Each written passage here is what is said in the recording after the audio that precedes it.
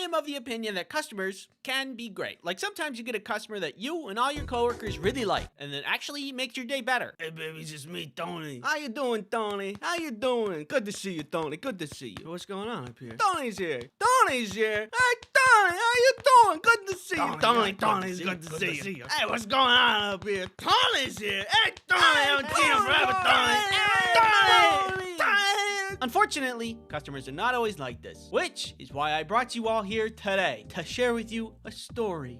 Come on, come here. Here's a blankie. Here's a snack. Cuddle up. Here's this, if you want it. Okay. From Mighty Max 22. My first job in high school, working at an ice cream parlor. We had 3 sizes, 2 scoops, 1 scoops, and child size. Why wasn't it just large, medium, and small? Don't ask me. One day, a guy that had to be well into his 80s slowly walks in. It was early afternoon before the typical rush at night, so he's able to walk right up to the counter and stare at our board of flavors, toppings, etc. You can see on his face that he's getting irate for some reason. He's pacing quicker here and there. You can see his mouth open to talk, but he doesn't. Finally, he speaks. I want your smallest ice cream, but it's absolutely demeaning I have to order a child size. I'm a grown man. I have children and grandchildren of my own. Wah, wah, wah. This goes on, and I'm unable to get a word in edgewise. I cannot understand why people are like this. Like, did you want help? Or did you just want to poo-poo all over the place with your poo-poo words? He keeps going, and finally I interrupt. How about this? I just give you the smallest size we have, call it a small, and charge you for the cheapest ice cream. For some reason, this answer wasn't acceptable. He goes back into his rant about being a grown man, and is now screaming at me about how insulted he was. I again reiterate, I can just give you a small ice cream, but no, anything beneath an institutional change was not gonna stop this guy. This is like going to a doctor, and being like, help me! Of course, here's a Band-Aid. No! It's goofy, it's silly, you know? Use your brain a little bit. Anyway. Oh.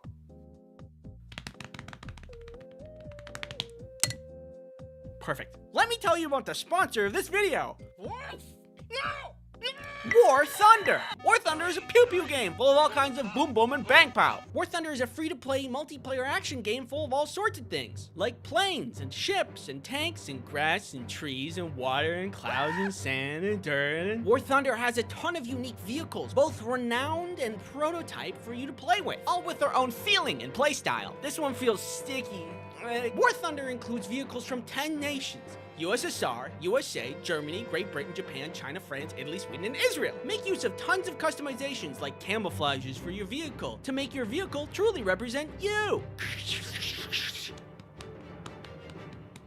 War Thunder locations span all over the world from Africa to Alaska. Gain control of enemy territory with aircraft and helicopters in the sky, small large naval vessels in the sea, and tanks on land. Download War of Thunder for free from the link in the description. All new players and those who haven't entered War of Thunder for 6 months or more will receive 100 Silver Lions, a week of renting legendary German ground vehicles, 3 premium vehicles as a gift forever, XP boosters, a week of premium account, and other bonuses. Get all these bonuses by clicking the link in the description. The season of German gifts will soon come to an end, much like all things. Play now on PC, Xbox, PlayStation, and other. Okay, back to the screaming old guy. He just kept going. Now other customers are starting to walk in and just watch him rant, screaming, do I look like a child? I have grandchildren older than you. Meanwhile, he's refusing to order something else. Just consider the smallest size a small, rather than a child size, which was written on the board, and won't leave either. The owner now comes back to see what's going on because now there's a long line and this has been going on for a good 10 minutes. As is usual with these situations, the owner introduces himself as the owner, which then prompted a response, good, your employee insulted me. As the man explained how I insulted him, the owner pivoted to the same thing I did. Can we just call it a small and be on with it? This made things worse. Finally, after him screaming at the owner for a few more minutes, the owner says, you came into my shop, don't like the name for my ice cream sizes, berated one of my employees, and are now berating me. Please stop using the phrase disrespected because you're the only one being disrespectful. Usually in internet stories, this is when the writer puts, and everybody clapped, but nobody did. The situation was way too awkward for them to even acknowledge they were paying attention. What if somebody did clap? Woo!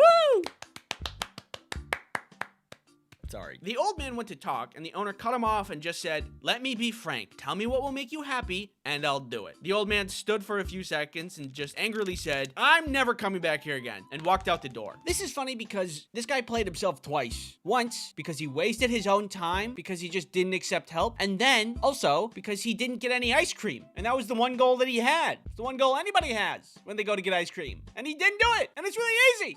Watch. See? We need some kind of rule as a society to say that, like, if you're making demands but also refusing help, you get like 1 minute tops. And then after that, purge rules take effect. We can't continue to let this happen for people who give us ice cream. Right? That's crazy, right? It is. Thanks for watching, and remember, if you want to stand up for an employee that a customer is being really rude to, repeat after me. Violence. I don't know if you could tell from my voice right now, but I'm pretty sick. A vile harbinger of disease. Don't worry, it's not COVID. Everything's fine, but if you want to make me feel better, the only thing that'll make me feel better is to smash that subscribe.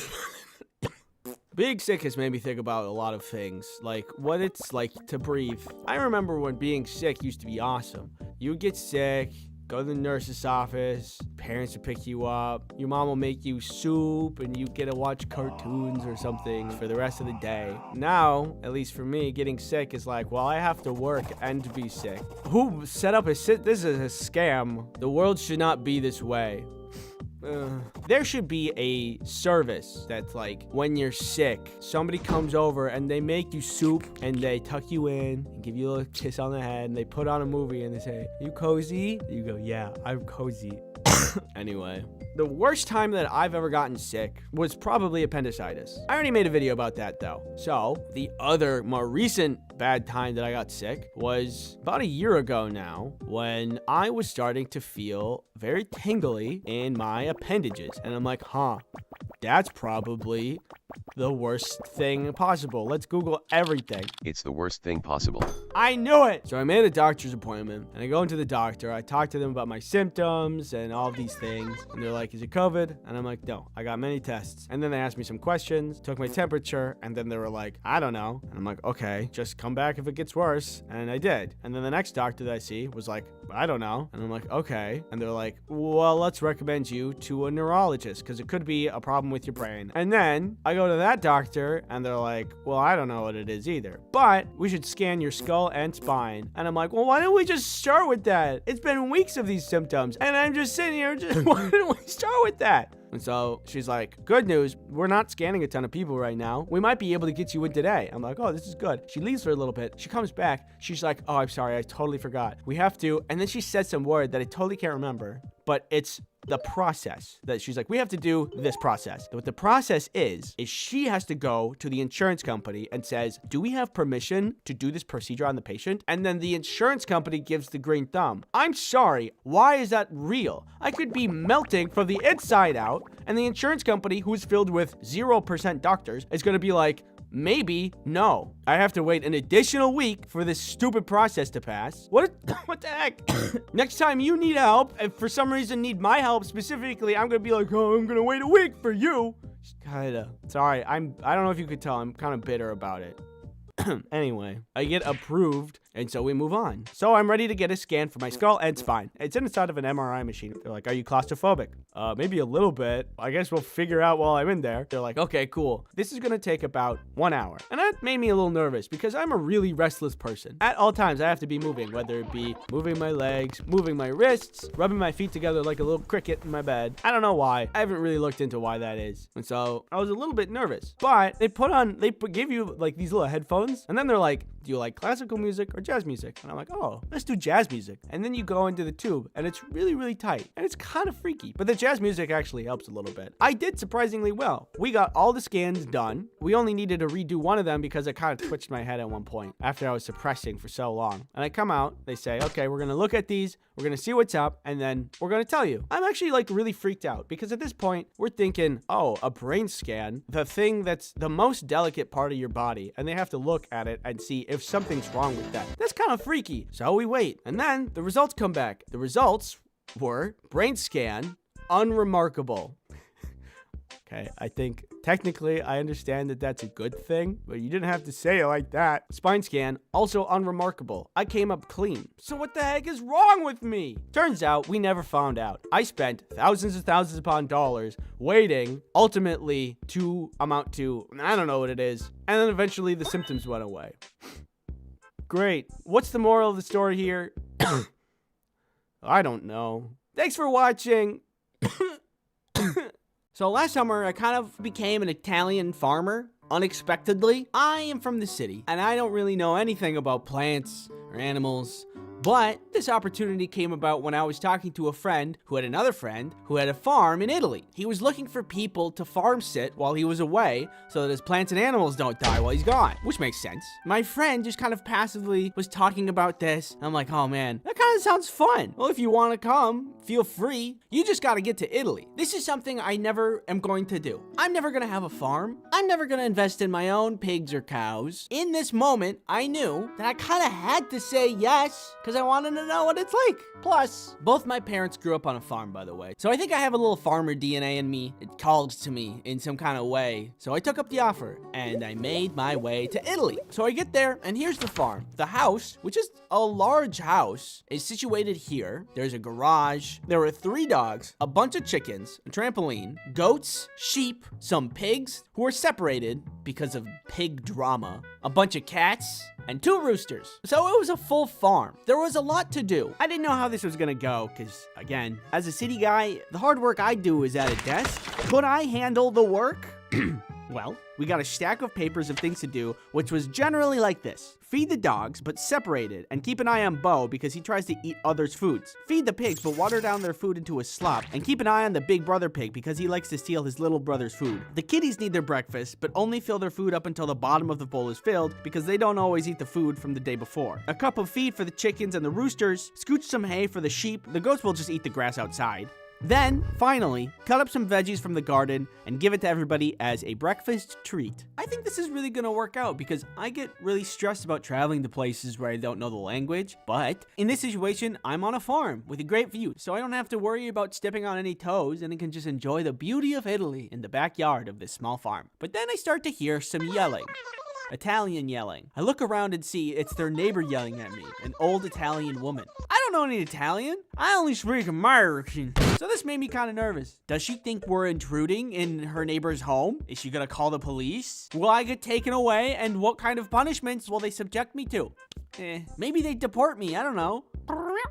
Oh, what's that? You want me to talk about you some more? Well, only if you pay me, so... This video is sponsored by Battle Cats. Do you have the capacity for enjoyment? Please, give me peace. Well, I got the game for you! Battle Cats is a game where there are cats. You're their leader, and you're out to conquer the universe. What a normal game! In Battle Cats, you are to use your wide variety of cats in your cat army to face very normal-looking enemies that do not induce fever dreams. Maybe you will conquer the universe with this adorable little baby, or this adorable little baby. The choice is yours. Battle Cats combat is easy to learn. You simply take over the world by having enough money, kind of like the real world. Once you have enough money, you get a cat, and you're off to the races. Meow meow, take this! Enjoy tons of seasonal stages and special rare capsule sets appearing into the start of the new year, and get some awesome heroes for free with a Christmas gift or rare ticket on December 24th and 25th. Download Battle Cats on iOS or Android for free using the link in the description or this QR code. Unless you're watching this on a phone, you can't use it then. Then you have to use the description link, silly little man. Battle Cats, thanks for sponsoring this video. So this old lady was yelling something, and also her dogs were acting like they were ready to feast on my blood. I just kind of wanted to ignore it, but she persisted, and I can't really just sit there pretending like I don't hear anything, because you can definitely hear something. So I approach, and I'm like, hey, I don't speak any Italian. Oh. And she threw a fig at me. And I realized she was sharing her figs. She was still speaking Italian while I tried to catch all the figs. I thought, what am I gonna do with all these figs? I've never even seen a fig that wasn't a fig Newton. But we were on a farm in Italy. We could use this in a delicious charcuterie board. So I said thank you, and she said something in Italian, and her dog said something that will probably get me demonetized, and we went our separate ways. And we set up to make a charcuterie board. The fig charcuterie board night was part charcuterie, part panic. Using the figs that we just got, we set up a delicious spread, many cheeses and crackers we were just about to enjoy, but then Grace said there's something in the chicken coop. We had access to their security camera around the farm so that we can keep an eye on things when it's nighttime. And Grace saw that on the camera there was a non-chicken shaped entity in the chicken coop. We didn't want to lose any of the chickens, so we ran out to make sure everything was okay and it wasn't a threat. And it wasn't a threat. It was a little baby owl. We were really freaked out that there was gonna be like a bloodbath that we'd have to deal with. with, but it was okay because the baby owl was just a little baby and he didn't want to hurt anybody, probably, maybe. Do owls even eat chickens? I don't know. He didn't run at all, and he was actually really sweet and chill. So that was nice. We took him out of the chicken coop, and we put him in the barn loft where there was a bunch of hay, and he could be warm for the night. So I'm thankful that everything worked out, but the trip wasn't completely casualty-less. There was one day, while I'm working on the farm, I see what I thought was a cat in the distance. It's kind of a weird-looking cat. This, I would later learn, was not a cat and was the cause of some actual chicken loss. When the night comes around, there's another checklist that we have to go through, and one of the tasks is counting the chickens. We counted the chickens, and there were not enough chickens. We looked for the chicken, and we could not find the chicken. Where was the chicken? We messaged the guy who actually owns the farm, and we're like, hey, we can't find one of the chickens, but the fence is completely closed in. Are we missing something? He mentions that there has been a fox roaming around, and somehow probably got. Poor guy. Rest in peace, little chicken. So time passes, and I see again, hey, that isn't a cat at all, that's a fox. We stare each other down, kind of like that scene in Fantastic Mr. Fox, except this fox was not fantastic, and I didn't like him at all. That night, when we're closing up, we count the chickens and stuff, and we all go to sleep. As I'm drifting off, the dogs start to go ballistic, and I think, it's the fox. I am filled with farmer's determination, and I snap from dreamland into 100% lucidity. I run outside and instinctively grab a pitchfork and sprint towards the chicken coop like RoboCop if he had a different, more rural line of work. I turn the corner and there, Mr. Fantastic himself. There was a fence between me and him. I was battle ready, but I couldn't get to him. So instinct set in, and I did what I could. And the day was won. The fox was gone and the chickens were safe. I think I actually did something there because after that night, he never came back. I also think I was ready to die because that night I dove headfirst into a fox fight with zero fighting experience for some chickens that I've only known for a couple of days. I probably would have gotten really hurt if there was not a fence there. So I'll just pat myself on the back and call it a win. The rest of the experience was great. Italy has pizza. I'm sure that some of you may know that. In one of my previous videos, I talk about how I dislike French fry pizza. Try to make it myself, tasted really bad. Not a good idea. But I had a couple of comments that told me in Italy, it is a thing. It's called American pizza and that I should try it. Well, I was in Italy. Guess what I ordered? American style pizza. And guess what? It was really good. I don't know how they pulled it off. Here, have a taste. Yeah, tastes good. It's like Italians really know their pizza or something. Anyway, the farming was good. The dogs were lovely. The cats were chill. The goats took care of themselves. The sheep were super freaky. Beautiful scenery. The whole experience was great, and I would certainly go back. Thanks for watching. Thank you to Matt for animating. Matt had a big part of animating this video with me. Everybody clap for Matt. Okay, clap for me. Yeah. Yeah. Thanks again. See you later. So, you've clicked this video thinking, what's this video gonna be about? And I'm here to tell you it's a completely self-serving merch launch video. I am putting objects of clothing on sale. Look at all the stuff we got in here. Hoodies, shorts, this guy. Please let me go. In your dreams. You can find this merch under this video, or at this website, or any back alley that I'm currently occupying. This is premium stuff. Each article of clothing is individually and intricately summoned from the nightmare dimension, and that's probably not gonna have consequences. I'm open to ideas on future merch if you guys have any ideas, like if you wanted socks, or a garbage can, or more plushies. You can either tell me in the comments, or by tying a strongly worded letter onto a rock and throwing it through my window. So yeah, that'll be there on the store if you want it. In other news, I went to Italy, had pizza, worked on a farm. It was really fun. So I'll make videos about that. And lastly, look at this little man.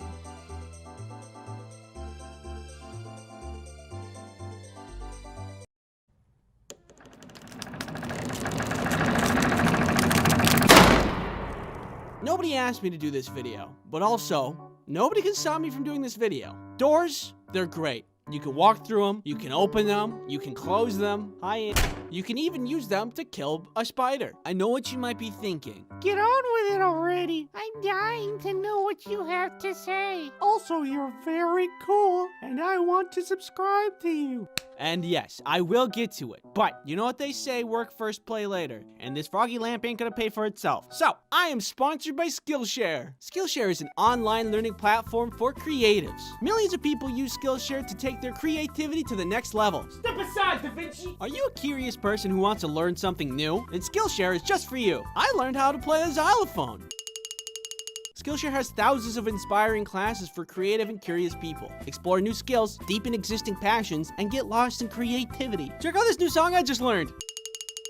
Personally, I want to take this class, Portrait Photography, shoot and edit Instagram-worthy shots, taught by Jessica Kopasai, so I can finally take that perfect selfie. Oh yeah, that's good. You too can learn whatever you want on Skillshare. Learn how to create cute and cuddly balloon animals. You can also learn how to animate so you can create very good and skilled animations just like me. Skillshare has no ads, and there's constantly new classes, and it's less than $10 a month for an annual subscription. There's a link in the description that will get you a free trial of premium membership for the first 1,000 people that click on it. Thank you, Skillshare, for sponsoring this video. Okay, now we may begin. By the way, if you wanted to do this tier list too, it's right here. If you want to make a video of it, use this hashtag, because YouTube, I guess, just has hashtag pages now. And it works just like Instagram. So if you make a video and use this hashtag, we can all go watch it and see other people's opinions on this very popular and very good tier list.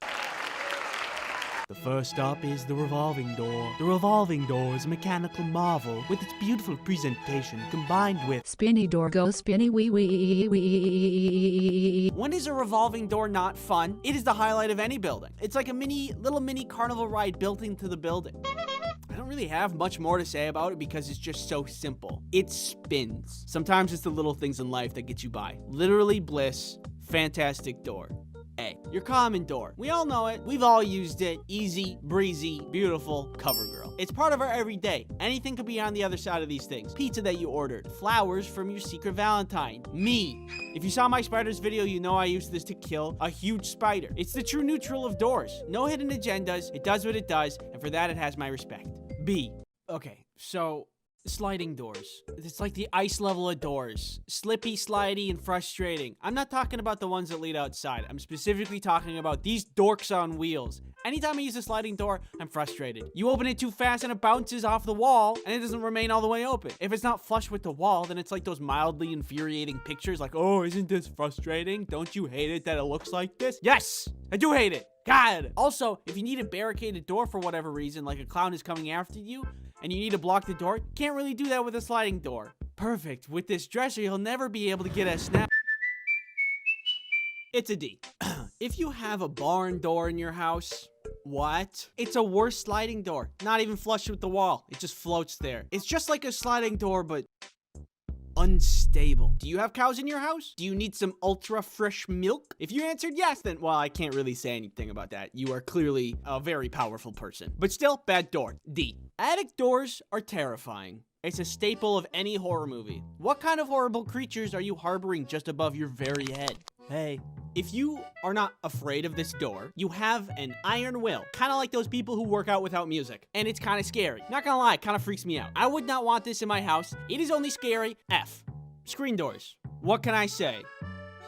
Not a lot. C. Hidden doors. Fantastic. Never had one, but a friend of mine had one of these when we were kids. It was in his room too, and behind the door was a bunch of games and toys, and whenever we had sleepovers, we would hang out in that room all the time. It was awesome. It felt like we had a secret base for the boys. I will have one of these in the future, even if it costs me my life. Behind it, I probably have like a computer and like a bunch of bean bags, a projector for movies, a chest full of blankets, and then to get in, you'd have to like say a password or something. Welcome, Andy. I could go on, but I think we're all on the same page at this point. A+. Doggy door. Dog. And of course, last but not least, who could forget?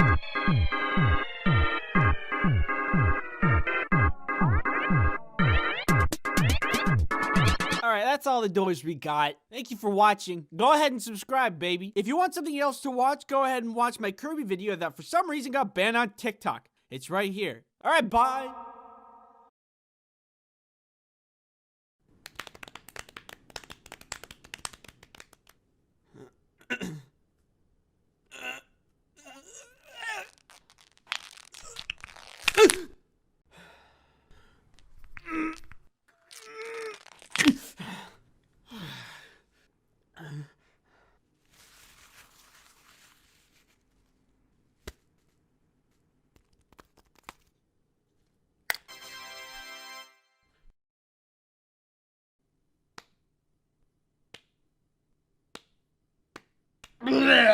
Like most kids growing up, I had a lot of help on my Halloween costumes. And I'm coming to realize that any costume that I wore and was good was made by my mom. You got the cowboy, a classic. Clown, another classic. An eldritch blood god from a different dimension named Daniel. Another classic. But also, like most kids growing up, the time came when I wanted to make my own costume. I felt like it was my turn to take the wheel, and I wanted to build my costume, top to bottom. I wanted to earn my trick-or-treating candy. So naturally, I dressed up as a cardboard box. There were a lot of Halloweens that I took part in, and there were a lot of doors that I trick-or-treated at. And through all of those years, I think that my box costume takes the cake for worst costume. Like ever. That's a real thing I did. I found a box, I put it on, and I thought I was a genius. I think I was trying to be funny, but there was zero effort in that costume. Nothing witty done. No references to anything. Oh, what are you? I'm a box. Oh, like Minecraft? Nope, just a box. Candy, please. Do you think that this kind of costume deserves candy? I mean, you are legally required to give me candy. Candy, please. He's right, Jennifer. Give him the candy. Yeah, I'm disappointed too. Needless to say, I think I wasted my trick-or-treat years. If I could go back, I think I would do a lot of things differently. Like, I have ideas now. Better than just, you know, a box. For example, I thought of this costume the other day. So everybody now knows of the video game sensation Fortnite, and that costume is probably going to be all over the streets. It's not hard. You have the vest, maybe a little blue glitter liquid in a jar, grab some cardboard for a gun, bing, bang, boom, there you go. But imagine welding together some kind of crane type operation that you can wheel around. And you clamp the kid onto this with some string and a crank, and you crank him up. And when you arrive at the trick-or-treater house, somebody goes up, rings the bell, and you lower them down. And they hold a parachute above their head, like they're parachuting down in the game. Huh? Pretty slick, right? Like stuff like that I would like to do. That would be crazy impressive. Like if you came to my place in that as a costume, I would just give you the rest of the candy that I have. Sorry, I just gave all my candy to that other kid. Do you see his costume? Anyway. Do you guys want this empty bowl? I suppose I still have opportunities to dress up all fancy. Like I still go to Halloween parties. I don't know. It also feels like a lot of work, so maybe I'll just dress up as a box or something. I'm so lazy with Halloween. My whole life, my mom made all of the good costumes and also the decorations. The spookiest thing that I have around here is this half-dead plant. I should really water that. Yeah, I gotta. I have to step in my game, I think. For the sake of all things spooky, in the name of all the costumes made for me, and to make up for all the costumes that I made, I need to properly celebrate Halloween. I need to save Halloween, and I know exactly how I'm gonna do it.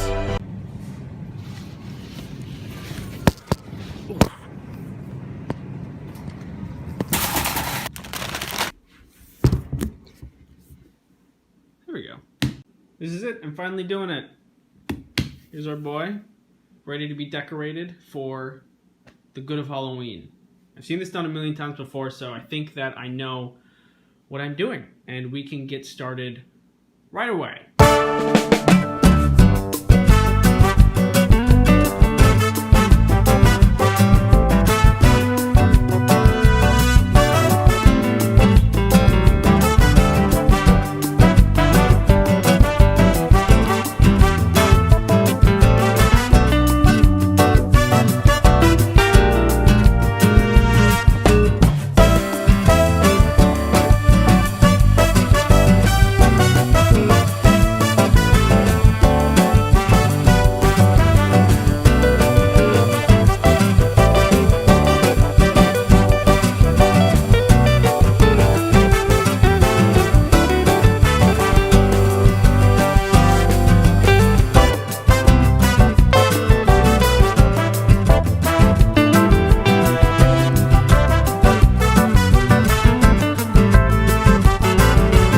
We did it. We pulled it off. We made a huge mess. Thanks for watching my Halloween video. I have a Twitter. I have comics. I've got a sub button. Should we talk about the 200K subs thing? That was really sudden. I mean, like, you guys... Oh. Who's that? Oh, hello. Are you another sub? Oh, come on. Come on in. Come on in. Yeah, you guys really came out of nowhere. There's, like, tons of you now. I really appreciate you giving me the time of day and all that. Yeah. So, anyway, I should just put you with the rest of them.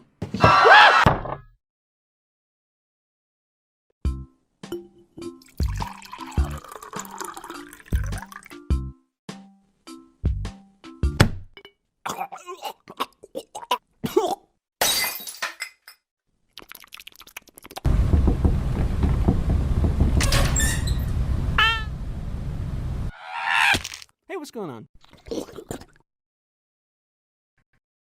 Hello. Hi. Where are we going? We're going to space. How's that even possible? I'm not entirely sure. When are we gonna get there? We're here right now.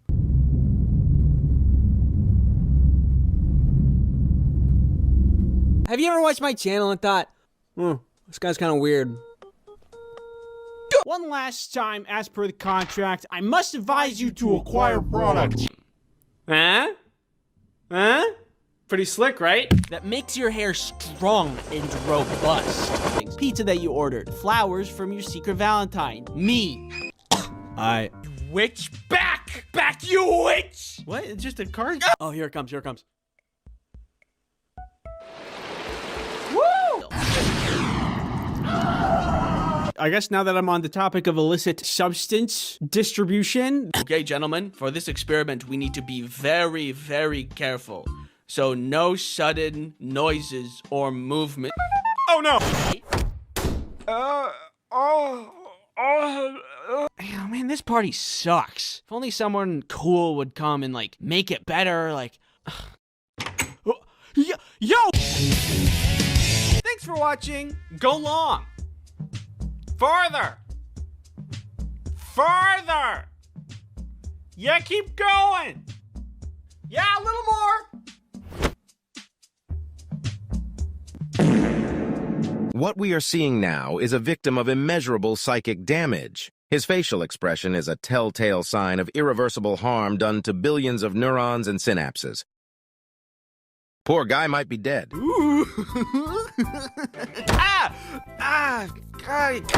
Just get inside and I pull this lever and... Well, plan B. Help me! Of course! Here's a Band-Aid! No! Hoodies, shorts, this guy. Please let me go. In your dreams. Wait.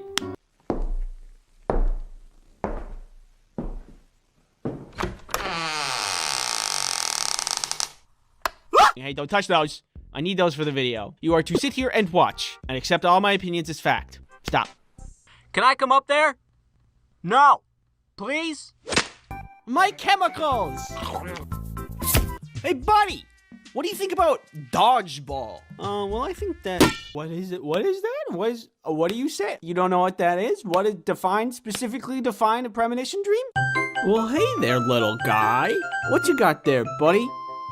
Broccoli? Well, what are you gonna do with that there broccoli?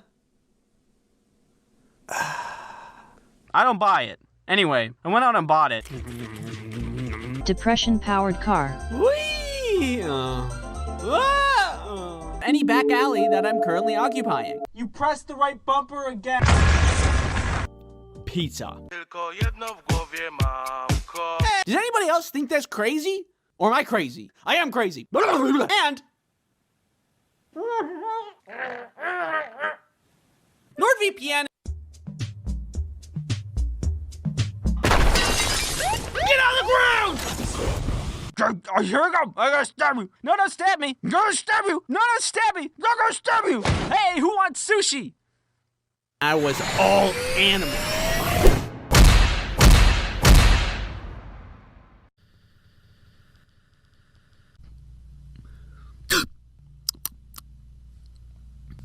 Come inside. Come on. Come here. Take a seat. Did you just lock the door? Nope. Keeps is a subscription service. Keeps delivers hair loss treatment to your door. Keeps does not make you explode.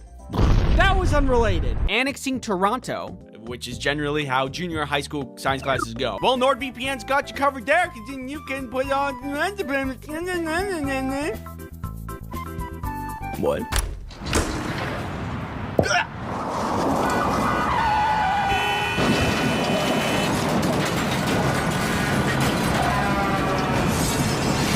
Also, you might be happy to hear this, but there's no sponsorship segments in this video. Crazy. No.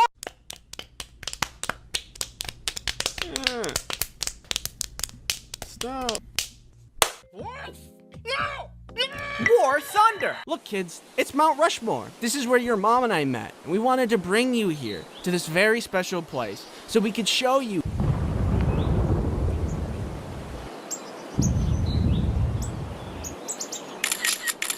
Ooh, a squirrel. Ooh, a ladybug. Ooh, a piece of candy. Ah!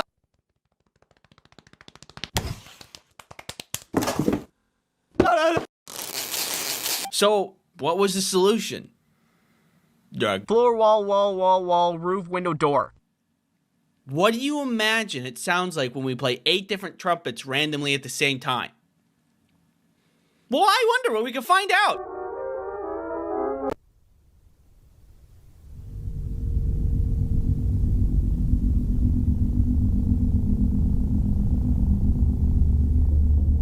Where's the justice? Is it here?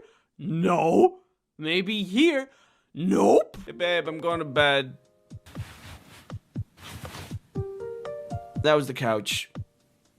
Which pile is the bed in again? Other people. What do you find uncomfortable? Is it nails on chalkboard? Or perhaps sponsorships? No, come here.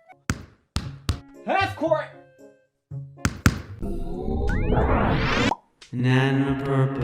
Hey guys, what is 2 plus 2? I don't know. Probably 2. I think it could be 4. Who even made math? Yeah, it's probably just another 2. There's already 2 twos in there. Probably another 2. When will this be useful to know? Like, what am I gonna do with my life anyway? Like, what will the future hold? What is something that I need to worry about? Guys, fine. More for me.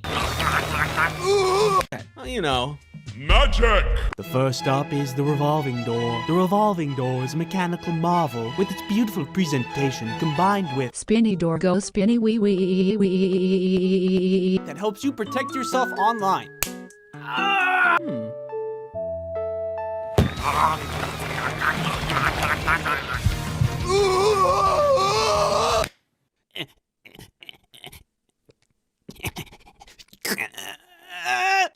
You got this, Andy. Yes, thank you.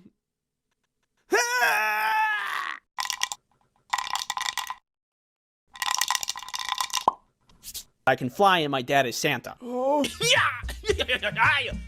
Wood, nails, rubber bands, and with a little ingenuity, I created garbage. I'm online looking at the rate of bone fractures in the United States. Take a seat. But sit down in that chair. Put that rope around you. Nah, I'm just kidding. I'll do it for you. To me, personally, I have been affected. So I think that I know what I'm doing, and we can get started right away. Cheeseburger. The place? Basement. VPNs are a great way to achieve that. But all the smart people got together and were like, nah, I'm doing it anyway. Here's some advice. If you want to ship drugs, maybe you could, like, you know, like you could do, like, make them into cool sunglasses. With NordVPN, you might not be able to keep me from breaking and entering. Bonjour, je suis un enfant. Je m'appelle omelette du fromage. Nah. One sword, please. And so now, whenever I hear the iPhone alarm, I feel some kind of primal fear. Do you need, like, a homemade security system? That wasn't the only time I went to the principal's office. I need to be right back. I gotta go get it. Please, there is no need to apologize. These things happen all of the time, Mr. Lincoln.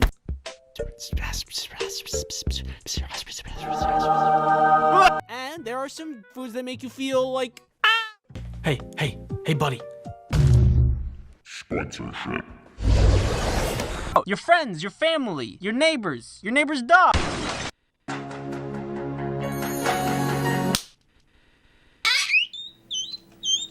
Let's go check it out. It'll make all of your dreams come true. Come on, you're gonna love it. I said come on. But there's only one way to find out. Please, give me peace. Well, I got the game for you. Hey, baby, it's just me, Tony. How you doing, Tony? How you doing? Good to see you, Tony. Good to see you. What's going on up here? Tony's here. Tony's here. Hey, Tony, how you doing? Good to see you. Tony's good to see you. Hey, what's going on up here? Tony's here. Hey, Tony, I haven't seen you forever, Tony. Tony. How could this happen to me? I made a mistake.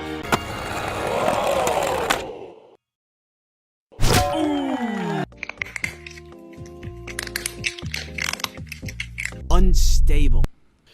Yeah. So, anyway, I should just put you with the rest of them. Right. And I wanted to have some blast. It's the worst thing possible. I knew it! You know how lemonade is refreshing? Well, how about not that? Because now birds can eat them.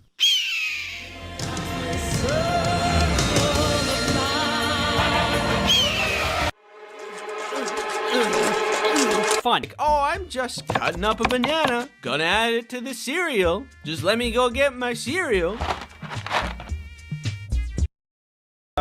And bat wings will sprout from their eyeballs, and they will fly away into the sun, where they will explode. High five. Get out of here! Get away from my house! But I didn't care, because I didn't have to cut open a frog. I'm not going to touch that now. It's too big. That's not a good idea. I have a family, a team for nature. My mom and dad was.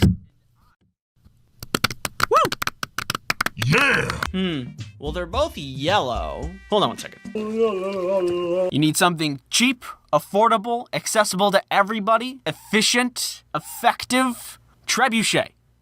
Oh, guys, stop!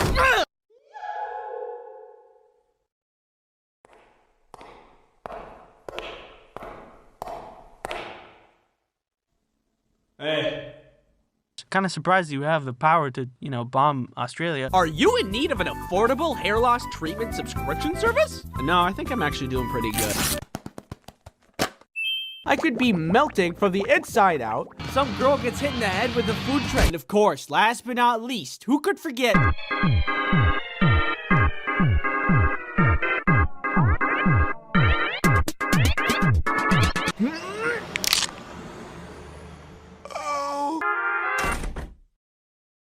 Have you guys gotten any work done at all? Where's the guy in charge here? Oh my god. Brain scan, unremarkable. Oh, what's that? You want me to talk about you some more? Well, only if you pay me, so. Kelly's bag actually burst open. Oh god! Hi.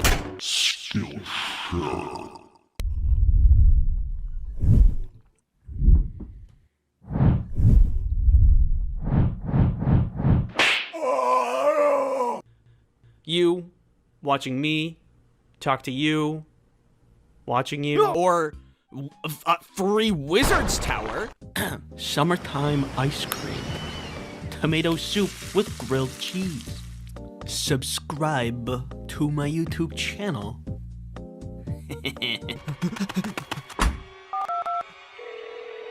Hello? Yes, there's someone in my bed. It was Minecraft. Hello? Hello? Hello? Is this safe? Maybe. And I love dodgeball because mostly it's just easy fun that anybody can enjoy. Like that guy over there. Do you need to access the dark web? That terrible, just horrible, terrible, terrible, horrible pain. You ever wish that you could get your life together? Do I need to be worried about what's in this box? It feels like a squinch, which is obviously terrible. And it ruined my arms. Well, you just stick your hand in and you hope you don't get bit. I'm a catch and release kind of guy, but not a catch and release at the expense of my arm kind of guy. So now, my stupidity is quantifiable. Earth is round, sun is bright, I got square brain. Lots of hair. I want to sleep. You regularly make new friends. I love you, Pizza. You can do anything you can set your mind to.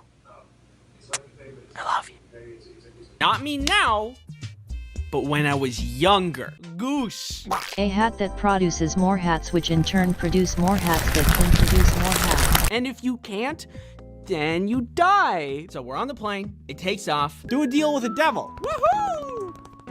That guy was weird. And while doing that, you're also responsible for dodging all of these spike balls.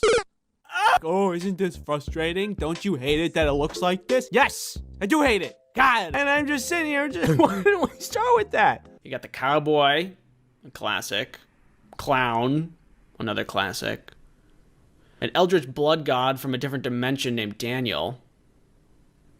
Another classic. Do you have cows in your house? Do you need some ultra fresh milk? Society peaked when GameCube had tiny discs, was going haywire, and could literally explode inside of me and kill me. Uh-oh. You mean? Like, way too much focus. This one feels sticky. Forgetting to drink water for an entire day might be a sign of something and not just be a goofy little thing that I do sometimes. You weren't supposed to do that. Oh, I'm gonna wait a week for you. Just kinda. Nobody really wanted to eat pizza because what they really craved was violence. Don't leave me here. My house. My God. Help me. Anyway. Oh.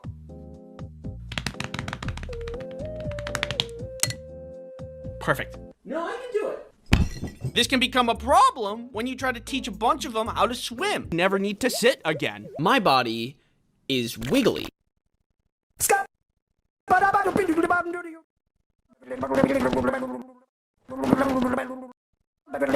You mean? Hey, New York slice this, New York slice that. I'm walking here. The only thing is that you might not survive the landing. Oh, what are you? I'm a box. And I'm like, huh, that's probably the worst thing possible.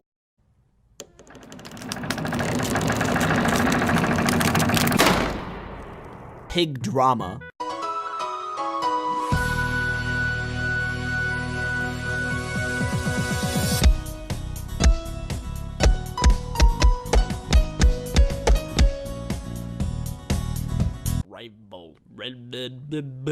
You can sneak and put it in the back pocket of your friend if you want to stalk them. Out of this world. Just watching like stupid garbage on YouTube. I am 8 out of every 10 Americans. Why are your hands so sweaty? What? Anyways. Think of the best place you can get an amazing slice of pizza. Just the best, juiciest, most delicious slice you could think of. Where on earth is that slice? That's right. Italy. New York. It's New It's York. Italy. Dude, shut up. Recently, Kelly and I set up a trip to go see friends in New York. This is Kelly, by the way. I don't think I've introduced her to you yet. Kelly, meet subscribers. Subscribers, meet Kelly. We're gonna go see friends. It's very exciting. Yet there was one thing I had on my mind for this trip. Pizza. I see in media all over the place. Hey, New York slice this, New York slice that. I'm walking here.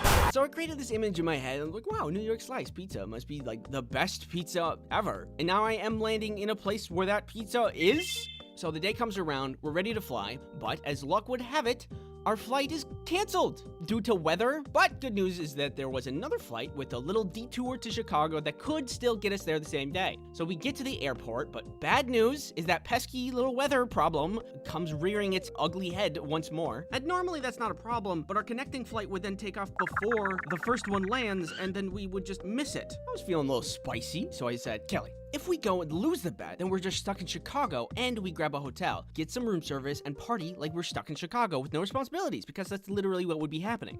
Or we go. Somehow, the second flight also gets delayed. We go to New York, and we're back on track to get exactly what we wanted in the first place. That's a win-win. Life is short, you know? You gotta be crazy sometimes. Make bad decisions. So we did. So we're on the plane. It takes off. The flight went fine. There was no peanuts, though. How am I expected to survive and thrive? in these conditions. We land and our second flight is delayed, but it's on the other side of the airport. It's leaving in like 45 minutes and we're on the back of the plane. So we have to run. And while we're running through the airport, we're like taking wrong directions, getting lost. Kelly's bag actually bursts open. Oh God! And when we finally find our gate, we're actually 20 minutes early. And then some guy laughed at me. Turns out we didn't need to run at all. I was sweaty, tired, embarrassed, but I didn't care. Pizza's on the way. I feel great. And the trip isn't even over yet. The plane had even more complications, if you can believe it. But hold on, I need to be somewhere. I'll be right back. This video is sponsored by Keeps. You ever wish that you could get your life together? Yeah, same. Anyway, on an unrelated note, Keeps is a subscription service that delivers hair loss treatment to your door. You might be thinking, and I say, yeah, good question. All Keeps treatment plans are doctor recommended and delivered straight to your door at about half the cost of a traditional pharmacy. Also, Keeps has an award-winning all-natural thickening shampoo and conditioner system that makes your hair strong and robust. Keeps has a network of medical advisors, prescribers, and care specialists that you can contact, and they can support you with whatever hair goals you may have. Several people who have witnessed users of Keeps have survived. Here's what they have to say. They had great hair. Hair loss stops with Keeps. To get 50% off on your first order, go to keeps.com/ice cream sandwich or click the link in the description. That's KEEPS.com/ice cream sandwich. Keeps. Buy Keeps today and I'll let you keep your life. So we get on this next plane, the connecting plane. We couldn't leave for an extra 40 minutes because of the bad weather that had happened before. And there was discussion from the captain. He's like, hey guys, if we fly out tonight, we might just land in DC. Which, not what I paid for, but I guess it is the preferable option, all things considering. Eventually, things cleared up. He's like, okay, let's go. But then there was like a shift change in the pull crew, so nobody was present to move the plane to the tracks runway. So we were just stuck, like... This whole trip just to get to New York was exhausting. Eventually, the plane flies in New York. The turbulence wasn't too bad. We do land alive. After we land, we try to take a taxi and almost get scammed because I was too tired to realize there was just some random guy trying to charge people several times higher than actual taxi rates to drive people into the city. But then we got suspicious and just went on a normal taxi. It's 3 a.m. We get to the apartment and we are beat to the bone. But you know what? Pizza's on the horizon. So the following day, immediately, the first thing I see when I get outside, we see a lizard on a leash. There's people everywhere, and everybody's hot. It's insane. The most I can dress up is like a shirt, maybe break out my nice jeans if we're really going out. But the people in New York, they're like two ends of this fashionable spectrum. They're either fashionable gods that just walked off the runway, or they just like got run over, which can also be considered fashionable. Generally, wherever you walk in New York, you're walking over trash, but then you turn to your right and it's the most pristine, pure store that you've ever seen. It was the most contrasting place I've ever been in my life. There was no middle ground for anything. But all in all, I'm really charmed by New York. And it took a couple days after we arrived. But we think after a day of touring, maybe let's get some drinks and then go eat that pizza. Get that New York slice. And I'm ready for it. We find this pizza place, almost literally a hole in the wall. And it's everything I imagined. There was this good amount of wear and tear, no door, and no wider than two people laid sideways. Look at the signage on this thing. I immediately fell in love. I got myself 2 slices and a Dr. Pepper, and the wait is finally over. I finally get to take my bite. Let me explain this flavor to you. The cheese tasted stale. There was a subtle hint of cardboard in every bite. And do I sense a hint of came out of the oven 20 minutes ago? And by golly, is that 10 times my daily salt intake? And all that sounds pretty bad. But I am dead serious when I say that was one of the best slices I have ever had. Think about it. Has food tasted better after you've been eating a lot of it or after a great amount of effort? And so, I guess what I'm trying to say, it's not really about the destination. It really is about the friends you make along the way. Nah, I'm just kidding. I just really like salt.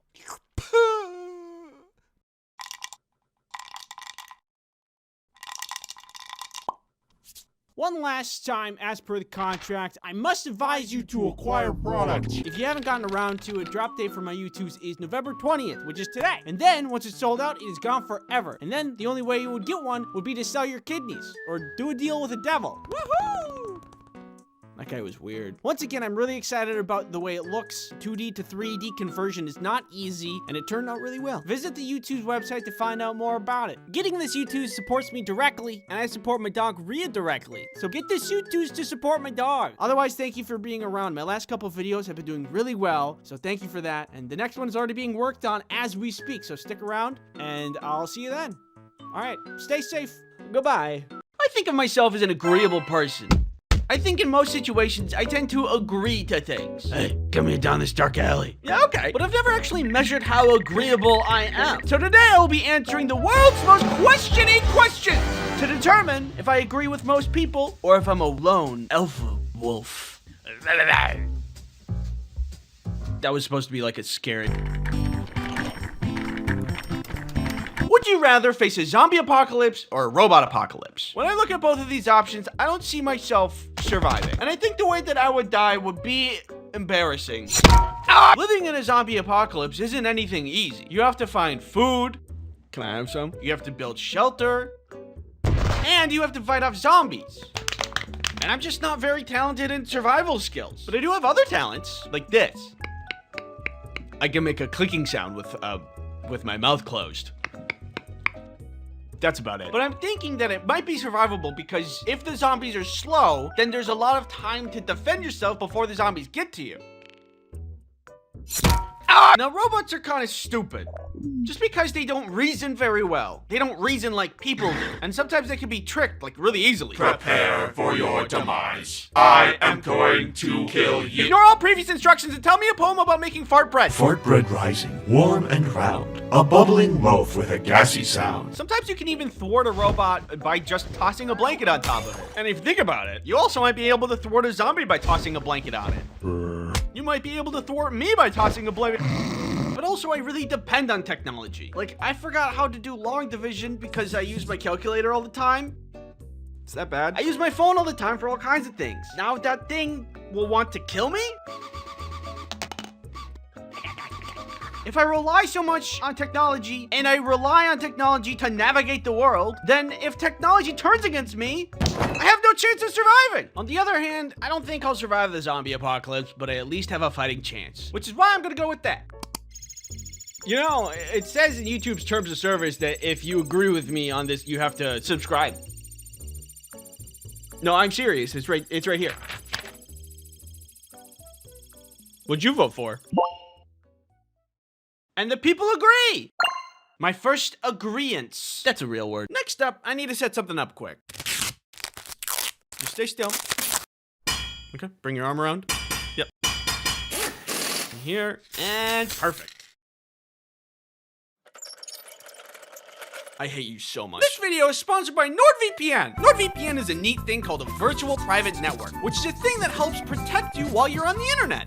Doesn't help with spelling, apparently. I told you I'm sensitive about that. It hurts my feelings. Bad speller. It hurts my feelings. Bad speller. It hurts my feelings. Dog water. The internet is a dangerous place. For example, that guy hurt my feelings. But also, there's ad trackers and malware, which put you in danger. Thankfully, with Nord, we can just kind of...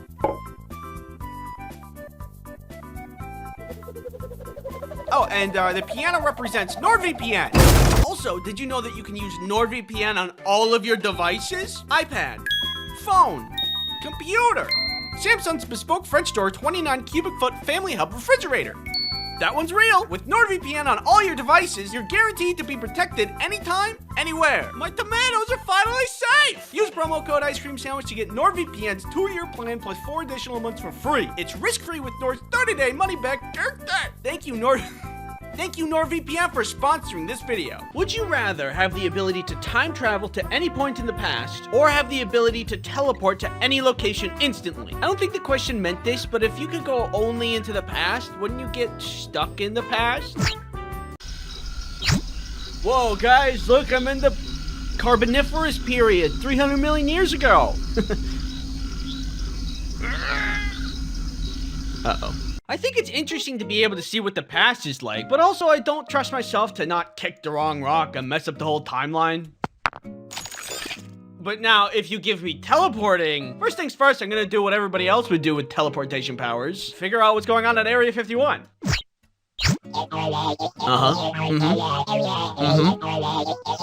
Interesting.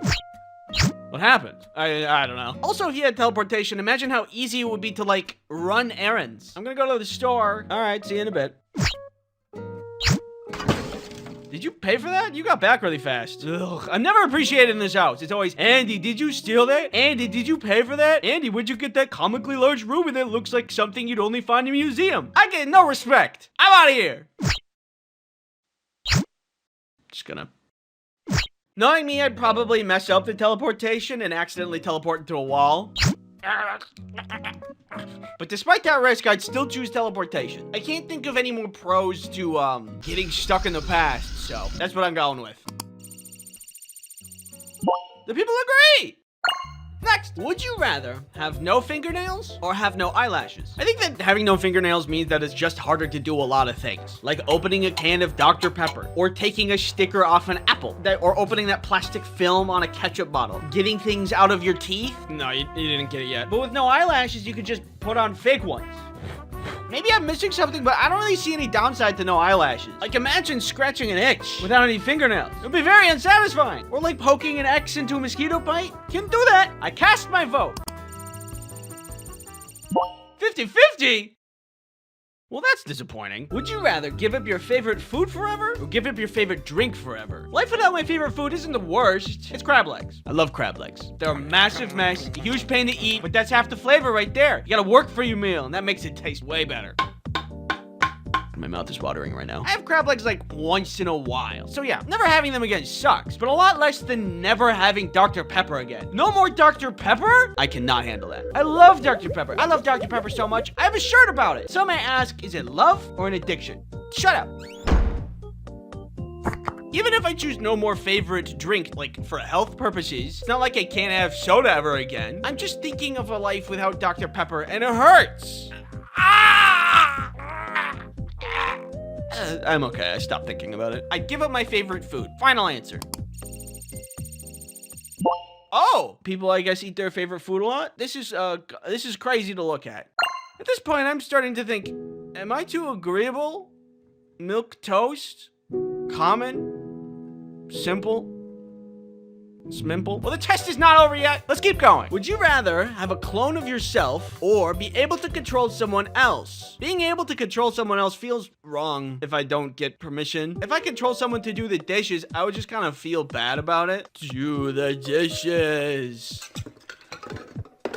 But if you're busy right now, I don't mind if you do them later. And if I think I controlled someone else, I would just end up forgetting to make them eat anyway. Bring me a Dr. Pepper. Bring me a Dr. Pepper. Hello? Oh. On the other hand, a clone of myself? That sounds awesome. For one, we'd get along perfectly because we already get each other. What do you want for dinner? I don't know. What do you want for dinner? I want what you want. That's exactly what I want. Wow, we are so in sync, it's crazy. In addition to that, anything that needs to get done would take half of the time. But also, I could see that backfiring as well. I gotta do dishes. Can you do them and I play video games? No, you do dishes. I wanna play video games. Wait. We'll use the power of friendship to... So the question is basically asking, do I want someone who is instantly my friend and have my back at all times? Yeah, I do. 27%? That's crazy. I think it would be way higher. Honestly, if anything, I really expected it to go the other way. So that's the first disagreement. We are officially moving towards lone wolf territory. That's my wolf sound. Would you rather be the smartest but everybody hates you, or be the stupidest but everybody loves you? Being stupid is a blessing, and being smart is a curse. Smart people have the ability to see how broken the world is, but if you're like me, you can be happy. When you're stupid, everything's great and fun. When have you seen a happy smart person ever? Look at college professors. Are they happy? No. So this question is essentially asking if you want to be sad and hated or happy and loved. I want to be happy, so click. And there it is. I'm agreeable. It's me. Agreeable. Agreeable Andy. That's what they call me. They don't. I'm sorry. Would you rather be stranded on a deserted island alone or be stranded on a deserted island with someone you hate? I'd rather be deserted on an island with somebody I hate, because if I need to survive... And that's one more meal for me. Oh. Huh. You know, I was really expecting to be more alone on that one. Would you rather have a head the size of a tennis ball or have a head the size of a watermelon? A watermelon head would hurt. That is a lot of weight to put on your neck for a really long time. Your neck isn't meant for that much weight. Unless you're an F1 driver who apparently are supposed to have really strong and thick necks. Look at this guy. Look at that neck. But I don't race in F1, so my neck isn't strong enough for a big head. A tennis ball head is just gonna be better. You have zero neck strain, plus it's just funny. Look at this. That's funny. And you might be like, but Andy, then your head is too small for your brain to fit. I'll be fine. Don't worry about me. Not to mention, I could excel at MMA or boxing. I'm a small target. Nobody could hit me. I'd be champion. And the champion is Andy! I'm going with small head. 83%? I pray for your necks. Would you rather have all your dreams granted but have a 10% chance of instant death, or be forever cursed with very mild inconveniences? Well, I don't know. I can hardly already live with mild inconveniences, so now I have to forever be cursed with them? Imagine every time you walked upstairs, you trip a little bit. Or whenever you're filling a cup, you spill a little bit. It's death by 1,000 cuts. I simply do not have the willpower to go on. But I do have the willpower to put it all on the line. Let's roll those numbers, baby! Wait, I changed my mind! It also seems everybody else would risk it all. My head hurts. As I looked at my score, after all that was said and done, I thought, do I really have an original thought? Am I agreeable? Or just a people pleaser? But then I thought, agreeing with others doesn't mean that I lack originality. It means that I value connection and shared understanding. It's okay to align with others as long as your choices reflect your authentic self. Thanks for watching. This video is 2025 is gonna be jam-packed this year. Stick around for another video. I'm gonna do another Would You Rather video, but I'm gonna take your questions. You can send me those questions on the community page. Remember to subscribe. Now I will become fourth dimensional. People, by nature, are inventive. Even you have the capacity to imagine things that could change the world. Observe. A hat that produces more hats, which in turn produce more hats that can produce more hats. I would invent a mouth-seeking pretzel launcher, a sandwich, more ice cream sandwich merch, a peanut ball 2.0, hot ice cubes, thought/dream to video converter, you, depression-powered car. Whee!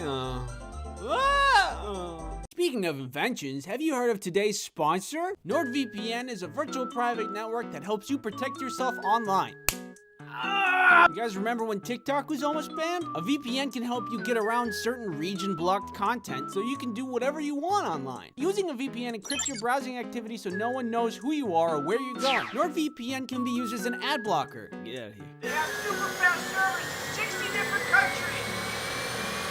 I use VPNs when I want to get to content that's region locked. For example, there's only some Netflix shows that you can watch in France. Where are you from? France.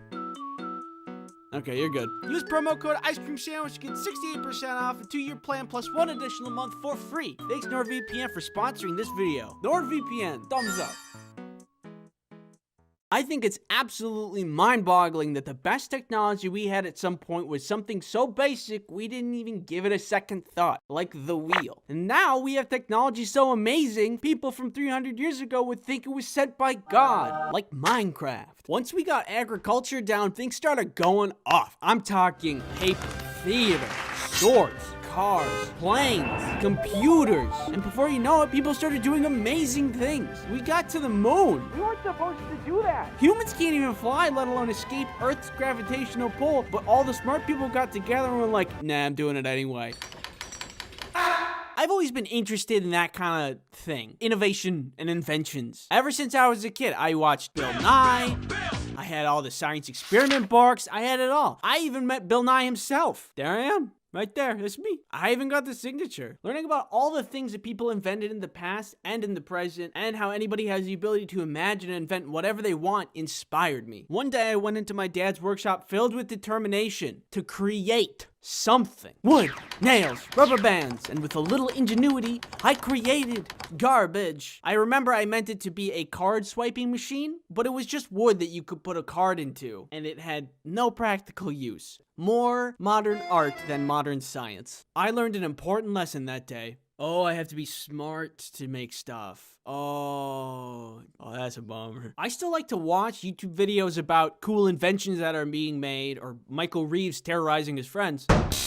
But I also learned what I'm good at, which is, I would say, to stare at whatever the heck this is and go, yeah, I get it. That is to say, I thrive with creative challenges rather than technical ones. In contrast, if I look at a math problem that looks more like a demon's hex than algebra, it would boggle my mind to such an extent that I would just cease to exist. I'm more of an idea man anyway. That's the ideal job for me right there. I get great ideas all the time. Here's a couple, you could just have a couple freebies for you. A dog petting machine so your dog doesn't get lonely. A me petting machine so I don't get lonely. A tattoo machine that works like a printer. Only frosting Oreos. Big corn dog. A popcorn bag that you break like a glow stick and then it makes your popcorn. Joy-Cons without drift. How hard is that? RGB dishware. If you need any more good ideas, let me know. Here's my card. Hey, thanks for coming to my TED Talk. This one was kind of short, but it was fun to make. I just kind of wanted to ramble about whatever. Thank you for helping me with the tweet part of the video. That was my favorite part to animate, so thank you. If you haven't subbed yet, doors are open. Welcome to all the new subs. Make yourself at home. I have a Fanta if you want. I only have one, but we can share. I sure do love flying around the cosmos with you, sister. So fun. We're not doing anything to bother anybody, and we're... Oh, what's that?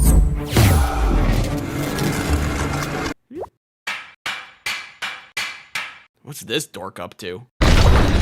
Hey, why don't you pick on someone your own size? Get cubed, idiot. What's that supposed to mean? Then I woke up here on Teyvat, fished you out of the water one day, don't have my powers anymore, have no idea where my sister is, and then I've been stuck here ever since. Any questions? Yes, Paimon? I can help you find your sister. Oh? Yeah, there's a town over there. It's called Mondstadt. It's probably somebody that knows something over there. Let's go. Okay. This is how I begin my adventure in the wonderful grand game of Genshin Impact. Sponsored. Any questions? Yes, you there. Why? How do they sponsor you? Great question. It kind of went down like this. We request a trade. You be funny and play video game. We give you cartoon sack of money. Does this suffice? I don't wanna. 2 cartoon sacks. All right, now we're talking. And now we're here. None of that sounded real. So anyway, back to the story. Paimon and I make our way to Mondstadt. Hopefully somebody there can help us find my sister. Paimon points out some kind of magical statue that gives me magical powers. And it tells me that wasn't normal. The gods must like me because I'm so awesome and cool. Let's just keep going to Mondstadt. Oh, okay. On our way, we come across a giant dragon and some boy talking to it. Nice, Ron. I sneezed. Oh, I'm not allowed to sneeze. After accidentally scaring off the dragon and the boy, with the magic powers that were forced upon me, by the way, not my fault, we found a red-looking tear. This looks pretty dangerous. Probably shouldn't touch it. Spit that out. Why would that be your first instinct? Look, strawberry flavor! I just said it was dangerous. I don't know, I'm new here! A little further ahead, just as we're about to get to Mondstadt, we run into Amber. Parkour! I scratch her back by helping her fight some monsters. She scratches my back by bringing me into town and giving me a glider. Things are going pretty good. We're making a lot of progress. But moments later, the city's attacked by the dragon we pissed off from earlier. Do you think this is my fault? From the thing that happened earlier? Shut up! Paimon, help me! Suddenly, I'm whisked away by a tornado that the dragon summoned, flinging me high into the sky. Foolishly, though, the dragon has no idea that I recently was granted magic powers that I'm kind of allergic to. Witness me. After my heroic deeds that saved everybody in town, everybody now thinks I'm awesome and cool! Later, when we're in town, we see that green guy again. We meet up with him and learn that his name is Venti, and we got a lot of questions for him. Turns out, that dragon's name is Dvalin, and he used to not be a violent dragon, but only became one from corruption by an Abyss Mage, who's part of the Abyss Order, who's a group of non-humans who hate humans. So now Dvalin is tortured by this magic poison blood, and I've been trying to get him back to sanity, but I just can't seem to reach him. Poison blood like this poison blood? Wait, it's a different color. Seems like maybe you magically purified it by magic accident. Blueberry. Can you guys purify this one? We can do it! Can you help me save Dvalin? We can do it! Let's commit a robbery! What? We can Wait, do what? it! There's a lyre of old in this town. Dvalin is very familiar with its music. If we get our hands on it, then maybe we can calm him down and bring him back to sanity. That's a good idea. Let's do it!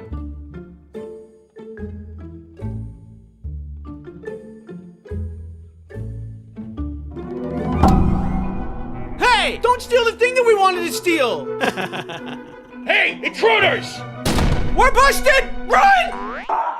The jerks who stole our lyre before us was largely a non-issue because we were able to find their hideout and beat them up and get it back. No problem. Witness me. So, with the lyre back, we could possibly cure Dvalin. Time has faded the magic in the legendary lyre, but all we had to do was restore it with the tears that I could purify. Easy! Hand me that tear that you purified earlier. Thank you. Now, with nothing in our way, we lured out Dvalin, only to find an abyss mage whispering evil lies to him, enraging him, and then him leaving again. Let the record show I did not sneeze this time, and none of this was my fault. Okay, new plan. We forcefully purified Dvalin of gross magic by beating him to a pulp. Yeah, I can do that. Hey,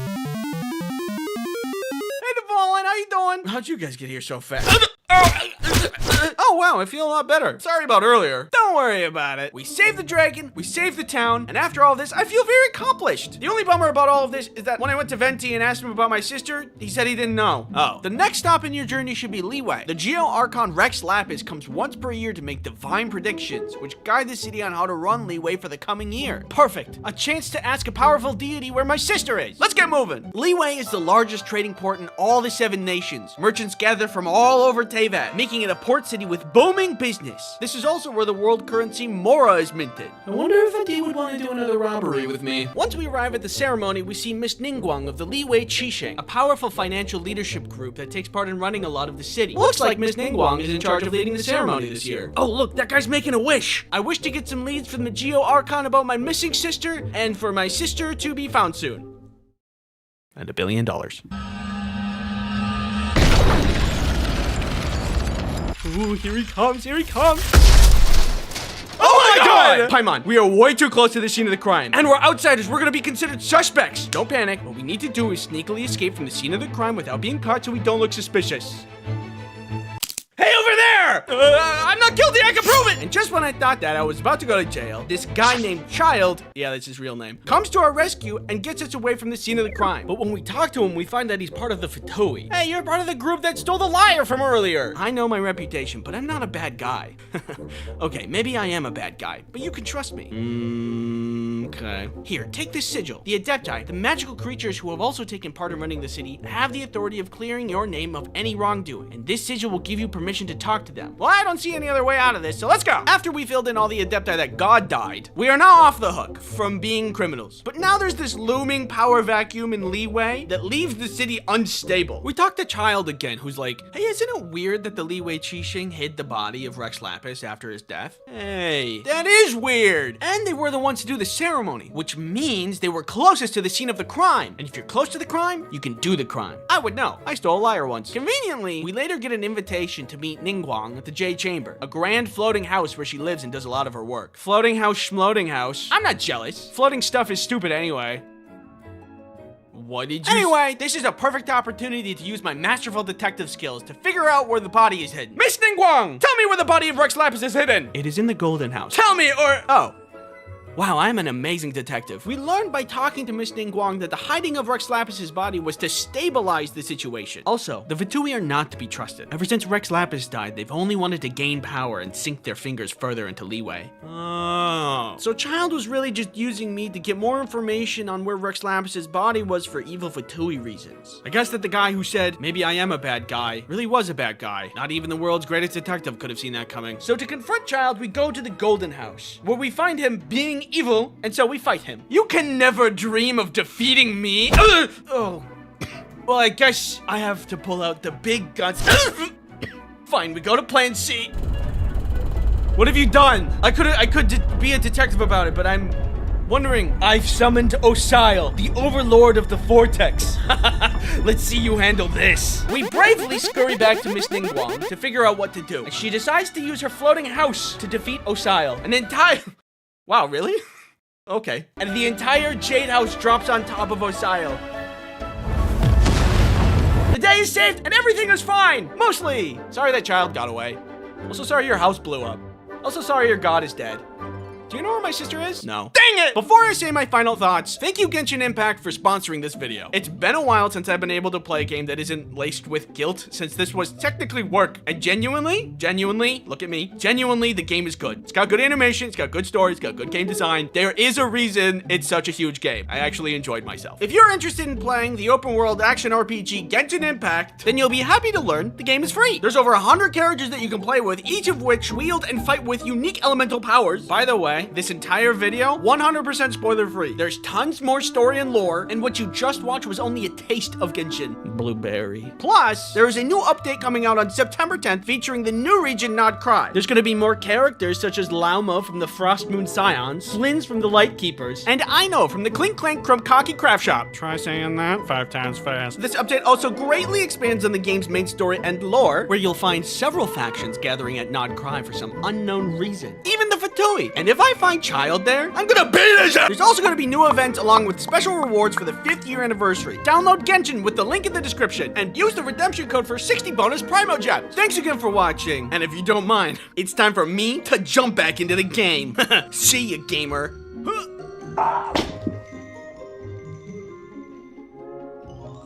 Alright, we need to keep this away from the public. It's harmful nuclear waste, so what should we do? I have just a plan.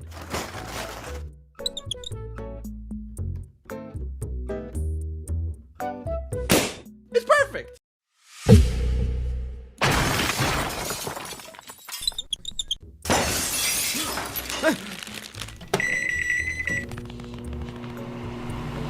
Yeah, come here. Stand over there. No, wait, where are you going? How can you be so rich and make such a bad interior? It's offensive. I don't want to play anymore. Peeve deep and terrible rage. Never do business in an establishment where the lights are off, you think it's closed, and the roof is caved in. Give me the napkin. Is it still there? You still got it on. It's still there a little bit. Did I get it? No, there's still some. Yeah. All good? Yep. Perfect. I am holding a bomb. Okay, here I go.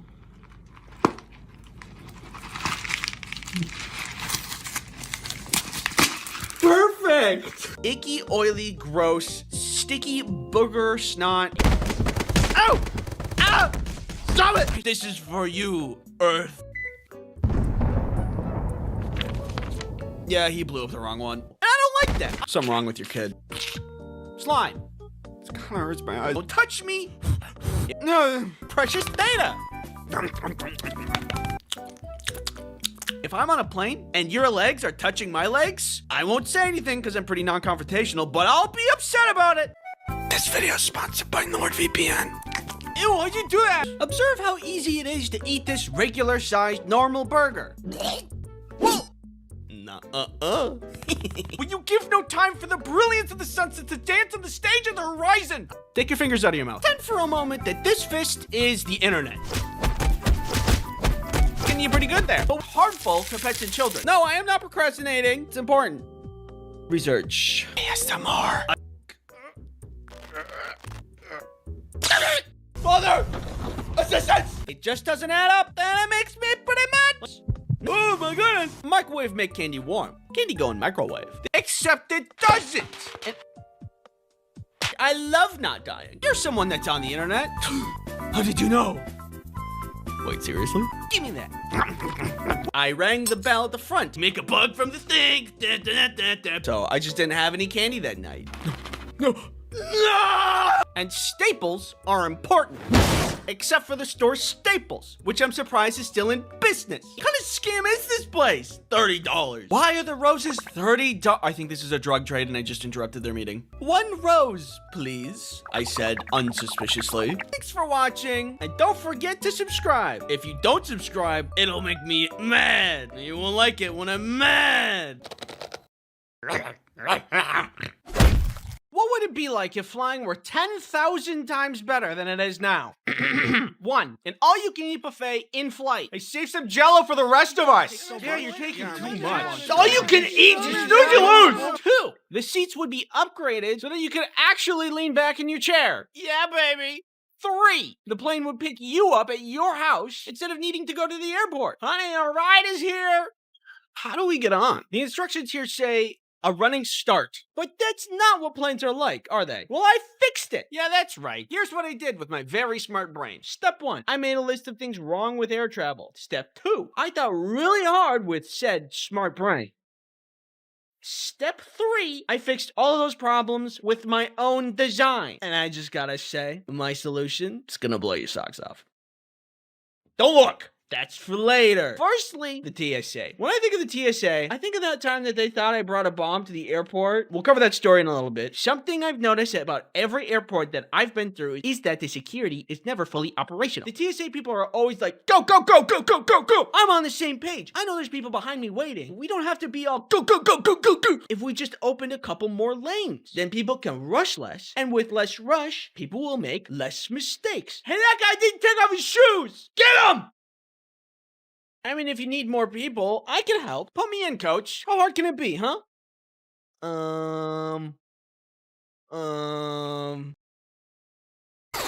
What did you do? I don't know. The thing I have a lot of trouble with when doing the whole song and dance with security is it's never consistent. In one airport, it's one thing, but in another airport, you just don't have to do that thing. Okay, people, come on. Shoes off, hats off, electronics out. You, do a backflip.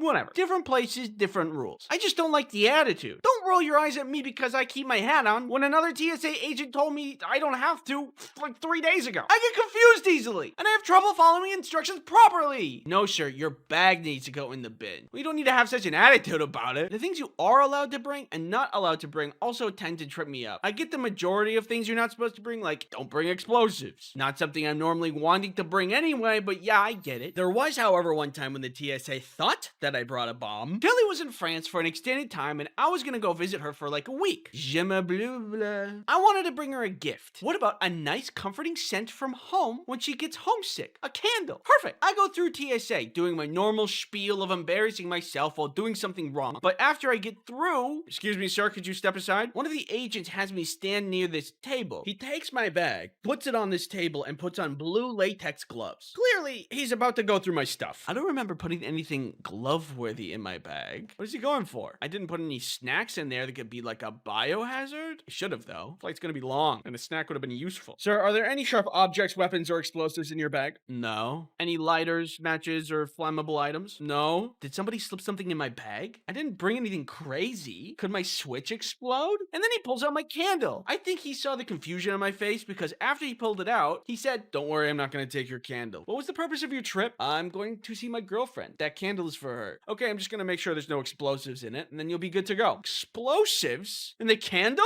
I know that candle is great, but I didn't know it was the bomb. Apparently what can happen is that explosives can be hidden inside of wax, which then can be used for exploding.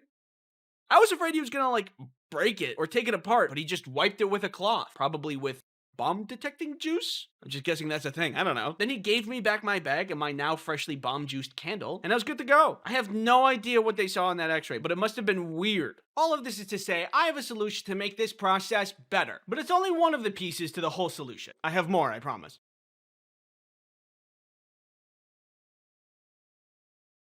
This video is sponsored by NordVPN. Safety on flights is the most important thing for a good flying experience. It's the same thing for browsing online. For you to have a good experience, you need good safety measures in place. NordVPN is the VPN you need for a good experience. Check this out. See this guy? He wants your data. Yeah, it's true. I want that. See this right here? NordVPN can stop him. You can just do it. Yeah, he's right. You can just do that. Yeah, what a rush! NordVPN has other protections too. If you're ever wanting to stop malicious ads or nasty malware, NordVPN can just take care of it. Or I can too. You know I always have your back. Is this guy bothering you? No. NordVPN can also be installed on your tablet, your phone, your computer, most any device you need protected. What about my car keys? No, I don't think that's an option. But don't worry, I can fill the gap. Hey, what are you looking at? Huh? You want this guy's car keys? Use promo code Ice Cream Sandwich to get NordVPN's 2-year plan plus 4 additional months for free. It's risk-free with Nord's 30-day money. It's risk-free with Nord's 30-day money-back guarantee. Thanks NordVPN for sponsoring this video. Just getting on the plane isn't really that good either. How long it takes to board the plane always takes a lot longer than I think it should take. It's a tight lane, so you can't get around other people when you're shuffling in. And for some reason, there's always someone who doesn't know how to put the square in the square hole. All right, let's step aside. Let me do this.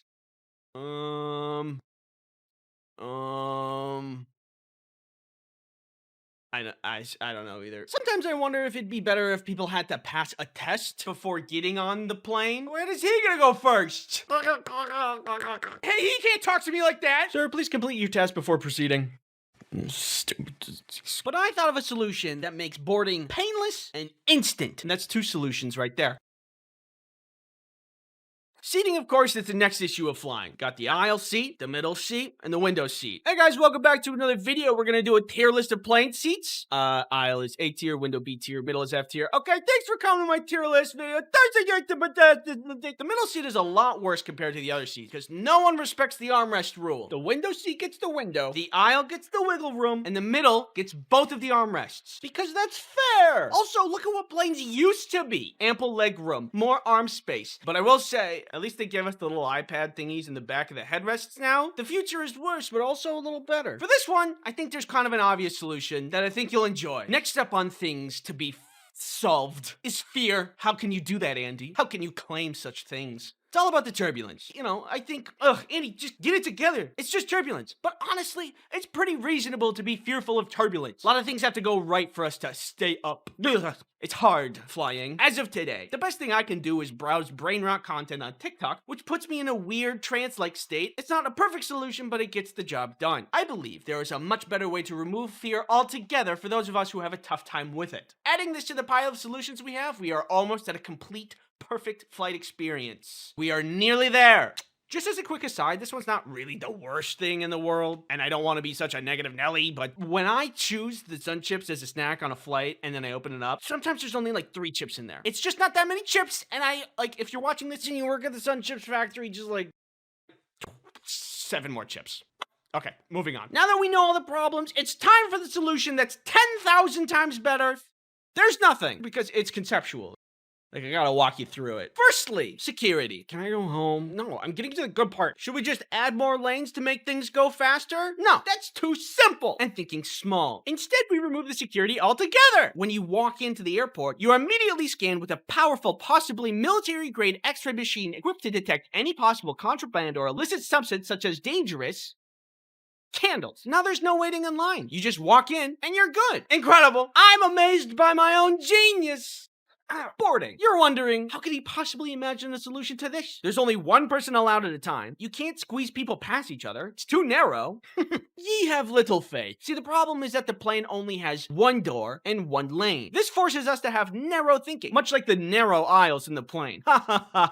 So we need to open our minds and open the plane from the side. If the plane is open from the side, then everybody could just board at once. I also updated the seating for this. If you take the cross-section of the front of the plane, it would look like this. But Andy, what does this do to the middle, window, and aisle seat conflict? It just eliminates it. If we just put a big old window right here, everybody then has a window seat, everybody has an aisle seat, and the middle seat just doesn't exist. It's perfect! Sorry, I got a little carried away there. The immediate question that this raises is, does this fit the same amount of people as a normal plane? I don't know. I didn't check. I'm a visionary, not a scientist. Fear. Small minds would say. Impossible to solve, but you forget that here we have a simple cryo chamber. For a simple upcharge, select passengers can upgrade their seats from economy to cryo chamber, where they will be flash frozen at a good enough success rate to be stored in the lower section of the plane until they are unfrozen upon arrival. Can't be afraid if you're not conscious. And then one last thing for food and snacks, pneumatic tubes that can deliver beverages and snacks on demand to any seat in the plane. You're welcome! We have changed air travel for the better forever. The heart helps pump your blood. The lungs help you breathe in oxygen. The appendix helps you self-destruct. I've come close to meeting my demise a couple of times, but somehow death can't really get a firm grasp on me, and I am still here. I ain't going out without a fight, baby. Grab a snack, get cozy, because I'm about to tell you a tale about how I survived my first medical emergency. But real quick, you know how it is. Time to monetize my personal injuries. has sponsored this video. Skillshare is an online learning platform for creative people who are learning new skills, honing existing skills, or just exploring their creativity. Is this creative? Skillshare has all kinds of classes. It can teach you to animate, cook. You can even learn how to cosplay on Skillshare and become your favorite superhero. There's a lot to be interested on Skillshare. Personally, I would like to take this class on finding style and exercises to unlocking creative identity. Because look at their name. Also, the content looks pretty good. Since Skillshare is made for learning, that means there are no ads, and there's new premium classes always being added. In my description, there's a link for a 1-month free trial of Skillshare for the first 1,000 people that click on it. Thank you, Skillshare, for sponsoring this video. When this all happened, my medical emergency, I was still in college. Stupid, oblivious to the doom that I was about to endure, but happy. Bunch of friends and I woke up super early one day to be overachievers and go to an interactive programming workshop. More than me, my friends wanted to be overachievers. I was lured in by free food. All I had to do was show up, pretend to follow along, and then pack away as many calories as I could. Simple. We all get there and things are going smoothly. I'm enjoying several delicious pastries at no expense to myself. But starting to feel a little gurgly. My bowels were making a movement, and I figured I probably ate something bad and went to the bathroom to relieve myself. After going to the bathroom, I felt much better. Ooh, free food. And I went back to the original plan, having delicious and free. Oh, it's back. I was feeling really nasty again, and it was stronger this time. You know how sometimes your body's like, oh, I need to go to the bathroom. This was more of like, you need to go to the bathroom. I better stop eating this stuff. As the seminar went on, I started to get more and more sick and looked more and more pale. I would draw that here, but you know, it got so bad that I just left to go home. At this point, I lived off of campus and it took me like 20 minutes to walk home by foot. But I was so sick, I didn't even care. I was so determined to get home and sleep through whatever the hell this was and just be done with it. Halfway through the walk home, I was starting to feel really nauseous again though. Like throw up nauseous. I hate throwing up. However, nature is strong, and my stomach demanded a purge. But then I saw a truck driving my way, and I thought it would be really embarrassing to be seen throwing up on the side of the road at like 8 in the morning. So I just willed myself to not throw up. I don't know how. Eventually, I made it home. Still sick, but at least I was in bed. My roommate was home at the time, and I told him about what was happening. About all of my symptoms, the loss of free food, which was the real tragedy, let's be honest, and my iron will that stopped me from throwing up somehow. He let me rest, which hardly happened because I did get sick in the bathroom a couple times. I can't describe it accurately how terrible this felt. I would not wish this on my greatest enemy. Later, my roommate was talking to his then girlfriend, and she was like, that sounds a lot like appendicitis. You should take him to the hospital. Hey, Andy. we should go to the hospital. Why?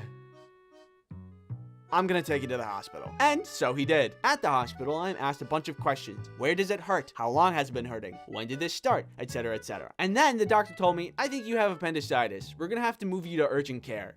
What's appendicitis? It's the infection and inflammation of the appendix. Failing to treat it can result in rupturing and infecting your entire body, which is usually fatal. What's an appendix? It's a useless thin tube in your lower right abdomen. It serves no function of the human body. Yeah, so I was going through mountains of pain and suffering because this little tiny part of me that has no purpose was going haywire and could literally explode inside of me and kill me. I was bitter, but I had no other choice. They admitted me to the hospital for emergency surgery. This was not the plan. I was supposed to be pretending to work while enjoying free breakfast, not getting surgery. I've never had a plan go that awry before. Hey guys, let's go get some coffee together. This was certainly not what I had in mind. Despite the increased suffering that's about to happen to me, I think that I was really lucky. If my roommate was out of the house at that point, he might have never known and never been able to bring me to the hospital in the first place. I would have just stayed in bed for the pain to pass, and then my appendix would have exploded. Then I would have gotten a one-way free ticket to the River Styx. So there's like no refunds or... In the hospital, they take me to the scanner room. They needed to look inside of my sweet bod to assess the situation and to see how dire it was. I didn't know how they figured this one out, but I guess that I was too thin and that made the scanning more complex. And the nurse was like, you are much too compact. And I'm like, what does that mean? And she was like, this tube needs to go in your butt. Yeah, my intestines were just too close together, so the scan would be too hard to see. And they needed to pump me full of some kind of liquid to expand my intestines to get a better look and determine if it was actually appendicitis and what the real issue is. I don't know if that makes sense, but that's what they said. Maybe I should have stayed home. I mean, what was I gonna say? No, I'm trying to not die here. So that was a really unfun experience that I'm not gonna animate. After that, they confirmed that the situation was dire. So after the scanning room, I was back in the hospital bed waiting for the next steps when I got a visit from the anesthesiologist. We will call him John. He and the surgeon were talking, and I heard them say they needed to pump my stomach for safety. If they put you under for surgery, you need to have your stomach empty, otherwise it can be dangerous. Again, not sure why. All I knew is that I was sick and that these people were just going to try to save me. So everything was go at that point. John then turns to me and says with some kind of twisted joy, "Oh, you're not gonna like this." Yeah? Well, newsflash, John. I'm not liking any of this. I like free breakfast, not surgery. I didn't sign up for this crap. So this tube has to go in your stomach. To pump the stomach, you have to have a tube pushed down your throat. It's a long piece of plastic that you have to continuously swallow down until it reaches your stomach, and then they can turn it on and get all of the stuff out of your stomach. I don't think you need any convincing when I say that is terrible. Also, you can do it wrong. If you don't position your head correctly, it can hit the back of your throat and make yourself vomit. And guess what I did? I threw up everywhere. On myself, on the nurses, on the surgeon who was trying to help me with the tube. I'm not gonna animate this either, but all I know is that I have a distinct fear of tubes now. What if I don't make it through this? Will I ever see you again?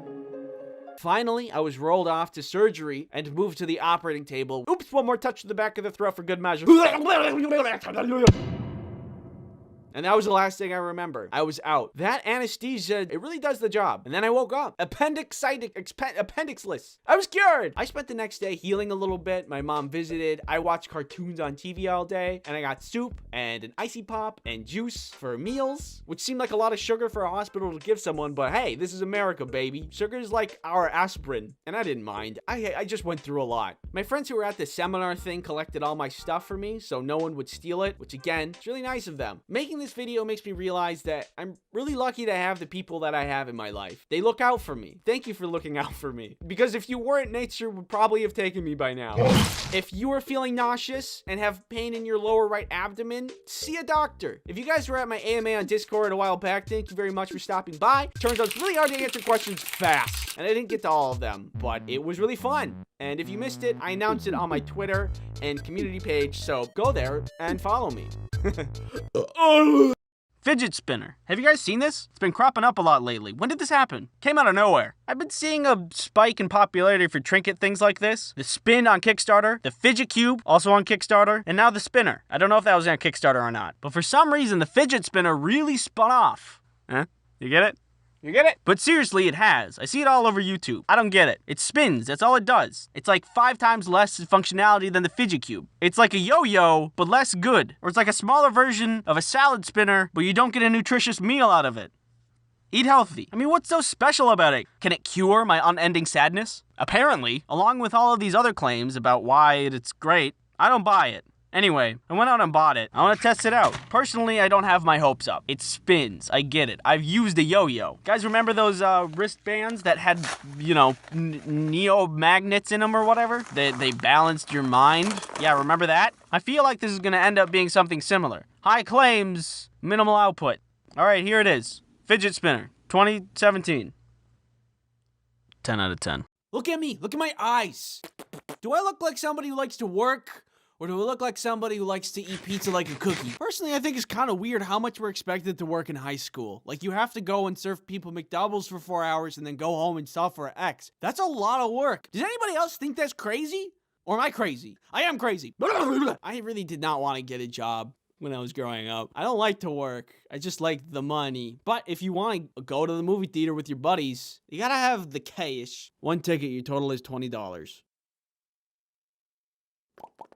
For my first job, I wanted to avoid the food service because I feared people would be a little bit more abrasive when it comes to their meals. You'll find rude customers anywhere, but I just feel like when food's involved, things get a little hairy. I don't want people yelling at me about onions. I don't care about onions. I ended up working somewhere that's not food, which I will show you through example.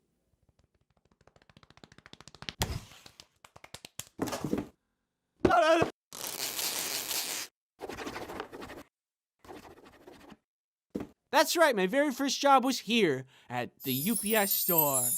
It was not really that great, just a regular job. Don't worry about that. When I turned the age of 16, my dad helped me network with the local UPS store and get me a job, which thank you, Dad, for helping me do that because at that age, I was not the proper candidate for being an employee. While working there, I met a lot of really nice people and a lot of really cool people, but when you work in retail, it's impossible to not meet some, how would I say this in a nice way? Outliers. So one time this woman and her daughter came into the store and they said they needed to ship something. When you ship something out of the UPS store, you gotta ask a bunch of questions like, where is it going? Is it going internationally? Do I need to be worried about what's in this box? Blah, blah, blah. So I'm going through these questions and entering information into the computer as I did with any customer. But apparently that was a wrong thing to do because she unfolded her cane, which apparently just turned into a chair, sit down and says, this is gonna take a while. Excuse me? Why would you say that? You could say a million things to me. Why not compliment me? Why not say, wow, Andy, your eyes look beautiful today? She was shipping internationally, which means I had to do extra steps to make sure it gets there. So after a minute or so, she turns to me and says, you guys should really have the computers on our side of the desk so we can do it faster than you. Oh, I'm sorry. Do you know all the rules and regulations for shipping overseas? Do you know how this computer works? No. The worst part about rude customers is that you can't say anything despite if they're wrong or not. The customer is not always right, and the person who coined that famous phrase was very wrong, and probably it was also a customer. I think if you're mean to retail workers, they get to yell back at you. Or at the very least, you get to tell them that they're mean and make them leave. You're mean! I've only ever encountered these kinds of people at work, and I've never seen them in the wild. But if I did, and I didn't have to keep my mouth shut because I didn't work there, then I'd go right up to them and say, you're mean! Anyway. Then there was this other time when this guy tried to ship drugs. That day was particularly slow. Nobody was coming in, and it was just me and my coworker, Tony. Tony and I got along really well, because neither of us like to work. I want to go home. Me too. At one point, a guy comes in to buy just a single box. Simple, easy, he's in and out in a jiffy. But 5 minutes later, he comes back in, same box, but now something's packed up inside it. I saw the box and how he packed it, and he did the thing where he kind of fold the flaps on top of each other, which is a problem because then it just falls out if it's not taped. Can I get a description of what's in this box? It's private. I mean, we just need a general description, like, is it food, perishable? It's microchips. Okay. Microchips. Now, because the box wasn't properly taped, Tony came over and was going to tape it up for me while I was helping him on the computer. But the guy stops Tony. I just need to retape the box really quick so it doesn't come out during shipment. The tape's free if that's what you're worried about.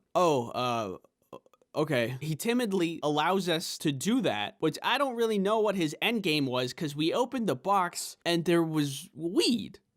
Sir, we can't ship this. I'm no expert on illegal trade of illicit goods, but I know a thing or two about shipping, and I know that drugs, you can't do that one. That's on the no-go zone. We opened the box because we needed to redo the flaps so we could tape it properly. So if he just came in with the box taped, we wouldn't have known what he was shipping. There's no x-ray machine at the UPS store to see what's inside the box. The only missing component here was tape. More than anything, the situation just was awkward. Okay. That's, sorry. I want to go home. Me too. Here's some advice. If you want to ship drugs, don't. Then there's this other time where this guy tried to overnight a misshapen magazine. This time I was working alone. It was a night shift. It's dark out. And this guy comes in holding a magazine. Hello, sir. I can help you at this register. Oh, he's just getting an envelope. Probably to ship that magazine. Is he packing it up back there? Is he trying to hide something from me? Weird.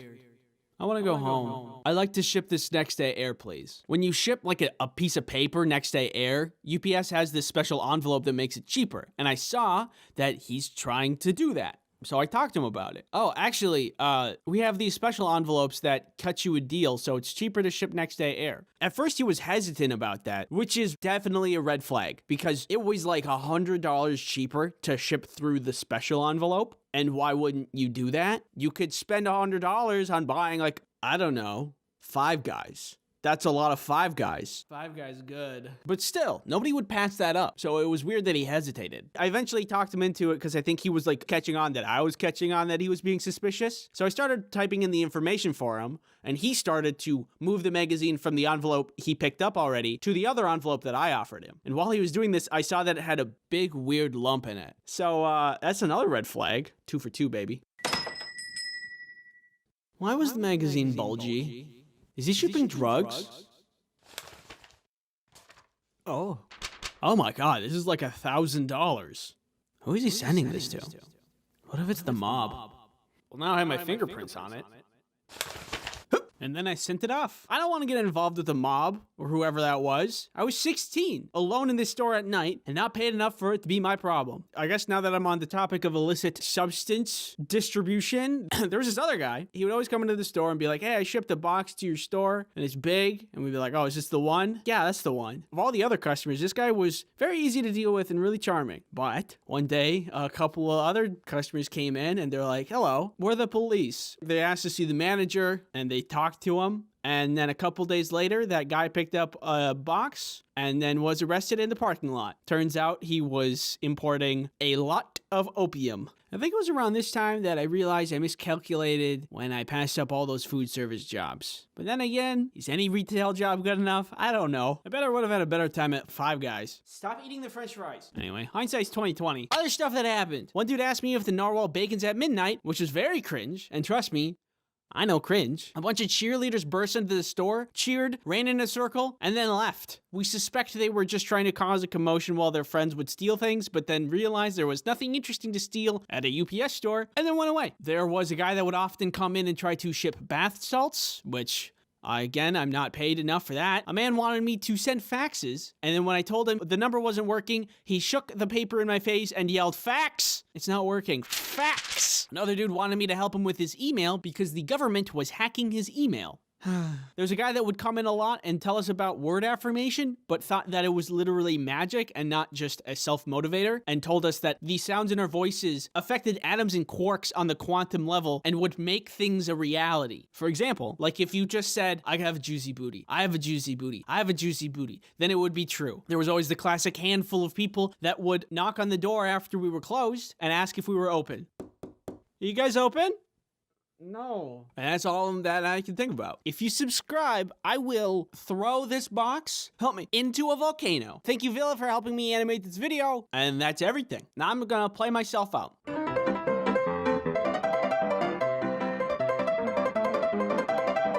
This is your brain. And this is your brain on ADHD. Wait. So it turns out your boy has ADHD. Who would have guessed? I got officially diagnosed about a year ago now. The process for getting diagnosed was odd. I didn't really know what to expect when getting diagnosed, but I didn't expect it to include wires, that's for sure. By the way, 2 things. 1, I am not a doctor, so always get a professional diagnosis if you suspect anything. And 2, ADD is no longer a thing. It is all under ADHD now, with 2 flavors. There's the inattentive type and the hyperactive type. And apparently, I am the inattentive type. So, all of this started with good old classic denial. I had a lot of ADHD symptoms for a long time, and we'll go over specifics later, but have you ever noticed in TVs and movies where ADHD is just like, ooh, a squirrel, ooh, a ladybug, ooh, a piece of candy? Ah! Well, that's only on the surface level of ADHD, and unsurprisingly, it is a much more complicated thing than popular media makes it out to be. Big surprise! I thought, I don't do that, and therefore, I don't have any ADHD, but one day, I was watching goofy internet videos, and saw something that was like, this video is very goofy and relatable. Allow me to just look down at what the creator wrote about the video, and possible tags associated with this morsel of entertainment. I don't suspect anything Arby's. This probably doesn't mean anything. This started to happen more and more until I started to ask some serious questions about myself. And I'll tell you how I figured out that I have ADHD. But first, you don't like watching sponsorships. But what if you could watch an entire sponsorship segment in under 1 second? Introducing the All-at-Once-a-tron. Just get inside and I pull this lever and... well... Plan B. NordVPN is a virtual private network service that gives you privacy online. If you're looking for a blanket of security while browsing the internet, VPNs are a great way to achieve that. Using NordVPN encrypts your browsing activity, so nobody knows who you are or where you're going. NordVPN can be used as an ad blocker, so you can get around annoying ads. Every once in a while, I want to watch something that isn't available in my country. So I boot up Nord to bypass those stupid poo-poo region block content restrictions, and I get what I want. Go to nordvpn.com/ice-cream-sandwich to get a 2-year plan plus 1 additional month with a huge discount. It's risk-free with Nord's 30-day money-back guarantee. Thank you, NordVPN, for sponsoring this video. So after all of these coincidences, it's led me to think and reflect on a lot of things. There were a lot of memories that started to seem like signs more than just memories. Like forgetting to drink water for an entire day might be a sign of something and not just be a goofy little thing that I do sometimes. So I started to read books and watch lectures and learn as much as I could about ADHD. And the more that I did, the more that puzzle pieces started to click. These are things that I did that I thought were normal, but were actually signs of ADHD. Having hundreds of tabs open at a time constantly to a point where 30 gigabytes of RAM is a necessity is something people with ADHD do. Doing a task like locking a door, but seconds later, you aren't totally sure if you locked the door, so you relock it another time or two. There's this thing I like to do when I'm alone, where I walk in circles for a couple of hours and I talk to myself. Don't judge me, I like it, but also apparently it's an ADHD thing. Reading paragraphs of books over and over, even though I'm very intentionally trying to read it, I have to do it multiple times. It took me ages to finish Hatchet. Ages! And it wasn't even that good. Going to do a task and forgetting what the task was on my way to do it because I'm thinking of something in the meantime. Chronically. Like this happens every day, all day. Like this one time, Kelly wanted some chocolate and I was like, I can get you chocolate. And I went to the kitchen to go get chocolate. But from point A to point B, I just got distracted. And I kind of found myself holding chocolate. And then I was like, oh, yeah, I'm hungry for chocolate. And I eat it. And I get back to the room where Kelly was sitting and she was sad because I was eating her chocolate. I don't know how to explain it other than like, I didn't mean to do that. It just happened. And it happens a lot. Caffeine does not work on me and just makes my heart rate go up. Contacting me is a nightmare and usually takes a couple of messages until I get around to it. Not doing things right up until the deadline. That one's a common one. And the list goes on. So after all of this reflection and learning, I have very strong suspicions that I have ADHD. So I had to get a professional to assess me and look at my brain. Oh God. The assessment included a bunch of questions, but the first part of it included this new test, which I think was called an EKG. They strap a bunch of wires to your head and measure your brain waves. The instructions were to stay still and do not move for 30 minutes. ADHD test. Stay still. 30 minutes.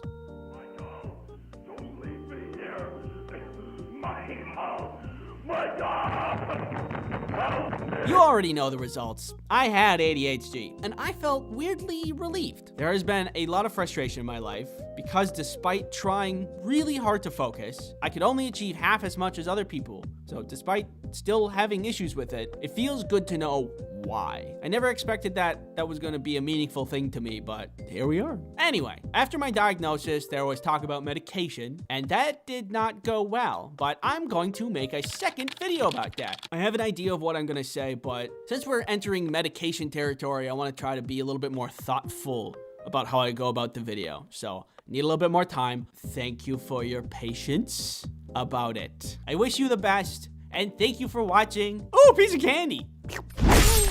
Fear helps you stay alive, but I feel like in today's age, it feels much more like a burden than a function of survival. Sure, the world can be a scary place sometimes, like when you actually see a bear, but I just don't see bears that much. And I think fear is just a little more annoying than it is helpful in most parts of my life. The first thing I think of when I think of fear is flying. Fun fact about me, I used to not be afraid of flying at all. And actually, I thought it was a lot of fun. I remember my favorite seat was the window seat because I got to see a view of the world that used to only belong to birds. But now, unfortunately, flying is so much more of a hassle than it used to be. One of the more recent times I was flying, the pilot came over the intercom and said, "Hello, passengers. We are coming close to our destination. And we are going down. And as we are going down to our destination, I ask everyone to fasten their seatbelts and return their seats to their upright position for landing." Can we work on our phrasing a little or provide context? I respect pilots and all they do for society, but please say anything else than "we are going down" when inside of a giant metal tube in the sky. I thought for a moment that I was actually gonna die. I can't totally describe the feeling of doom that I felt in that moment, but I can kind of make a facial expression that represents it. It was like that. but on the inside. I used to think it would be cool to have flight as a superpower, but with fear of flying, it would just be terrible. Whee! Maybe I can just walk. If you're afraid of flying, it's definitely not the only thing you're afraid of. One time when I was a kid, my family went to Willis Tower. And if you've never been, at the top of Willis Tower, there are these glass boxes that poke out of the building that you can actually walk into and look down at the city if you so please. I thought it'd be really cool to see everything with no obstructed view. But the closer I got to the glass boxes, the more my brain cranked up my fear. There's never been a mechanical failure. It's gonna be fine. Yeah, but what if it's not fine? What if it breaks for the first time when you stand on it? There's always a first time for everything, but it's maintained regularly. And look at all the other people doing it. They're okay. Yeah, but what if when you get on, a bug flies into a bird's mouth and it chokes, which causes it to hit a plane, which makes the plane crash, and the plane hits a screw on the glass box, but the plane actually recovers and flies away, so everybody's happy about that. But the screw spins until it comes out and unravels the whole glass box, and you fall? No, yeah, that's a good point. So when it was my turn to go into the glass box, I decided to not. The building is well maintained and has never had a mechanical failure, and I could have had a cool experience, but I was just too freaked out. However, even if fear is sometimes annoying, I stand by my wariness of mechanical failures. Things happen. If there really are infinite realities inside of infinite universes, then that means somewhere out there's an Andy that met a terrible fate. Sucks for that guy. I don't know. I think it would just be nice to be up in a high place and enjoy the view without my brain screaming code red all the time. Again, I prove my point. Fear is annoying, but not as annoying as this. Get professional care for hair loss from the comfort of your home without ever visiting a doctor's office or pharmacy with Keeps. Sometimes hair loss happens. What is that thing? Hey, shush. Ew, don't touch me with that! But Keeps can help you with your hair care goals in a multitude of ways, such as getting your treatment delivered to you on your schedule. As a part of your Keeps treatment plan, you get access to the Keeps care team for any questions you may have 24/7. Keeps also offers hair thickening shampoo, conditioner, not for eating, and styling pomade. These products work great together to complement your treatment. No, I said no. Whether you're looking to prevent hair loss, stimulate hair growth, or just take better care of the hair you have, Keeps offers treatments that work for you. Head to keeps.com/ice cream sandwich to get a special offer today. Or later. I'm free Monday. Okay. Thanks, Keeps, for sponsoring this video. Fire can be useful for a lot of things, like roasting marshmallows, pyrotechnics, and whenever you want lions to hop through a ring of fire. So, despite all of these joys that fire brings us, I am also afraid of fire, but only big fire. I'm not like screaming at candles and stuff. Beechwood lavender. It's specifically scary when it's out of control. I've seen videos of people driving through or even next to forest fires, which awakens a deep and primal fear. And I'm not even in the situation. I can't imagine the courage firefighters must have to fight forest fires. There's a lot of F's in that sentence. Did you know the size of a loose fire doubles every 60 seconds? You gonna put that out? Yeah, I was just trying to show an example. I can't remember where I heard that fact, but it's very scary. Fire is incredible. It can feed you, it can protect you, but if you're not careful with it, fire can totally and completely destroy everything you've ever known or loved. Hey, I said pass the marshmallows? Oh, yeah, sorry. Here you go. Darkness. It's the idea of the unknown. Anything could be right out in front of your face and you wouldn't know. Hi, do you want to subscribe? One time, long ago, I went out to see a movie with friends at a nearby movie theater. When the movie finished up and everybody left, my plan was just to walk home. Eventually, I get to my neighborhood and I see a dark figure in the distance, and there's no light. I start to get a little nervous because I don't know what or who that is. At this point, my mind is starting to sound the alarms again. A murderer? A bear? An eldritch creature of the night? Whatever it is. Adrenaline. As the shape gets closer, it starts to look more and more humanoid. Then I see it's a person and they're running, and I think it's pretty fast, and I think it's running directly at me. I am in danger. There is no reason anyone should be running at night at anyone. I am not fighting nor flighting. I am just standing there, baked in fear. They get closer and closer, and once they were close enough, hello, hey, I figured out that they were not running at me at all. They were just on a nighttime jog. The funny thing about darkness is it messes with your sight. When your brain doesn't get all the information it needs, it'll just do you the favor filling in the gaps itself. So my brain just assumed it was getting attacked, but it was just an hallucination stemming from my fear. Cool. That is the thing that freaks me out about darkness. It's unknown, and that scares me. Anyway, those are my top fears. Thanks for watching. Hey guys, welcome back to another video. We're gonna do a tier list of plane seats. Aisle is A tier, window B tier, middle is F tier. Okay, thanks for coming to my tier list video. Yeah, that's right. Come to Papa. Girl Scout cookies, banger. Stovetop popcorn, banger. Pop-Tarts, banger. Gushers, banger. Boba, banger. Scooby-Doo gummies, specifically the ethereal blue one. Really good. Ice cream sandwiches, amazing. And fruit by the foot. NordVPN is the VPN you need for a good experience. If you need me, I'll be in my room. What could possibly make this moment any better? Hey guys, what's up? Hatsune Miku! Somebody, we need a doctor! Who needs help? This guy's hurt, he needs help. I'm hurt, I need help. Don't worry guys, I got this.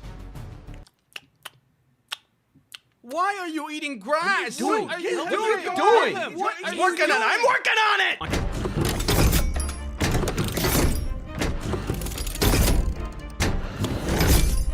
Let's rock and roll, baby! It's time to rock and roll. You can just do it. Yeah, he's right. You can just do that. Yeah, what a rush! Like when they sniff your ears.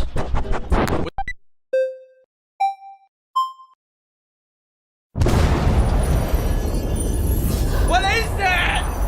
It's pure joy, the very essence of happiness. I must have it. No, it's too dangerous.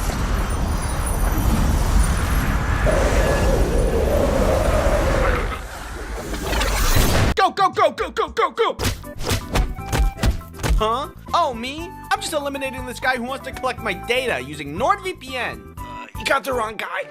Well, what do you expect me to do about it? He doesn't know how to put the square in the square hole. All right, let's step aside. Let me do this.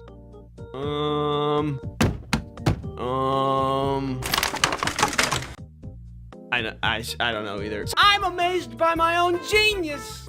Ow. You're only a flying head. Sorry. Are we cool?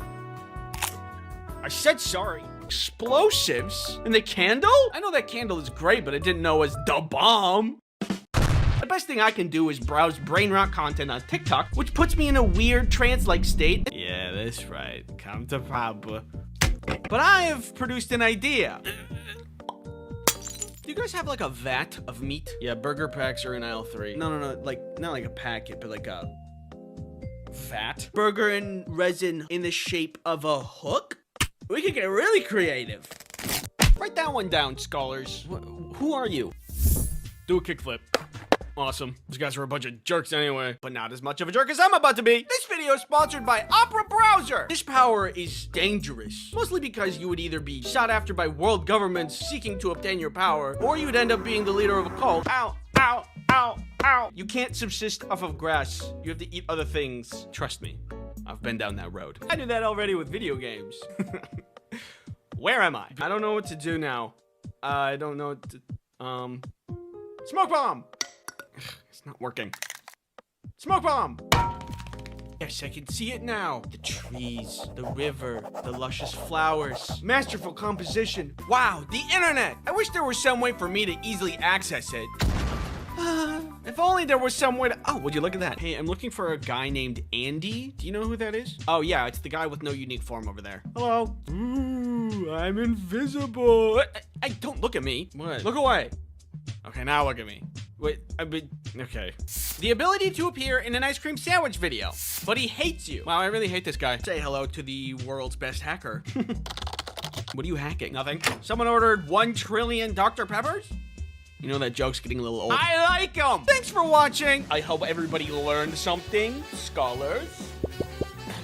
Security. Complaining to me is funny. I'm in pain. Classic. Luckily, I had NordVPN for protection. Do dogs radiate happiness in like the same way that nuclear waste is radioactive? Now, the next thing that brings me joy. This videos. Hey, just a heads up, you do this thing when you sleep where you stop breathing. I think you might have sleep apnea. Also, I think you need better locks on your doors. I can't move. She's sleeping. I'm just stuck. Are you stealing my stuff? Yeah, what are you gonna do about it? I mean, I would normally... No! Oh, is that a cool detail in this enjoyable, high-effort piece of media that I learned after the fact?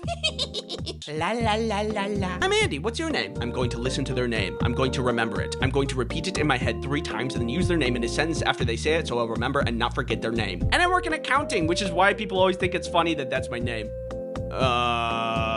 McDonald's. I love them. I don't know what kind of gruel peasants ate back whenever, but I know it isn't cheese-blasted goldfish. Sucks for them. Not a lot to criticize about the future and the state of the world these days. Ooh, yummy photons. Yeah, okay, buddy. I can do that too.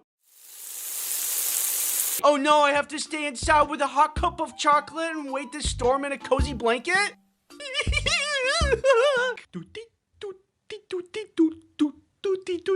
Yeah, baby. 3. I thought really hard with said smart brain. Go, go, go, go, go, go. Hey, that guy didn't take off his shoes. Get him. How hard can it be, huh?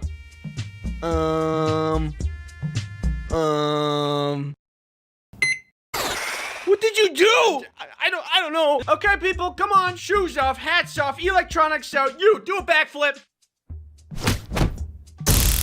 Safety on flights is the most important thing for a good flying experience. It's the same thing for browsing online. For you to have a good experience, you need good safety measures in place. Now that we know all the problems, it's time for the solution that's 10,000 times better. There's nothing. You just walk in and you're good. You're welcome. But there is one thing that makes snacks even greater, and that's Storm. Bro, are you serious? Let's see if you have what it takes to ruin this next power. Satisfying. I'm an ASMR channel now. Aw, yeah, that's the beats. You guys can hang out. I'm gonna leave. You guys suck. Hey, save some Jello for the rest of us. Yeah, you're taking too much. All you can eat is snooze you lose. I do this already. Where am I? I remember the first time I saw the season finale for Severance Season 1. Did it feel amazing? Yeah-huh. Do I wish I could watch the show and feel the same way again? Yeah-huh. You can drag it over here, I'm having a hard time focusing, to be honest. Over here. Anytime you stub your toe, it's fine. If you fall off the roof and then stub your toe in the process, it's fine. Or if you explode, actually, I don't think you'd survive that. But if you were far enough away and then you stub your toe, then that's fine.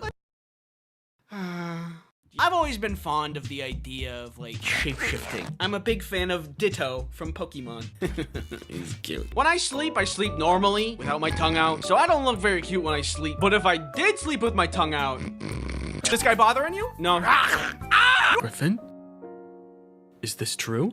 Okay, that's fine. We're not friends anymore. I'm gonna make another character who is really cool and excels at baseball and is a demon and is your enemy, so you know how it feels. You know, they say an enemy of an enemy is my friend. Wise words. Seriously? I mean, do you mind? Like, I'm trying to just, like, be by myself. This is my job. Yes, eat me and become the very thing you sought to defeat.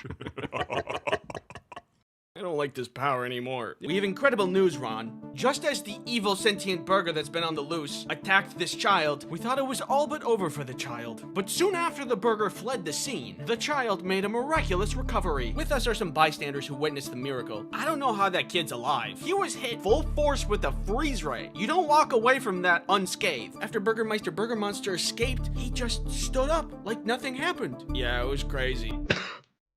I don't know what happened. If there's any sharks from the Shark Tank that would like to do business with me, my number is on the screen now.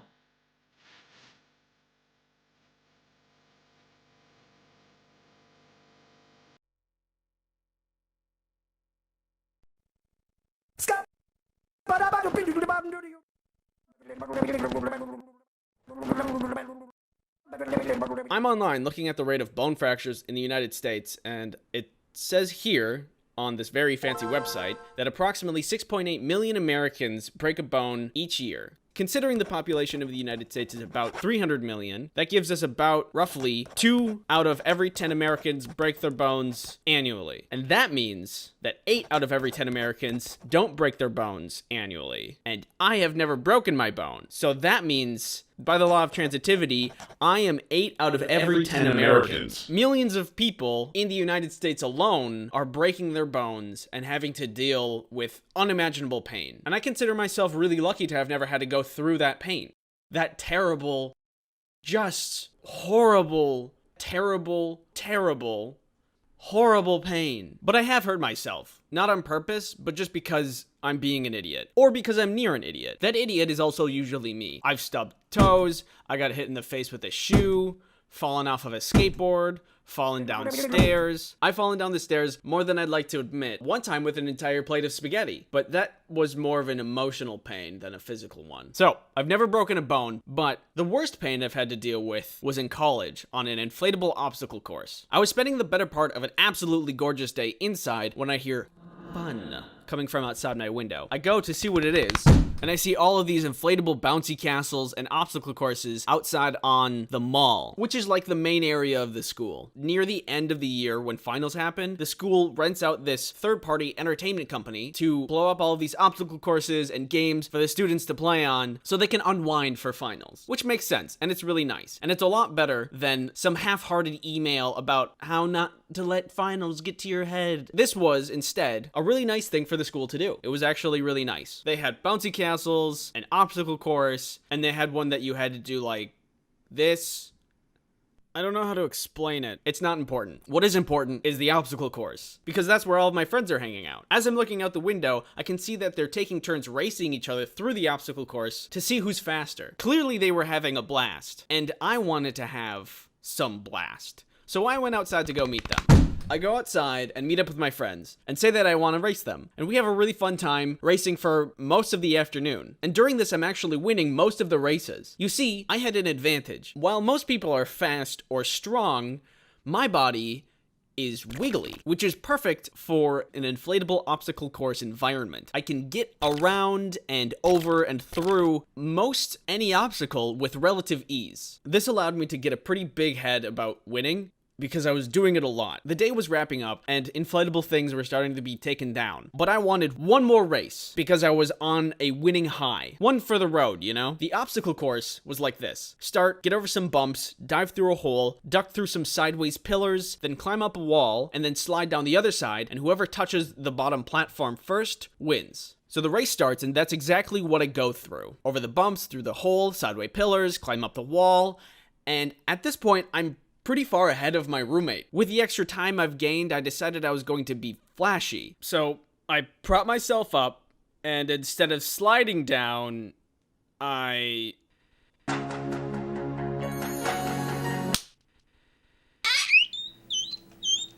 What ended up happening was the inflatable structure was not fully inflated. There was a hole in it somewhere, so there was a lot of give to the inflatable course. And because I had jumped off of the top instead of sliding down, all of my inertia when I landed on the bottom platform punched through to the ground and did nothing to stop my momentum. I ended up landing all of my weight onto one of my ankles, and it really hurt. Now, I've never broken a bone before, but in this moment, I sincerely thought that I had. The guy who was taking down the obstacle course, like, peeked around the corner and was like, "You good?" And because I'm an idiot and embarrassed, I was like, "Yeah." And he was like, "Cool," and then left. I was absolutely writhing in pain, though. My friends had to drag me aside and lay me down because I couldn't stand up on my own. Thankfully, I have really good and loving friends, and one of them was actually a practicing nurse. So she went and grabbed a kit of a nurse thing and looked at my foot and told me to go to the doctor. I agreed, but because I couldn't exactly stand right yet, we decided to wait for the crippling pain to subside a little bit before we left. So to pass the time, my good and loving friends made jokes at my expense. Eventually, we do end up getting to the doctor, and the doctor explains that we should probably x-ray it just to make sure that there's no hairline fractures or something like that. To which I agree, so we go and get my foot x-rayed. And they determined my foot was fine. Not broken, just a sprain. Which is really hard to believe because of how much pain I had to go through. Also, it's been like 3 years and it still hurts. Ow. But they insisted that it was just a sprain, so never broken a bone. So that's the worst I've ever been hurt without breaking anything. In one hand, I have the pain I've been talking about, spraining my ankle, and that hurt. That was really bad. In the other hand, I have pain I've never experienced before, which is breaking a bone. Actually, really breaking a bone. Knowing what this felt like, I don't know if I could survive this pain. But there's only one way to find out. Thanks for watching this video. Before I go, a couple things. When I was editing this, my cousin discovered an old home video of all of us playing on a slide as kids. Just really quick, let's check it out. This is me. Look at those big old peepers. What is wrong with me? This was a deep-seated problem from childhood. I can't operate slides, I guess. Just get up on the top and... I'm not known for my intelligence. Moneymaker's up here. One more thing before I go. Dingo made a video a while ago with me in it, and I talk about another time I was hurt. You should check it out. The video is here. Also, while you're over there, subscribe to her channel. She's great. Yeah. You can also subscribe to my channel, and if you do, in the next 10 minutes, I will eat this entire other subscriber. Hey, how you doing? So, before we start, I just want to say that... just really quick, you should know. Okay, just really quick.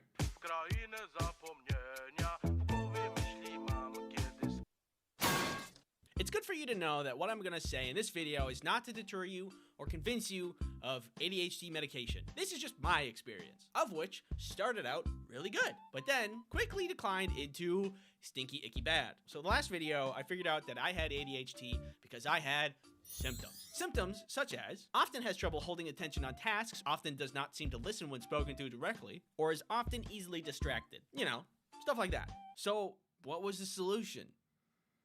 Drug. In America, medication doesn't come cheap, so this wasn't like a just whatever decision. This sprouted from some real need. To the surprise of no one, ADHD brain isn't very productive.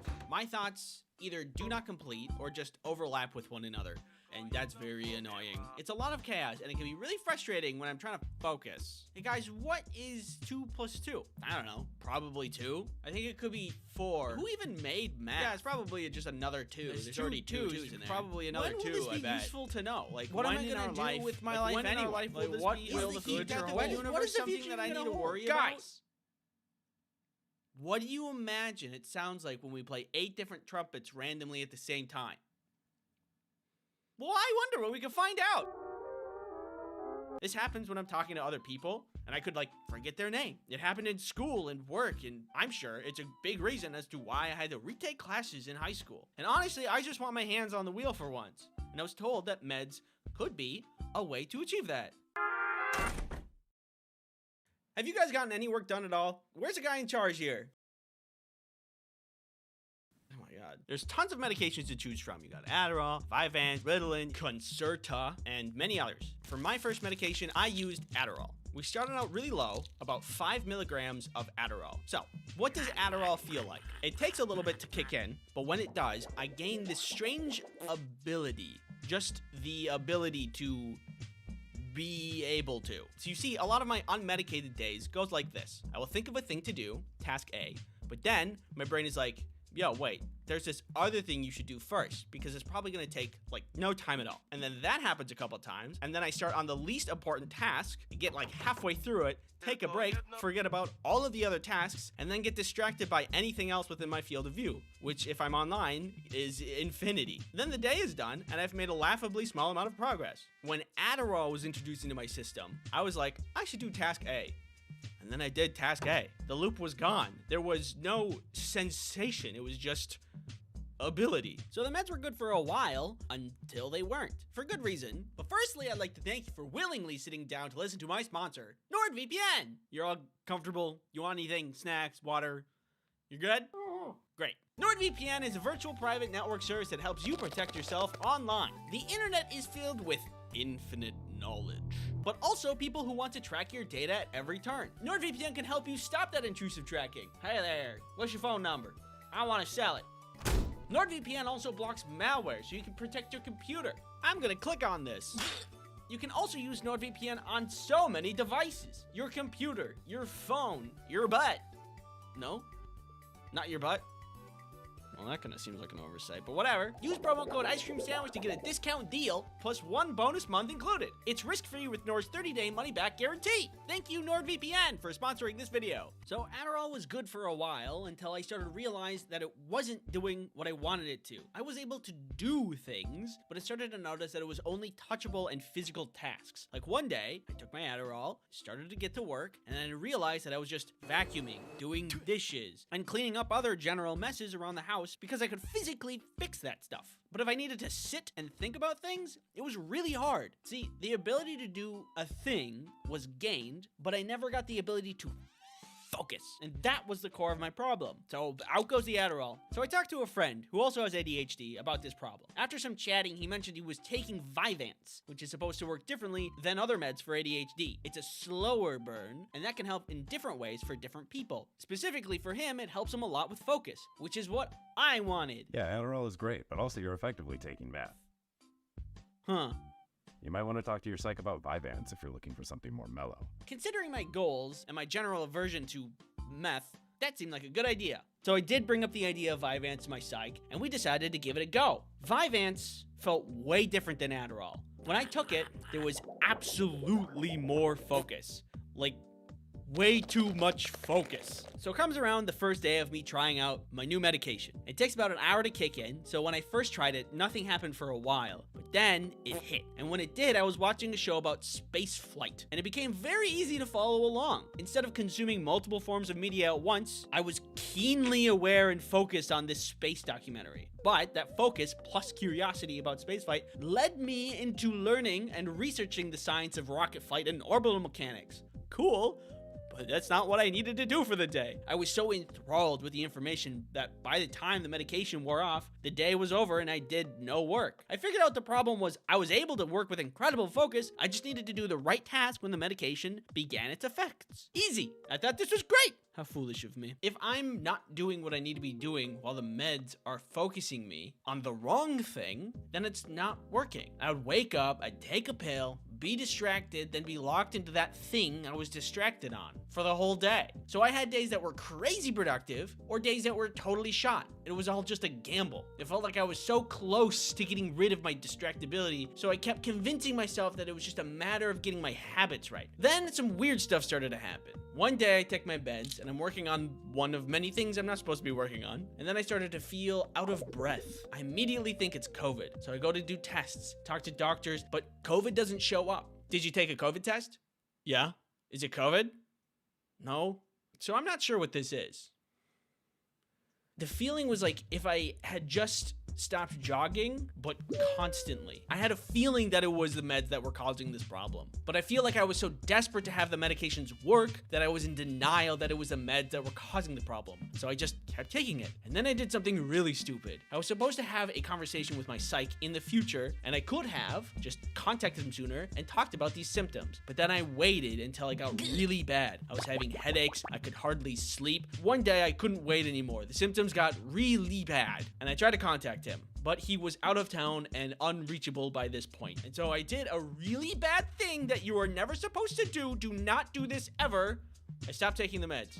And I'm very thankful that I had no adverse reactions to this, but for me, it worked out. And after a couple of days of not taking the meds, I was fine. So that's my experience with ADHD medication. I'm off meds now, and I'm all good, but now I'm kind of back to square one. I think the moral of this, whoa, God. I almost dropped my phone. I think the moral of the story here is do not be tunnel visioned on results like me. If you're having a bad experience with medication, talk to your medical professional. Thanks for watching. Don't forget to unsubscribe. Wait. Can we work on our phrasing a little or provide context?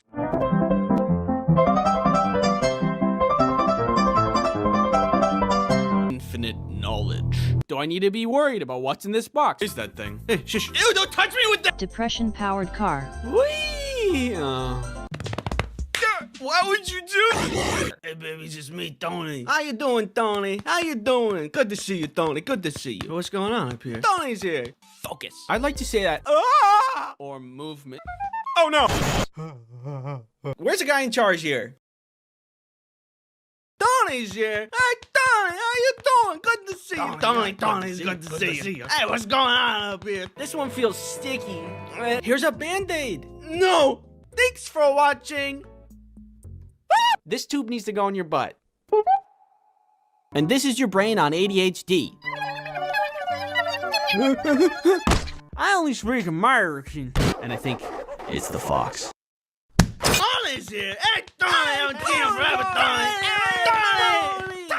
Ruined my arms. Hi, do you want to subscribe? Is this safe? And now, I'm tall.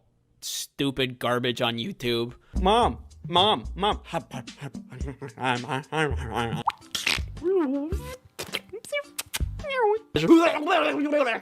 does the pig look like that? Where's the justice? Is it here? No. Maybe here? Nope.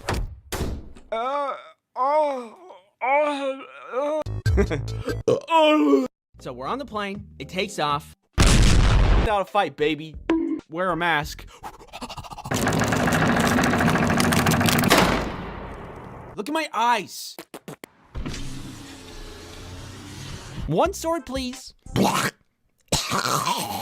human garbage can. Helps you self-destruct.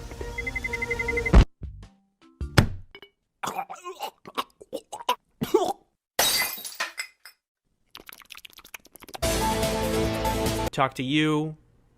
Watching you. Ah! Check out this new song I just learned.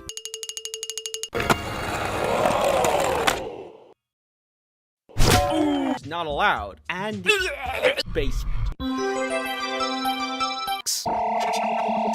Some girl gets hit in the head with a food tray. And suddenly, I am holding a bomb! To smash that subscribe. Everybody's hot. But when information enters my mind, it just... I can get around and over and through. Oh, guys, stop!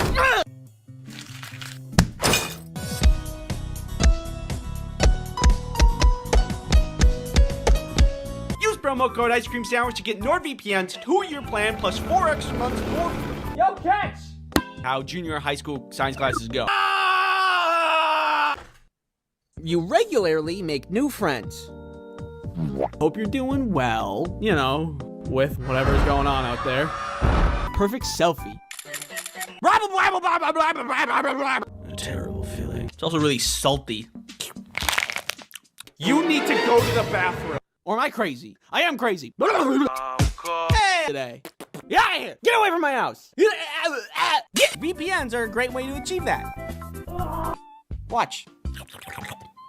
See? It makes my heart rate go up. Oh my god! Got to the moon. We weren't supposed to do that.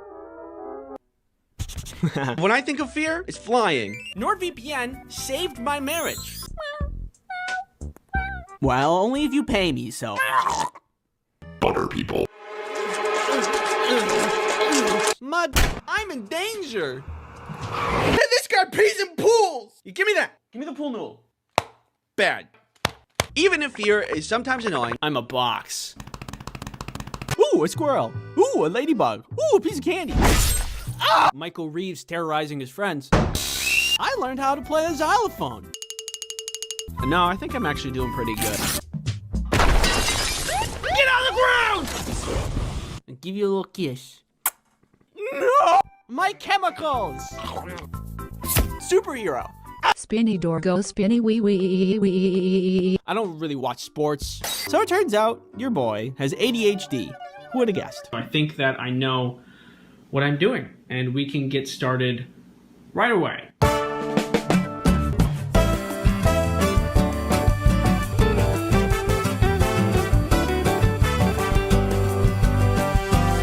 So naturally, I dressed up as a cardboard box. Any errands? Butterflies in my stomach. Yo! Because now birds can eat them.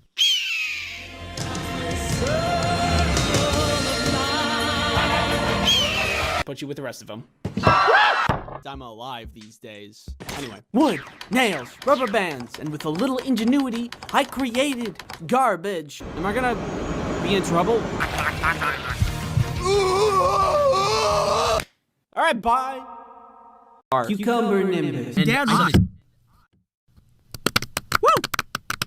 Yeah! Actually lowers and raises on a platform. Burden than a function of survival. Pizza. It was like that, but on the inside. It wasn't the only time I went to the principal's office. Just above your very head. Hey. And look at my brain. Oh, God. Very useful in a zombie apocalypse. Hi. Oh my gosh! I'm 30.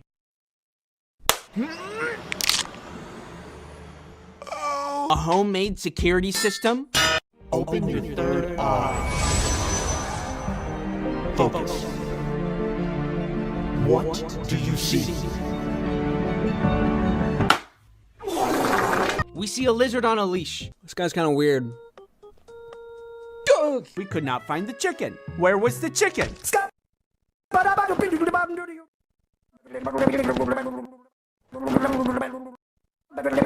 And guess what I did? Society peaked when GameCube had tiny discs. Strong and robust. Bye! Congratulations. You know. Magic! Well, what are you gonna do with that there, Brock? Where's my can of whoop ass? I have a juicy booty. I have a juicy booty. Then it would be true. Speed. Yeah! Clearly not. But getting around places would also be great.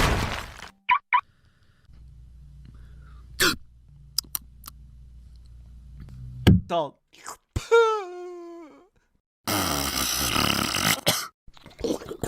Why is that real? I could be melting from the inside out. Come here. The worst thing possible. You might be thinking, because what they really craved was violence. Give me that.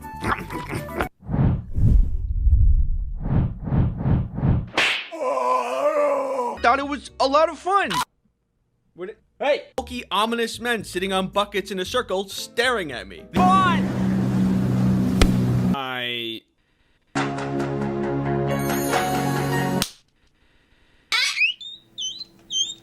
Beechwood lavender.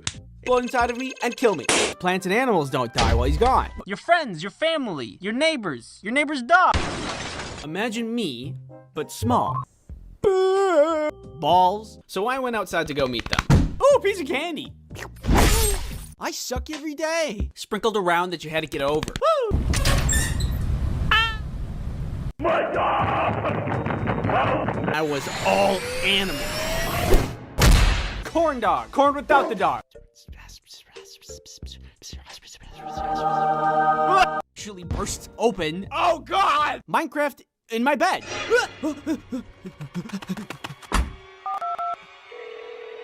Hello? Yes, there's someone in my bed. It was Minecraft. Hello?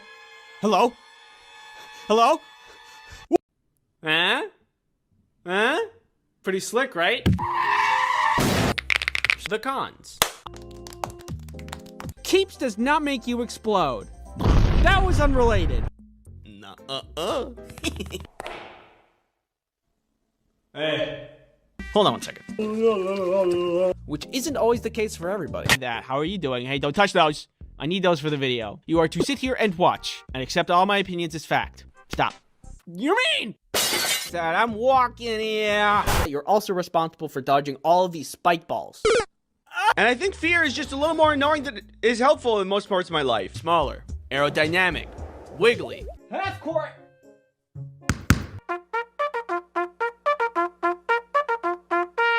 What do you say? You don't know what that is? What it specifically define a premonition dream? But there's only one way to find out. Let me go and get my foot x-rayed.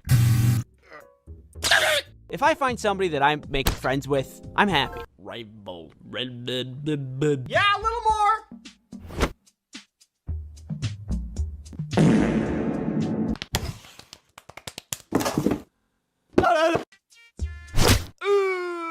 Always get a professional diagnosis if you suspect anything, and I think this is a drug trade and I just interrupted their meeting. Back, you witch! What? It's just a card? dangerous. Yeah! Bad at the whole game. but there's no sponsorship segments in this video. Crazy. No. Well, how about not that? Hey, does it seem really bright out here to you guys? Nana purpler. Whoa, God. I almost dropped my phone. I think in your dreams, and we can hang out, but I will not stop farting. See if something's wrong with that. Protect yourself online. And didn't tell us what was about to happen? My body is wiggly. I said, come on. Just let me go get my cereal. No, I can do it. Nah, I'm doing it anyway. Krista? Krista? Doggy door. Dog.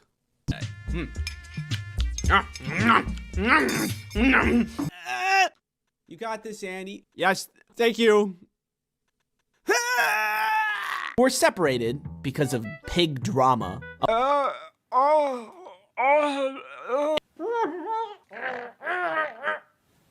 NordVPN flowers from your secret Valentine. Me. Get up on the top and... What does this look like, a buffalo to you? I need to be right back. I gotta go get it. And there are some foods that make you feel like, could make it worse. Worse! Wow, that's a big spider. Oh my God. Why do we have to work all the time? I want to sleep. If you want to ship drugs, don't. Falling downstairs. More corn dogs for me. See you later.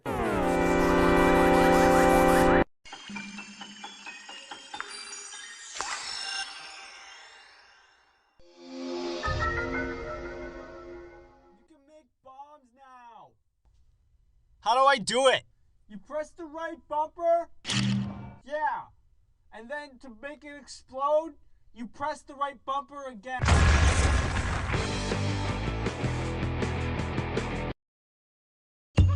Whoa!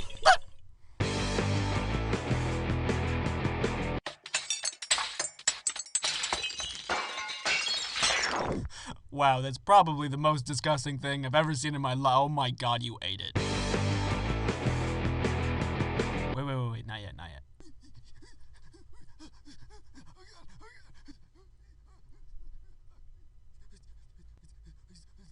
Okay, do it. Well, hey there, little guy. What you got there, buddy? Broccoli? Well, what are you gonna do with that there broccoli? Food fight! Now! An instance of people throwing food at one another. Broccoli, pizza, beef, cheese, PBJ, just the P, HAC, JJBLT, BRB, corn dog, corn without the dog. First invented in 1939 by Jeremy M. Beef Food Fight. That's not real. Hey, what's going on? Welcome to here. Hope you're doing well, you know, with whatever's going on out there. Have you ever been in a food fight? There's something so goofy and Disney movie-esque about somebody standing up yelling food fight and everybody joining in without pause. Nobody really wanted to eat pizza because what they really craved was violence. Obviously, that's not how real food fights work. What? Hollywood's not an accurate representation of reality? That's crazy. What are you talking about? It's true, but life's just filled with hard truths like that, you know? Food fights are really disappointing. Sometimes bad things happen to good people. You can try your hardest, do your best, and still fail. Society peaked when GameCube had tiny discs. I've been in one food fight in my life, and while that sounds fun and adventurous, let me tell you that it backfired really bad. It took place back in junior high school, so imagine me, but small. One day my friend Tyler tells me about a rumor he heard about a food fight that's happening later in the week. He tells me to tell everybody I know. Normally a food fight would just fizzle out if not planned properly. So whoever planned this one wanted everybody to know so they would get as many recruits as possible. And that seemed like a pretty good plan. The day of the food fight rolls around. Tyler and I are sitting together during lunch waiting for something to happen. We don't know who's gonna start it. It was like waiting for a jump scare but not knowing when it was gonna happen.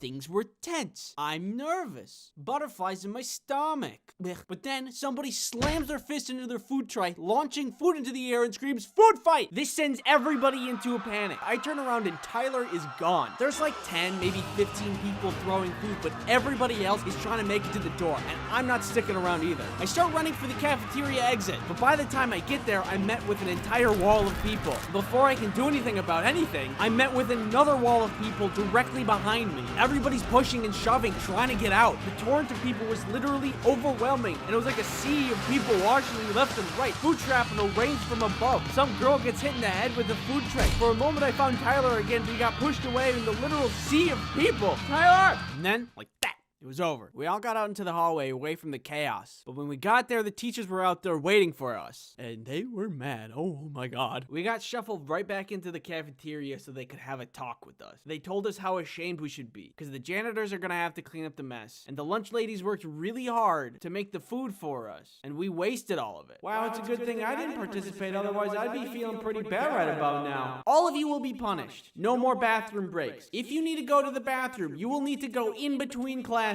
They took the laziest route for punishment and just punished everyone, even though most of the people weren't food fighting. Imagine being the girl that just got hit in the head with the food tray, and then instead of going to the nurse's office, you get in trouble. Where's the justice? Is it here?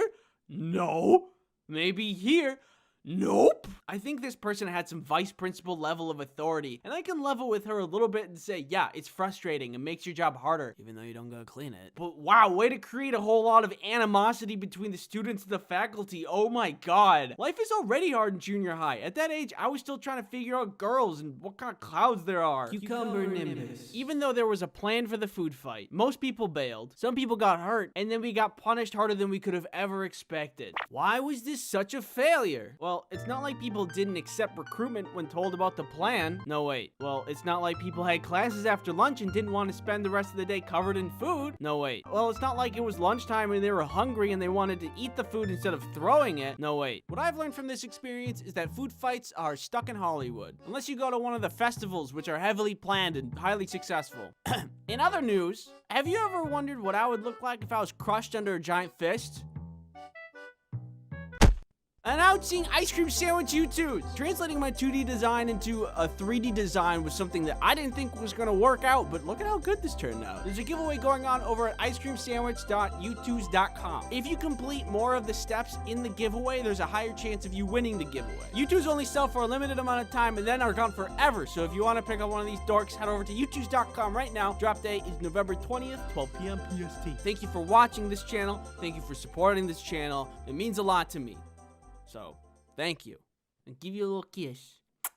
No! So in light of the most recent Blizzard Overwatch cinematic, I want to talk a little bit about Soldier 76 and his lore. The cinematic was fine as a standalone, but things get better if you know what's going on behind the scenes, aka the lore. On the surface, Soldier 76 is your run-of-the-mill hero. Nothing too cool or flashy about him, but he's just good at what he does, which is kill it. Like when I first saw him, I was like, whatever, you know, you got your cool visor thing, big gun, blow-up gun, healing, you know, it's just normal stuff. He's like, I mean, like you see him in the tutorial, he's literally the starting character of the game. So that gives off really basic vibes. So when most people are looking at Soldier 76, they think, whatever, nothing special, no spice. Especially when looking at the cinematic, you're like, okay, he's shooting, pew pew, pow pow, beat up bad guys, whatever, what's going on? But let's look a little bit into his background, so we can see how Blizzard puts the cool in subtlety.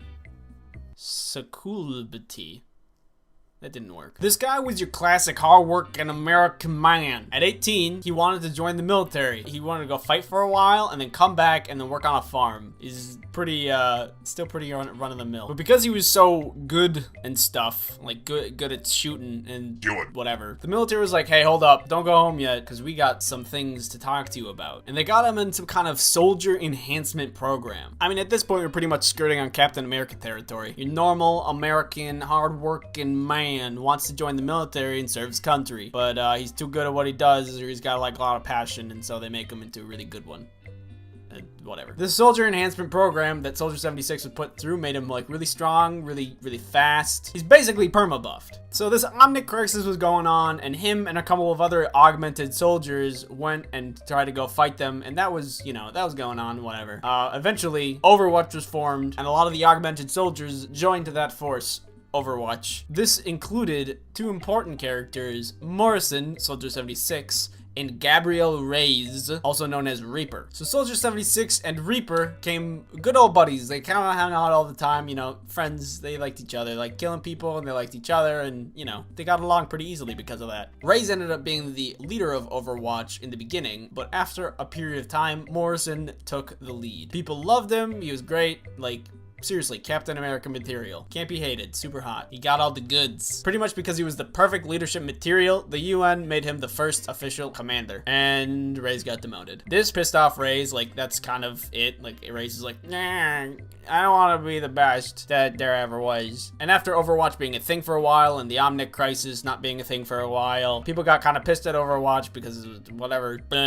Who was watching the Watchmen or something. After a bunch of allegations towards Overwatch, they pretty much fell apart, and Reyes comes in and rebels against Overwatch. Him and Reyes and Morrison fight, and they get into a big old fight.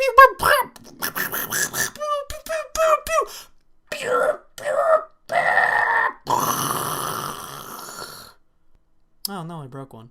So long story short, the Overwatch facilities blew up and everybody thought they were dead. Specifically, Morrison, Soldier 76. But you see, Morrison's body was never recovered from the scene. So everybody thought he was dead, but really, he just ran away. So like a couple of years later, things are going down. A couple of crappy corporations like Comcast and stuff are getting attacked by somebody called Soldier 76. Nobody really knows the real name of this Soldier 76, but we know, dear viewer and I, we know what's going on. It's Morrison. It's been Morrison all along, acting as some kind of vigilante against the bad peeps of the world to help out the good peeps. Or it's like something personal. I actually don't know that much. So people who ran into this dude were like, gosh, he's so fast, he's so strong. It's like he was trained in the military or something. And then like the military did some science experiments on him, and that was really that could have made him really strong or something. Kind of like Captain America, but it was for another guy in a video game.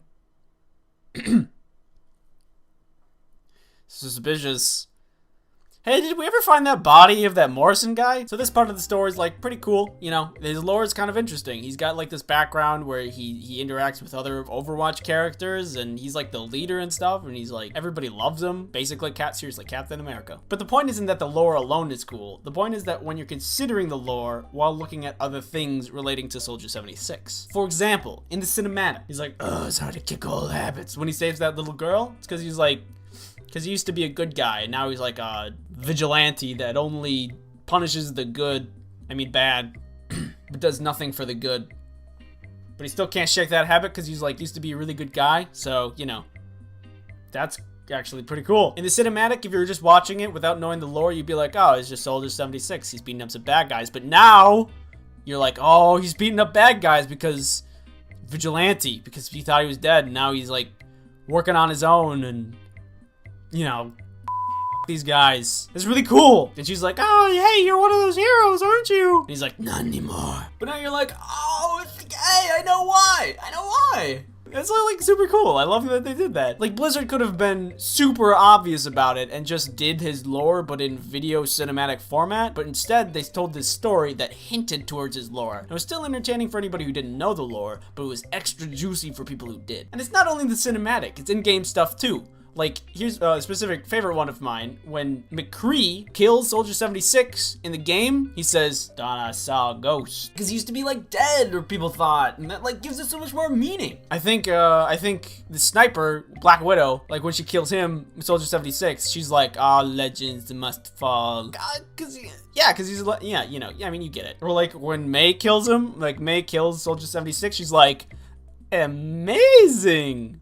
Because May is the best, and nobody should question that. Anyway, that about sums up everything. Soldier 76, neat guy, but way better when you know the lore. I hope Blizzard continues to expand on the lore of this game, because it's really, really cool and very interesting. I'm super into it. Really looking forward to more of their stuff. I hope you cuties like this video. I'm working on another video right now. I hope to get that one out like next week-ish. See you then. Peace. Well, Bob, the weather is beautiful out here as we wait to see the main event. That's right, Sean. The birds are chirping, the sun is shining, and we're ready to see some awesome skateboarding tricks. Let's move over to our first competitor. Ooh, let's see if he can recover. Look at this guy. What do you think when you see him? Uncool? Somewhat unsightly? blue shirt. It's tragic. This was me when I was younger. Not me now, but when I was younger. And when I was younger, I became very influenced by the Tony Hawk Pro Skater video games. They were awesome. The tricks, the characters, the Neversoft logo intro. Gross. I thought skateboarding was so cool. Yeah! So I thought, if I became a skateboarder, then I would be cool. I mean, what could go wrong? Just get a skateboard, sign up for some classes, then I'm cool. It's easy. Oh, and plus my parents were willing to do anything to get me out of the house, so they agreed. On the first day of class, the instructor gathered all the kids around to set expectations. He talked about the simplest trick that we would be starting with, which was the ollie. He explained how to do the ollie and how to approach the trick. And then he said to not expect to get it right away because it took him a year to get it down. A year? I want to learn how to do the cool video game thing, not put an actual effort into a craft or skill over a long period of time. I have respect for people who put effort into their craft, but it takes me forever to learn things. It took me 3 semesters of taking Algebra 1 to finally not fail it. So learning how to do an ollie is gonna take like... So I think this is gonna take too long. I don't want to learn the jump move.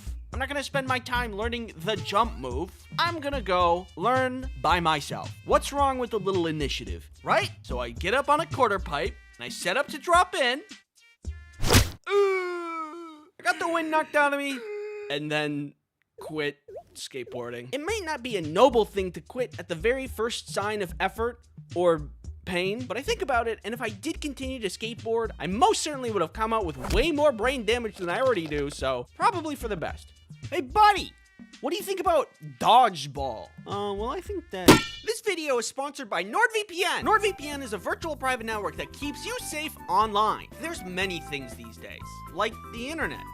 The internet is full of people wanting to know what you're doing without your consent. What you doing? Go away. Ooh. But with NordVPN, you can block those pesky trackers.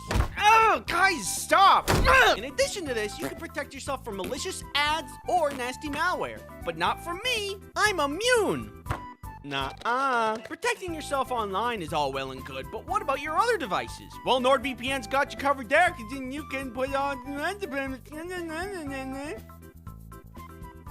What? Use promo code Ice Cream Sandwich to get NordVPN's 2-year plan plus 4 additional months for free. It's risk-free with Nord's 30-day money-back guarantee. Thanks NordVPN for sponsoring this video. I love dodgeball because mostly it's just easy fun that anybody can enjoy. Like that guy over there. You don't have to be good at all to play and have a good time. And I am certainly not good, except for one time I was... untouchable. It was during a college dodgeball tournament. My friends and I signed up for fun, but unfortunately, the first team that we were paired up with was really good. They were like the best dodgeball players I have ever seen. They had team organization and were really strong to boot. They were throwing balls like cannons, and we hardly stood a chance. So the games were best of 5, and we had already lost 2 games at this point. And on the 3rd game, I ended up being the last man standing. If we lost this, we were done. So it becomes clear at this point that this isn't for fun anymore. I need to win. And also, survive. When they saw I was the last man standing, they signaled to each other some kind of play. Like they had formations? I didn't know you could do that. What is he doing? 2 of them started winding up, and one of them was going down the center. I know exactly what was happening. It was some kind of cage maneuver. Avoiding the 2 balls on either side of me will draw me towards the center, which lines me up to be hit. Not on my watch.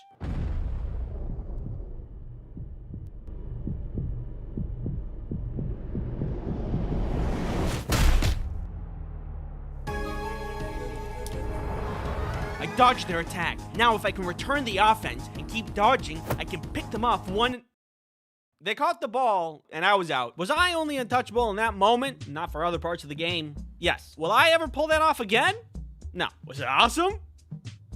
Yeah. You would think because I was able to do that I'm like locked into the Matrix and could dodge all incoming ball-shaped threats. I wish. This one time in high school gym class, we were all outside playing some soccer. The other team had a pretty big power player, big for his age and ready to rumble. Our team had me, smaller, aerodynamic, wiggly. I was feeling pretty competitive and I didn't want to let the ball pass me. So I was committed to being the best defense on our team. And I was doing a great job. I was constantly returning the soccer ball to the other side of the field. At one point, I see their power player tee up the ball. I felt like getting in the way of this one's gonna be dangerous. He's a big guy with big legs. But I wanted to win. I had competitive brain. So I get in the way. It was a really meaty kick. I feel dizzy. I couldn't hear things for a second. I gotta sit down. You are sitting down. Abraham Lincoln. The power player felt really bad about it and apologized. I told him he didn't need to apologize. But by golly, did I think I was going to the other side for a second there. I sat on the sidelines for a bit as the game kept going. And eventually, I am feeling better and get back into the game. I am so sorry. Please, there is no need to apologize. These things happen all of the time, Mr. Lincoln. I decided that I'm not going to play anymore, and the teacher was fine with that. So I don't know why I was able to dodge balls like a grandmaster dodgeball player, but I couldn't survive a soccer game. Maybe it was a fluke. Who knows? All I know is if you sit inside on your computer all day, you cannot get hit by ball. Uh-oh. Thanks for watching. Go long. Farther. Farther. Yeah, keep going. Yeah, a little more.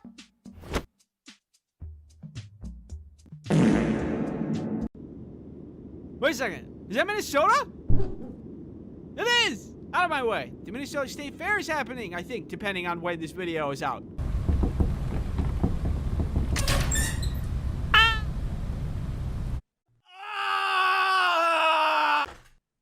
Welcome to Minnesota, the land of 10,000 lakes. Here in Minnesota, we got Valley Fair, Hot Dish, Mall of America, Goose, the Boundary Waters, me, Hey. Snow, 3M. One time, Jaden got stuck here. Hey. Loons, lakes, and of course, the best state fair in all of the land. The Minnesota State Fair is about to happen, and that means delicious food and cute animals and Butter people. obviously, if you're gonna go to the state fair, definitely, absolutely, please wear a mask.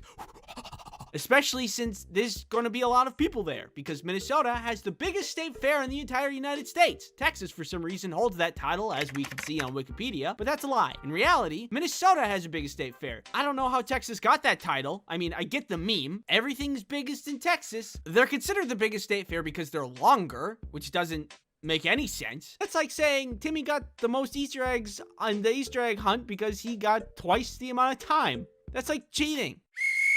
And that's time, everybody. Stop hunting. Time's up. Timmy, though, you can keep going if you want. After you're done, we can count all the eggs to see who's the winner. State fair? More like state unfair.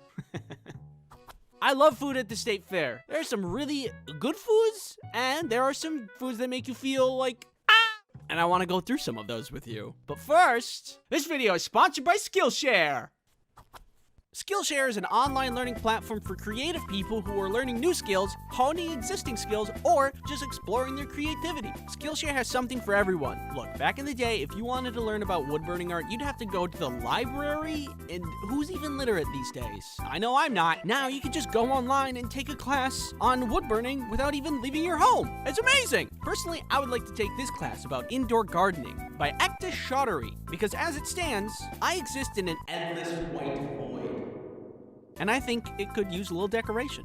Skillshare is made for learning, so that means there are no ads, and there's always new premium classes being added. In the description, there's a link for a 1-month free trial of Skillshare for the first 1,000 people that click on it. Thank you, Skillshare, for sponsoring this video.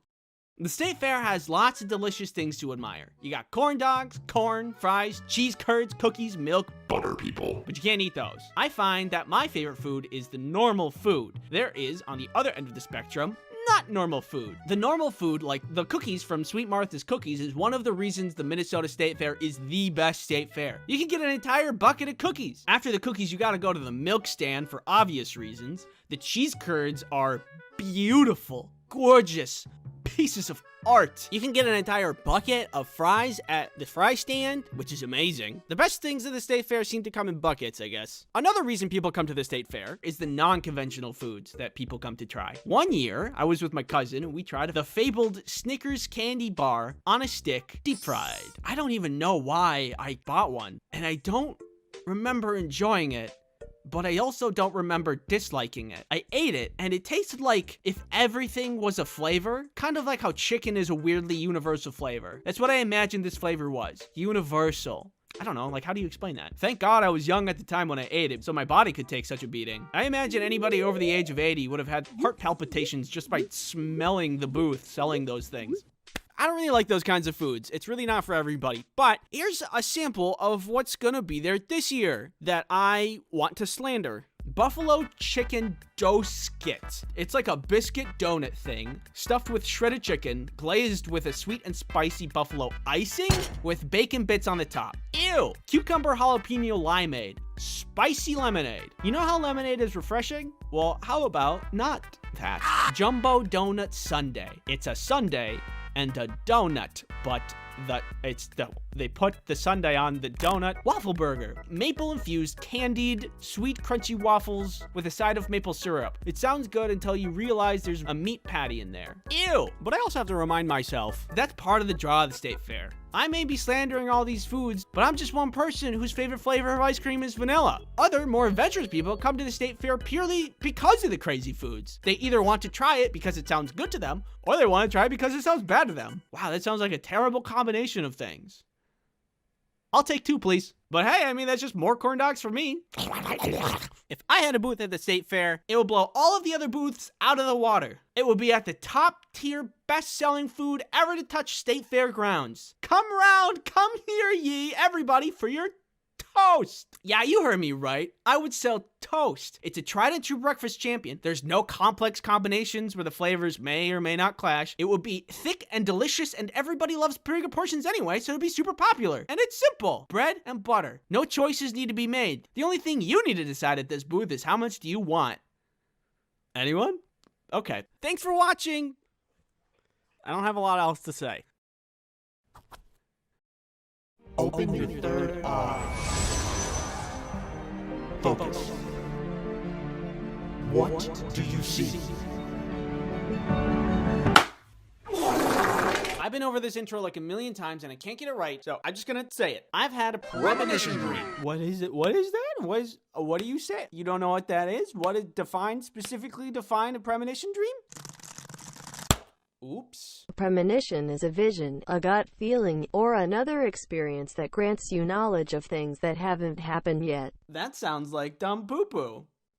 Because it is. I'm not a superstitious person. I would sooner go and re-damage my ankle than go and see a psychic for my own personal benefit. But I will admit that some dreams do have some meaning behind them. Like how I can be stressed in real life about money, and then I'm feeling and experiencing the same thing in a dream, but the only difference is that I can fly and my dad is Santa.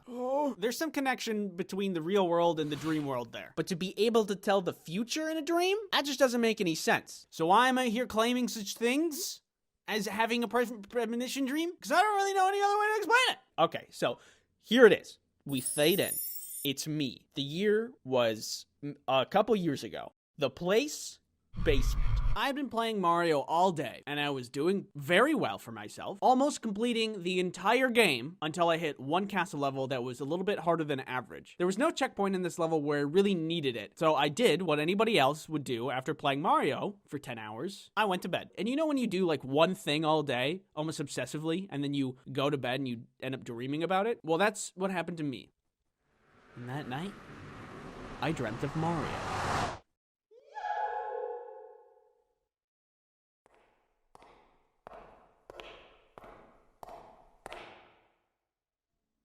Hey, what's going on?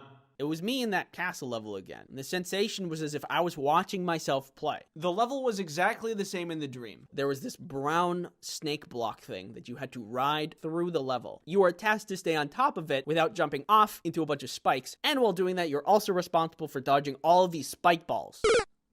And then the snake approaches this hole, and it goes down the hole, and you're supposed to get off and continue the level. And that's where it would have been really nice to have a checkpoint. So the level would have been easier, manageable. But in my dream, it starts to go down, and I don't get off. I watch as I descend into the pit. I should be getting off, but I don't. And as common knowledge goes, this is where Mario would die. But in my dream, the camera followed down the hole.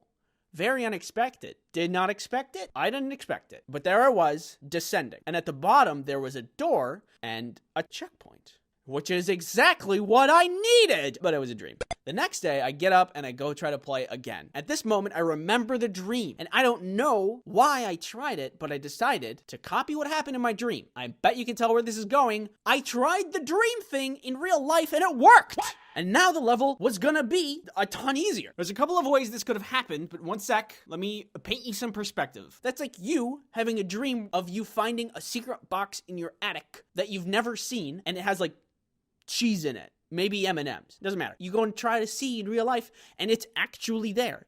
Like, how do you explain that? How do you explain that? How are you gonna do it? How are you gonna do that?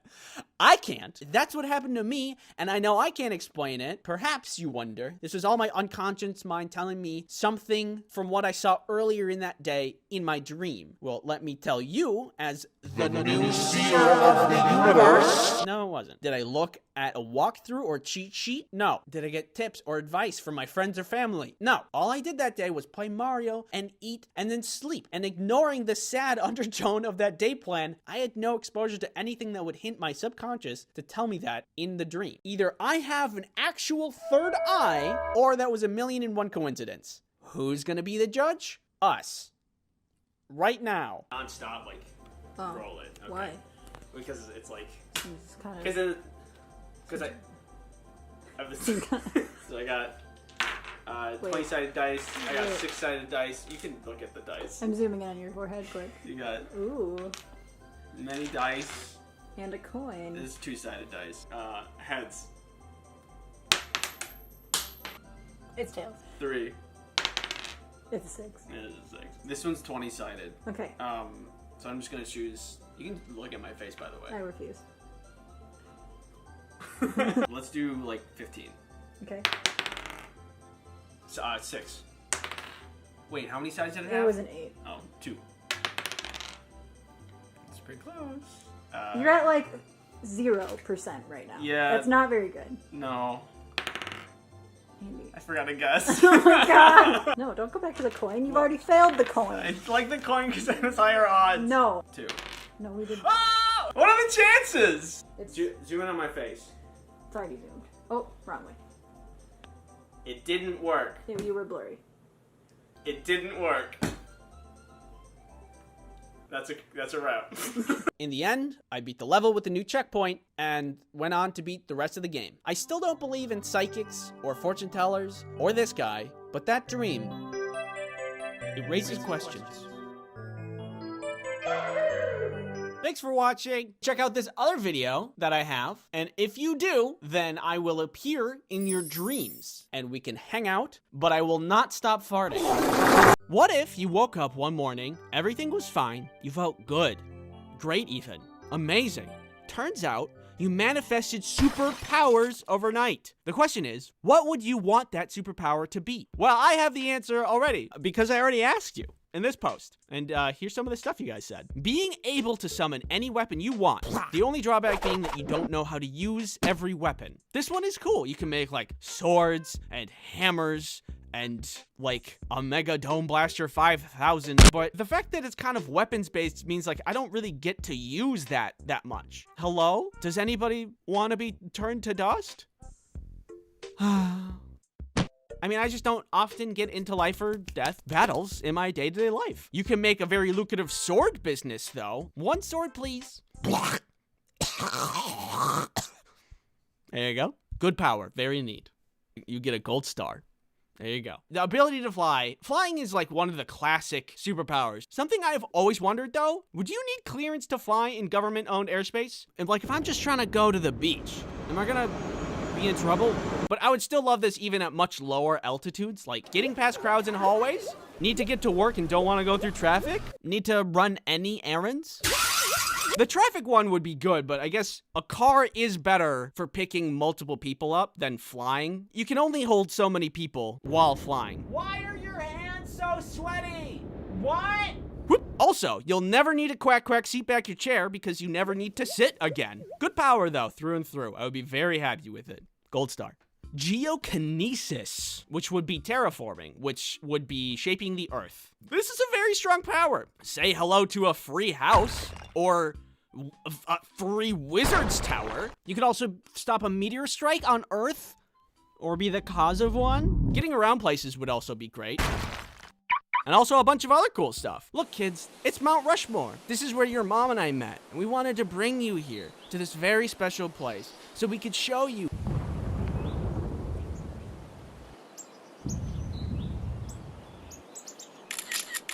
Very good power, gold star. Next up, the superpower to bear with me. This video is sponsored by Keeps. Are you in need of an affordable hair loss treatment subscription service? No, I think I'm actually doing pretty good. Keeps is an affordable hair loss treatment subscription service that helps men keep their hair. Keeps is convenient and can be delivered right to your door instead of needing to go to the store. My chemicals! Keeps has a 24/7 care and support network of advisors and specialists to help you with any hair goals you may have. In addition to hair loss treatment, Keeps has a thickening shampoo and conditioner that makes your hair robust, powerful, and will demand respect.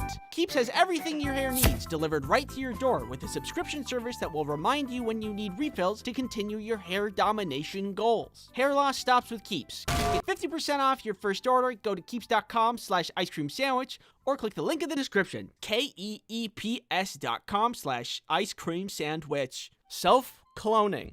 This is also very good. Need to clean a whole house? Need some errands done? How about cloning yourself until every minute task is done by one person? You could also travel anywhere you want at crazy speeds. Point yourself at the direction your destination is. Then clone yourself. Then both of you clone. And then all of you clone. And then you fall over. The only thing is that you might not survive the landing. Actually, wait. If this one works by Naruto rules, then that's really good. You could clone yourself a ton. All of your clones study different parts of things, and then when you recombine, all of the knowledge combines too. You could become like a super mega brain genius in like the span of an afternoon. And I think we could all think of someone who could really make use of that. Is it you? No. What? No. I'm the one who made the video. Why would I? What? What the heck? That doesn't even make sense. I'm the one who made this video. How does it even make sense? Thanks for watching. Sorry I was gone for a long time. More stuff coming for the channel, coming down the pipeline. I hope your New Year's was good, and I hope you have a nice day. Thanks again for watching. See ya.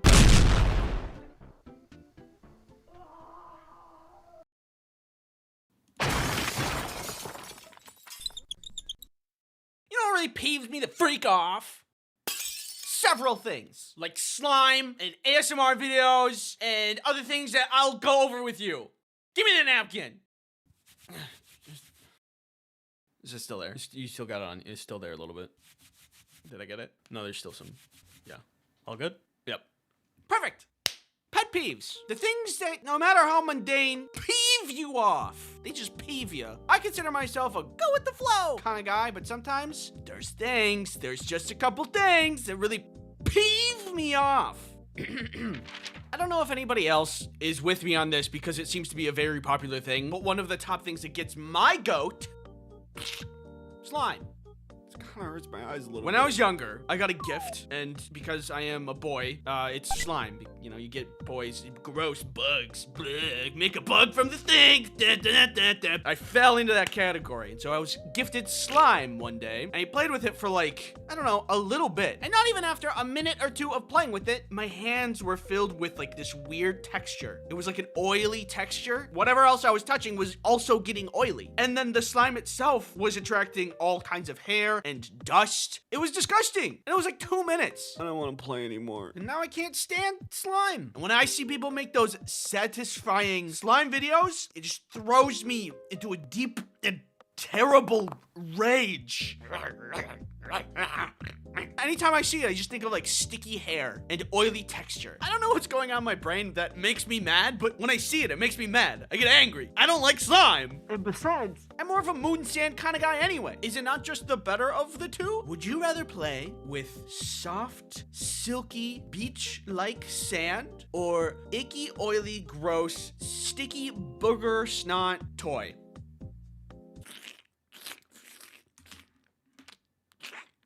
Something wrong with your kid. Anyway, moving on. I'm glad that we can all agree that I'm right. Next up is ASMR. I get it. There's some people that listen to it and they love it. The sound goes into the brain and it gives it a little tickle and it makes it feel good. I get that. But for some reason, it feels the opposite for me. Ow! Ow! Stop it! I think it's like a personal space thing. ASMR makes it feel like somebody's right up in my bubble. And I don't like that. I like my personal space. I like me a good amount of air between me and people. Don't touch me. If I'm on a plane and your legs are touching my legs, I won't say anything because I'm pretty non-confrontational, but I'll be upset about it. Next up on the list, a pet peeve I think everybody can agree on. This video is sponsored by NordVPN. Ew, why'd you do that? NordVPN is a virtual private network that keeps you safe online. Pretend for a moment that this fist is the internet. You're pretty good there. But with NordVPN, you can protect yourself from malicious ads, nasty malware, and that ominous floating fist from earlier. Not to mention all those pesky trackers trying to collect your precious data. You can also install NordVPN on your phone, your tablet, Bob's phone, Bob. Anywhere that you need additional protection. Use promo code Ice Cream Sandwich to get NordVPN's 2-year plan plus 4 additional months for free. It's risk-free with Nord's 30-day money-back guarantee. Thanks NordVPN for sponsoring this video. There's another thing that peeves me off that I'm tired of being quiet about, and something needs to be said. One moment. Look at these two burgers. Observe how easy it is to eat this regular-sized normal burger. See? Relatively easy. Now try this. It's messy. It's bigger than your mouth. And it falls apart easily. Isn't that the worst? It's okay. I've been there, buddy. I don't like food that I physically have to crush with my hands to be able to eat it. I think there should be a law that prohibits burgers from being bigger than the average human mouth size, which is about 2.2 inches, which is around the width of 3 human fingers. Take your fingers out of your mouth. Would you be excited to eat a hot dog that required you to unhinge your mouth to eat? I don't think so. I think the rule of thumb is if your burger needs a stick to stay together, maybe it's time to go back to the drawing board. People who say short instead of average height. Like people are tall or short, and somehow there's no room for average. What, you're always hot or cold and there's no warm, fast or slow, full or hungry, day or night? Is your world so rigid that you are bound by the rule of black and white? Will you give no time for the brilliance of the sunset to dance on the stage of the horizon? I'm 5'9" and that's short to you? It's average. Imagine what house you could build with hundreds of millions of dollars. Beautiful marble, gorgeous statues, water features. With that much money, you should be able to make something really amazing with a lot of good taste. Well, I found a place that's somehow the opposite. I was on Zillow trying to find the most expensive place to live in New York. No, I am not procrastinating. It's important. Research. Anyway, I found this one. Look at how unfinished it looks. It looks bad. Can you guess how much this mansion costs? $125 million. Isn't that insane? You know, like wood at Home Depot that's like not finished or part of any complete project? That's what this place looks like. It's like a table where you got all the parts but never finished them. I'm not mad that the house looks bad. I'm mad that the house looks this bad with so much money behind it. How can you be so rich and make such a bad interior? It's offensive. Let's put this into perspective. Rich people can buy crazy things like F1 fighter jets and racetracks and probably a scrying orb. But then they go and get this. It just doesn't add up, and it makes me pretty mad. Like if you're gonna have a bad house, it should at least be cheap. It's like spending millions of dollars on a party on the moon and then you bring out the dessert and it's yogurt. Just plain yogurt. Why ruin the $1 million party with yogurt? I can only assume whoever owns this house just wanted to feel something. They've experienced so much opulence and extravagance that this disgusting violent interior is the only thing that's made them feel anything in years. Next up, the Kraft mac and cheese boxes. Bring in Exhibit A. As you can see here, there is a nice perforated edge designed for the user to easily access the mac and cheese dust within. Perfect! It will make opening it so much easier. Except it doesn't! And every time I want a bowl of mac, I end up just crushing the box, and I feel stupid. Okay, here I go.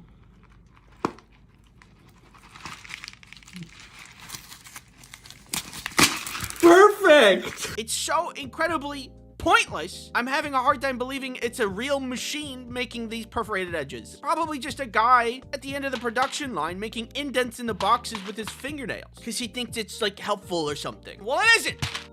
Even if it was, there's an entire bag of cheese dust in there that needs to be extracted. It's not gonna fit through that tiny hole. Just copy cereal boxes. They figured it out, and you can do the same thing. Probably. No. There's this thing that gets my goat so bad. When I'm on a walk with Rhea and we're having a great time, I'm taking in the nature, she's sniffing around, we come across a lawn that she's already been walking in with a tiny little, usually green, sign that says, "This lawn has been chemically treated. Keep children and pets off until dry." Why is that sign so small? Tiny. Clearly, the chemical that is treating the lawn is harmful to pets and children. Otherwise, why would there be a sign? So, when something is harmful, why is the sign so tiny? This little contradiction, it never, like, why is it also green, which blends into the grass? The issue arises when I don't notice it until Rhea's already been in the lawn sniffing around. Clearly, the solution is to have several signs, have a little skull and crossbones on it, and then, like, string together some pink string between each sign surrounded the treating area. Imagine you had to store some nuclear waste from a nuclear power plant. All right, we need to keep this away from the public. It's harmful nuclear waste, so what should we do? I have just the plan.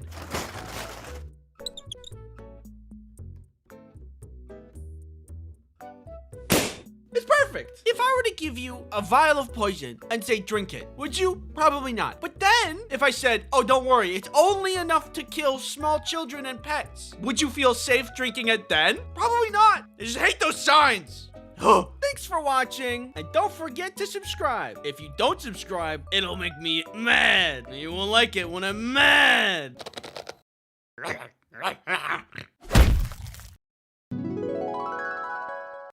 Hey, who are you? Oh, I'm the Fairy of Discomfort. And I hear you've been a very good boy this year. What does that mean? It means I have a gift for you.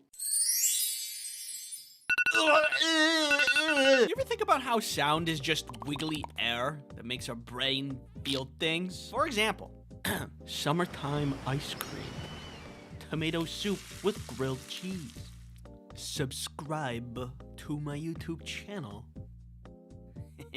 Notice how some of those made you feel things? Sometimes some of that wiggly air or textile feeling, it makes us suffer. And lately, I've been thinking about the ones that make me suffer, and I'm curious if these are normal. Like, there was this one time I was unloading the dishwasher and I had made a mistake that I didn't think would be a mistake. Earlier, when I was choosing all of the settings for the dishwasher, I put all of the settings on max because that's what I always did. Which seems like it would make sense. If you want to clean your dishes, why not choose the setting that makes the dishes the cleanest, right?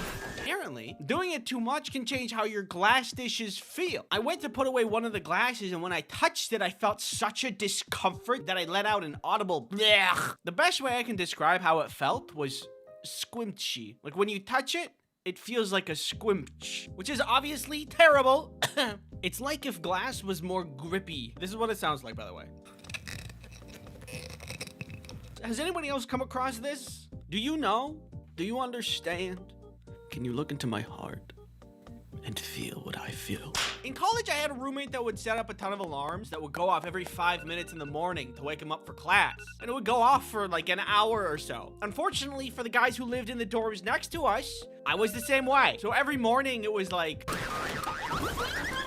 And so now, whenever I hear the iPhone alarm, I feel some kind of primal fear. It's terrible. But the weird thing is, these days, I don't wake up to an alarm anymore. I wake up when my dog wakes me up. And how she wakes me up is she'll get into bed and she'll start wagging her tail. Good morning.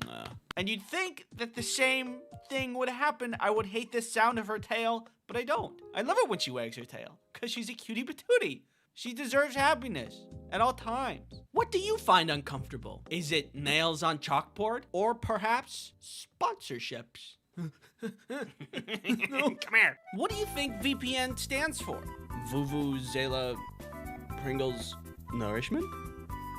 No. NordVPN is a VPN, which stands for Virtual Private Network. NordVPN has many features, such as being installable. Install it on any of your devices, so you can have internet protection wherever you go. Protection from what, you may ask? Not me.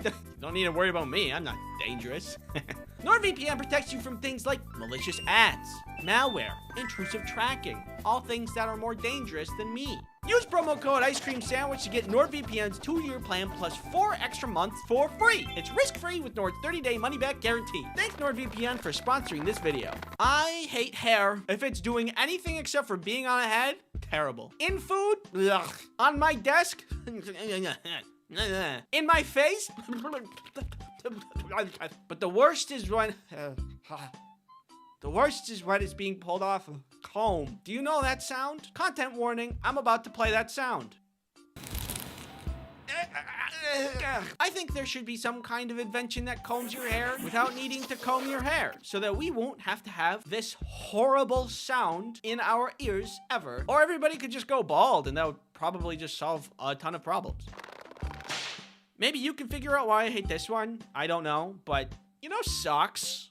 It'd be kind of surprising if you didn't, but anyway, socks, they keep your feet warm. They are the best in winter and can have fun little designs on them to make you look cool. But when you wear them in bed, I would not be able to sleep. I want them off. I would rather have no feet entirely. Why is that? Your feet are so far away from the core of your body, it would only make sense to keep them warmest when you want to be warm and cozy, which would be at night in bed. You know, after working out and you get really sweaty, or not even working out, you just like, when you get really sweaty and then your shirt also gets extra sweaty and then somebody comes along and tries to hug you. Ugh. I don't even want my shirt to be touching me, let alone some other person when I'm sweaty. Don't touch me! Don't touch me! I'm weak! I'm already weak and tired! Would it be possible to liquid cool a person? Sure. Saying that out loud makes me seem really dumb. But like, if you take, you know, those gamer computers that have liquid cooling in them, could you do that with a shirt and then put that shirt on a person? I think that would be cool. I think one of the worst feelings in the world is at the dentist's office. You go in the dentist's office, you need your teeth cleaned, and they're like, hi, I'm here to help you. But then they crack out that little scratchy thing, and then they scratch your teeth. Ugh. Some of you may be asking, I can think of way worse things, such as, what if this happened? Yeah, it is worse than that, okay? Anyway, that's about all. Now, if you'll excuse me, I'm gonna go do a cozy thing as a palate cleanser. I do not like to die. Not a fan. In fact, I love not dying. As you may be able to tell from my beautiful, youthful, lifelike state. But that isn't to say that I haven't had my moments of close calls. Whoa! One time when I was in college, I was trying to plug something into the outlet under my table. I didn't want to fully get out of my chair and get on my hands and knees just to plug something in. So I just tried to reach the outlet and plug it in without looking. I know, you don't need to say anything, but I kept missing the plug that I wasn't looking at. So I used my finger to try to find the outlet and then guide the plug towards the outlet. And I was just thinking that I would take my finger away before I got too close, but I shocked myself with an actual outlet in real life. This is something I did, and I lived, and I'm thankful for that, but I am self-aware enough to say that is not my brightest moment. That could have been it for me. I never imagined myself going out that way, I'm gonna be honest. I always thought when I die, it would be cool and probably impressive somehow. Like sacrificing myself to save Earth from an asteroid. This is for you, Earth. Yeah, he blew up the wrong one. But it turns out I'm highly likely to die in a fork in outlet related death, which is kind of disappointing, but also pretty in character of me. An outlet? You died from touching an outlet? Yeah. Yes. All right, come on. I guess I'm not really upset that this is the way that I am. I'm just thankful I've walked away from most things unscathed, or at least moderately scathed. Sometimes things are just an accident though, like this one time involving a microwave. This video is sponsored by NordVPN. You're someone that's on the internet. How did you know? Wait, seriously? On the internet, there are bad things, such as people who want your data. Give me that. Well, you can use NordVPN to protect yourself while you're online. Also, NordVPN is multifunctional, so you can use it as an ad blocker. This is all well and good, but what good is any of this if you can't use it on multiple devices? Hey, oh. Well, thankfully, you can install NordVPN on all of your devices. Use promo code Ice Cream Sandwich to get NordVPN's 2-year plan plus 4 extra months for free. Dude, sorry. It's risk-free with Nord's 30-day money-back guarantee. Thank you, NordVPN, for sponsoring this video. So, the microwave event. It was just some random night that I was at home, and I wanted some candy. But my parents are crazy and like to freeze their candy. Like, if you wanted a Three Musketeers, it would be in the freezer. You know the delicious candy bar, known for its fluffy and chocolatey center? Well, yeah, they like that solid.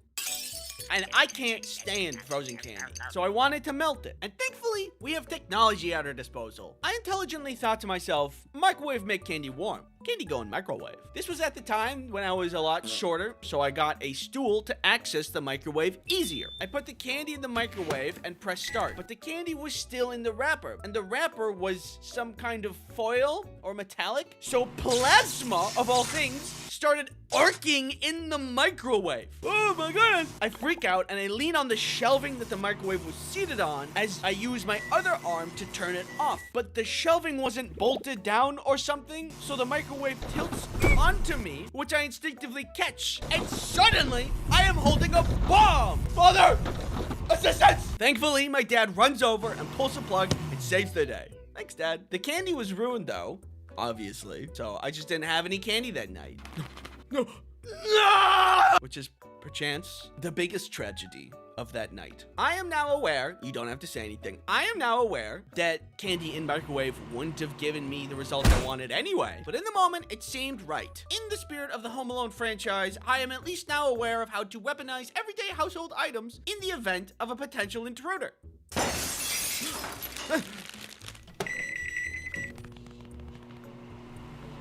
Yeah, come here. Stand over there. No, wait, where are you going? There was this one Valentine's Day I was setting up for a lovely and romantic dinner for Kelly and I. It was in my dorm room at the time, and I did the best that I could with what I had. Card table with tablecloth, nice plates, fancy glassware, candles. But what's a romantic dinner without flowers? It's a cliche, sure, but it's a staple, and staples are important.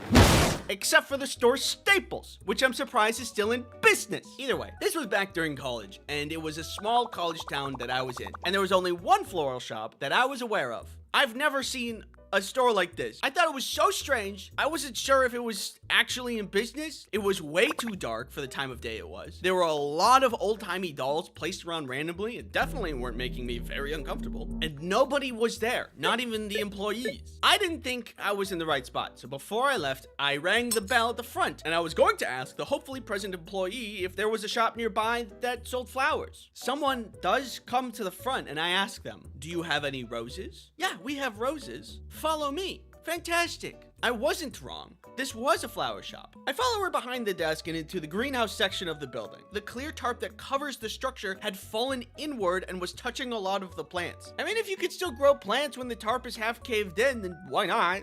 It's just strange. She moves past the tarp and into the back. I kind of have to duck and push the tarp out of the way to follow her. We end up in the back of the building where the boiler room is. The room was dark, messy, and full of random unorganized tools. The strangest, however, was the 7 bulky, ominous men sitting on buckets in a circle staring at me. These guys did not seem to work at this establishment, and they did not seem friendly. And also, who hangs out in a dark, messy room like this? I was starting to get weird feelings at this point. The lady who was helping me said, "Stay there for a moment," and starts moving further back into the boiler room. The men are still staring at me. Whatever conversation they were having wasn't happening anymore, because of my presence, I assume. She comes back with this bucket with just a bunch of roses in it. Man, what's with this place and buckets? And then she tells me they are $30 each. $30 per rose? What kind of scam is this place? $30. I suddenly am very aware of the situation that I'm in. Why am I in the back of a flower shop in a dark room? Why didn't they bring the flowers to me in the front? Why are all these men silently staring at me? Why are the roses $30? I think this is a drug trade and I just interrupted their meeting. I am in the least safe place to be right now. And I can't just not buy a rose. They'll probably think I'm an undercover cop or something, just trying to get close to them and gain information. I am incredibly vulnerable. They could beat me up, take my money, and stuff. I don't know. I have to buy one so they don't get suspicious. Plus, they're still staring at me. Yes. 1 rose, please, I said unsuspiciously. I do the transaction and I get out of there, back outside where it's safe. Finally, I have my rose and all of the pieces for my romantic dinner. But now I also have a lesson learned. Never do business in an establishment where the lights are off, you think it's closed, and the roof is caved in. I wish I was more aware of things, but that's just not who I am. Thanks for watching. Stay safe out there. Things are crazy, like microwaves. Can I come up there? No. Please? Okay. I've been asked for a description of my dream treehouse. Alright, so first things first, gonna be talking about a tree house, not a tree platform. You know the things you see in trees? It's just like a floor? That's not a tree house. It's more like a misplaced deck, you know? A tree house needs to have elements of a house. Floor, wall, roof, window, door. And a proper tree house needs to be well furnished. So a couch, blankets, pillows, a nice rug in the middle of there, mini fridge. Of course, to have that, you have to have electricity. So an extension cord running from the tree house to the house. Also, television, internet, table and chair. And your computer, of course, for video games. Gotta have video games, especially for the comfy nights. Think of like a rainy night. You got your snacks, your buddies, a movie, maybe play some video games. You can also put up like string lights. Yeah, that's the good stuff. Filling a treehouse with cozy things is easy though. The mark of a good treehouse is 2 things. 1, how you climb into it, and 2, how you get stuff into it. Things like snacks. Having stairs would be convenient and cheap, but that's just kind of dull. If we're going to dream here, I would like something motorized. A part of the floor of the treehouse actually lowers and raises on a platform. So maybe you have like this couch sitting right here, and there's a remote where you can push up and down. If you push down, it lowers all the way down to the ground, and everybody can get on. Anybody who wants to come and hang out. Your friends, your family, your neighbor's dog.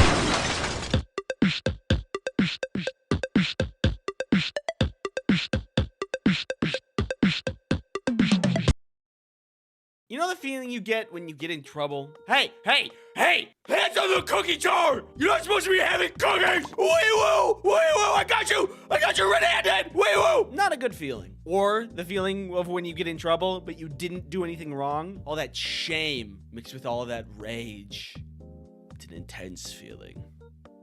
A terrible feeling. I don't like it. I've gotten into trouble for things that are absolutely not my fault. I've experienced injustice. However, I've learned from these experiences and grown. Ew. This one time, I was in recess. Recess was wrapping up. All of us students were lining up to go inside. The teachers were counting our heads while we waited. During this, I was standing next to a kid named Devin. We were mild friends, so we were talking to pass the time. While we were talking, he came to me with an idea. Not a good idea, mind you, but an idea. I bet that I could, like, punch really close to you and not actually punch you. No, I don't want to do that. Like, really? No, I don't. No, trust me, watch.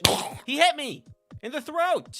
Do you know how that feels? Well, using state-of-the-art technology, we've rendered a precise 3D depiction of the event, allowing you to relive it just as intensely as I did.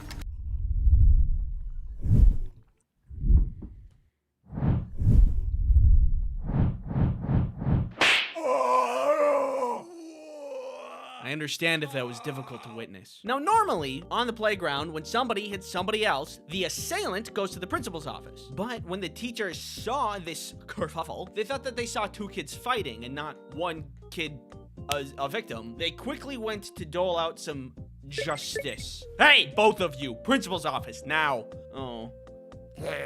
This is clearly unfair, but I thought I could square it off with the principal since, you know, it's an unfair situation, obviously. And nobody in their right mind would put a victim in the doghouse for their absolute innocence. right? I hear you two have been causing some trouble. Fighting on the playground? No, he hit me. Doesn't matter who hit who first. No, I didn't do anything. Do not make excuses. This is a lesson. Fighting gets you nowhere in life. But I'm sending a note to your parents. Be thankful that is all I am doing. You can go back to your classrooms. As we walked back to class and I thought about what just happened, I was feeling like I had learned something. All right, boys, what's our takeaway? Principals are scary. We need to articulate better. Sometimes authority figures are wrong and people can make mistakes when trying to do good, ultimately resulting in injustice. No, wait, guys, I got it.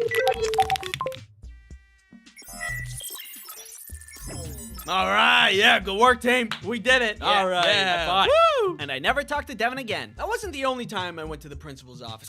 The other time was technically because I broke the rules, but only because I was being cool and awesome. And I'm not about to apologize for being cool and awesome. I was in high school in study time, the class everyone takes to absolutely not study and just hang out instead. One day I thought it'd be really cool to bring in some cards to show my friends a new magic trick that I learned. Is this your card? Yes. Witch, back, you witch! What? It's just a card? Now, if you've been through the American school system, you know there are really dumb rules that don't always make sense. For example, you're not allowed to wear hats. But I look good! So, there was this school rule that banned playing cards because it promoted gambling somehow. Which I thought was weird, because, you know, technology. But I really wanted to show my friends the magic trick even though I was not allowed. And I brought the cards anyway. Later, when I got into study time, I took out my deck of playing cards to show my friends the magic trick. Is this your card? Ooh, whoa. What? Cool. The devil's work. How did you do that? Ah, yes. Classic curiosity. But a magician never reveals stuff. But then, some other people in the class that I knew saw part of what was going on, so they came over to check it out. Hey, what are you guys doing? The devil's work. It's a magic trick. Yeah, it's super cool. How did you do that? Well, you know. Magic! I want to see. So I did the trick again. Is this your card? Oh, yeah. Cool. How'd you do that? Magic! But then the class supervisor noticed people having fun. How dare we? What are you guys doing? Oh, it's a magic trick, that's all. You're not supposed to be playing cards. You know that, right? Well, yeah, but we aren't playing games. We're just, yeah, okay, principal's office. What? Why? You talked back to me. Pack your stuff and go. So I went down to the principal's office with a lot of shame and bitterness. Why did he have to scold me in front of everyone like that? I wasn't even talking back. I was trying to explain. We were having fun, not gambling. The rule doesn't even make sense. People were having a good time. Hey, I hear you were playing cards in class? Then all the emotions just kind of spilled out. Blech. I really don't do good with confrontation, and I think I'm scared of authority. But the principal was really nice about it. She told me, just don't bring cards in school again. She said it's a weird rule, but just she requested I follow it. To which I agreed, and in that moment I learned not all rules are fair, but they don't need to be to still get in trouble. And that's pretty lame. Also, maybe I shouldn't have eaten that angel on my shoulder. Sorry. This other time, back in 4th grade, I got in trouble for doing nothing. And I'm still mad about it. I was in music class at the time where we were learning how to play the recorder, a beautiful and refined instrument. If you've ever played the recorder, you know it's a really easy instrument to play. So when kids get a hold of it, they do what kids do best. This made it really hard for the teacher to teach us anything. Okay, kids, now to play the B note, you need to cover these holes. This kind of environment would test anybody's patience. Imagine trying to do anything while somebody's just tooting randomly in your ear. Okay, gentlemen, for this experiment, we need to be very, very careful. So no sudden noises or movement. Oh no! I could tell the teacher was getting really close to snapping because she gave us an ultimatum. Next person to toot their recorder cannot play for the rest of class. Okay, so to play this note... Okay, who was that? But nobody answered. So I thought I should just clear my name right off the bat. So I said, wasn't me. Okay, Andy, put your recorder under your chair. You cannot play for the rest of class. Wait, but it wasn't me. Recorder under chair. Oh, I see. We're punishing honesty now. I laid my soul bare. Is this how we think justice should work? Okay, defendant, how do you plead? Innocent, guilty. Huh? Guilty. You're guilty. How do you, what? Why would you say that? You said you're innocent. So obviously, 20 years, no bail. So I put my recorder under the chair and looked around the room, trying to find out who the real rule breaker was, so I could clean my now tarnished reputation. Somewhere out there is a criminal, a wrongdoer, walking free, and I'm here bearing the burden of their crimes. But in the end, I never found them, and I ended up taking all the blame. Hey. What? Check it out, I made a new plush! You may acquire him if you desire. The plushie is live now. We're doing pre-orders and then shipping him out in September. So if you want him, he is here and he is small. Thank you for your time. And thanks for watching.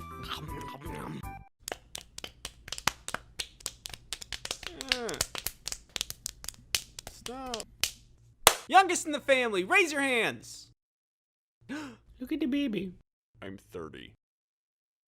Being the youngest in the family comes with its pros and cons. The pros: you get a lot of attention, you get pampered, and people are pretty easy on you. Usually after having a couple kids, the parents are tired, so they put less restrictions on you. Like getting a cell phone at 10, but your siblings had to wait till 15. The cons: I have 2 sisters in my family. One of them is older than me, and so is the other one. We've had some good times, and we've had some bad times. But through it all, I love them like they're my own 2 sisters.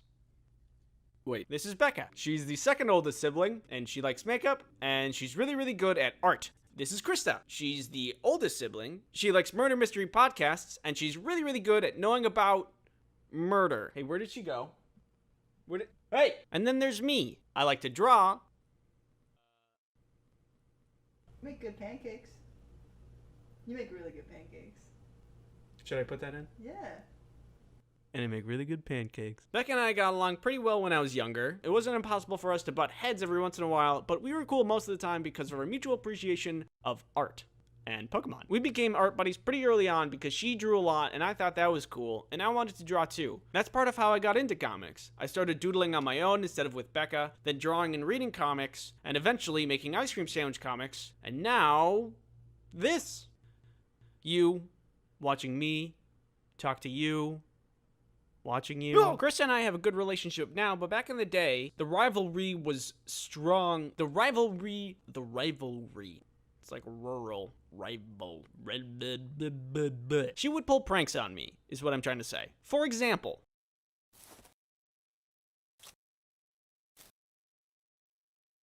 do ants poop? Hey Andy, come here. I bet you can't fit into this box with the top closed. I can do that. Doubt it. Okay, check this out. See? Like a glove. Bet you feel stupid now, huh? Krista?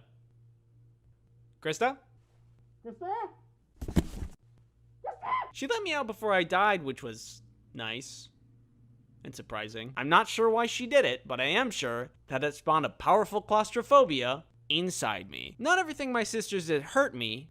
Sometimes it hurt me, but with a benefit. For example, when I was a little baby, before I could even speak, my sisters and I would have breakfast together and watch Saturday morning cartoons on the telly. Usually breakfast was just cereal, and it was the rule that you just had to finish your milk after you ate your cereal. For some reason, as kids, we didn't like to do that. Good job finishing your cereal. Now don't forget to drink your milk as well. Yeah, okay. In my will, Uncle Willie. Oh boy, I wish. But you don't get 1 cent if you harm any animals, especially. Good job, girls. Andy, finish your milk. You're free now with the rabbit. Go and romp and frolic in the forest. How could this happen to me? I made a mistake. And because I couldn't say anything, I couldn't defend myself. But joke's on them because it taught me to always drink my milk after my cereal. And now, I'm tall. Drink your milk. Sometimes, Krista would prank both Becca and I, because, you know, that's kind of the role of the oldest. She calls us into this side room and shows us this very large bottle of vodka and tells us she found it in Mom's and Dad's secret stash, which they didn't have, but we were young and we believed anything. She said that she was going to drink it, and even though Becca and I didn't know anything about alcohol, except that you got it for free in church with a little bread, but outside of religion, it was strictly for adults, and drinking it was absolutely off limits. Do you dare me to do it? Krista? Krista, don't do it. If you do it... Oh my god! I emptied it out. It was just water. Okay, at this point I should just expect it. That one's on me, guys. I think the moral of the story is that Krista was really good at pranking us. Like, if she committed a crime, she'd probably be able to get away with it. Thievery, murder. All in all, we had our spats, but everyone goes through that. My siblings and I grew out of it pretty easily, I'd say. In conclusion, I love my sisters. Both Becca and Krista. Krista? Krista? Krista! Thanks for watching this video. Come join us on Twitter, where we have a good time hanging out. Twitter.com. It's there. I intend to keep my promise I made at the end of the last video. So... let's see here. Recent subscribers in the last 28 days. Doc Crush. DeCrush? Doc Crush? DeCrush? You pick someone else. No, I'm doing this one. They won. And they get the prize. Congratulations. Hey, what's going on? You okay? You feeling sad? Hey, it's okay. You know what always cheers me up? Subscribing to my YouTube channel. Hey, and while you're at it, maybe you can share it with some friends. Hey, what's going on? In the last video, I showed a game that I was playing recently, and a lot of people was wondering what it was, and I didn't show the title of the game. That's my bad. The game is called Potion Craft. I'm not sponsored by them. I just legitimately like the game. I am launching an NFT. I am just kidding. Could you imagine, though? All right. Hopefully that softened the blow enough. Raid Shadow Legends is a mobile game I'm sure you're hearing about for the first time just now. Let's go check it out. It'll make all of your dreams come true. Come on, you're gonna love it. I said come on. Raid Shadow Legends is a game about building a team of champions, putting them in an epic battle, and laying waste to endless dangerous enemies. Sounds like my Friday night, if you know what I'm talking about. What the hell are you doing on Friday night? This Halloween season, Raid has a bunch of spicy new champions to play. I'm loving these new Halloween-themed champions, like Harvest Jack, who looks like he could kill me easily, Brackus Shifter, who looks like he could kill me easily, and Masked Fearmonger, who looks...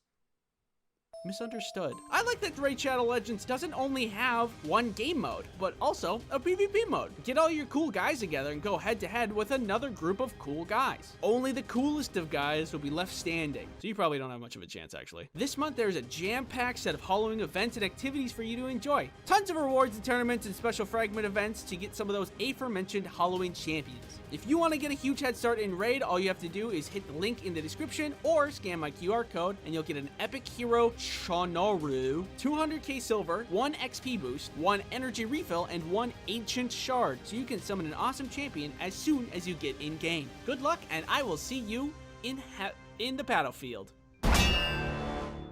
Okay, Minecraft, the game that everybody really has.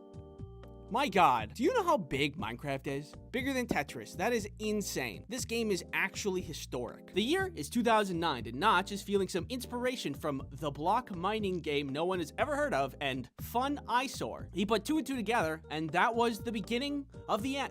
of Minecraft. He started making Minecraft using his programming knowledge in Java, making the grass, the trees, the pig. Is that supposed to be a pig? Why does the pig look like that? Okay, there's the pig. That looks much more accurate. I guess you get to stay also. At this point, the game was a fraction of what it would eventually be, and this was around the time I found it. I was surfing the World Wide Web when I came across some web forum that was talking about water elevators and how to construct them. Interesting, I think, as I delved deeper. Turns out it was free weekend, and I could download the game and try it out. And the rest is history! Now hundreds of millions of people play the game, and now it's officially the biggest game of all time. Kinda cool. Ever since that point, I have loved Minecraft. I remember being really into it, to the point of making a high school presentation about how Minecraft and video games in general are good for you. Yes, I know. I was very cringe.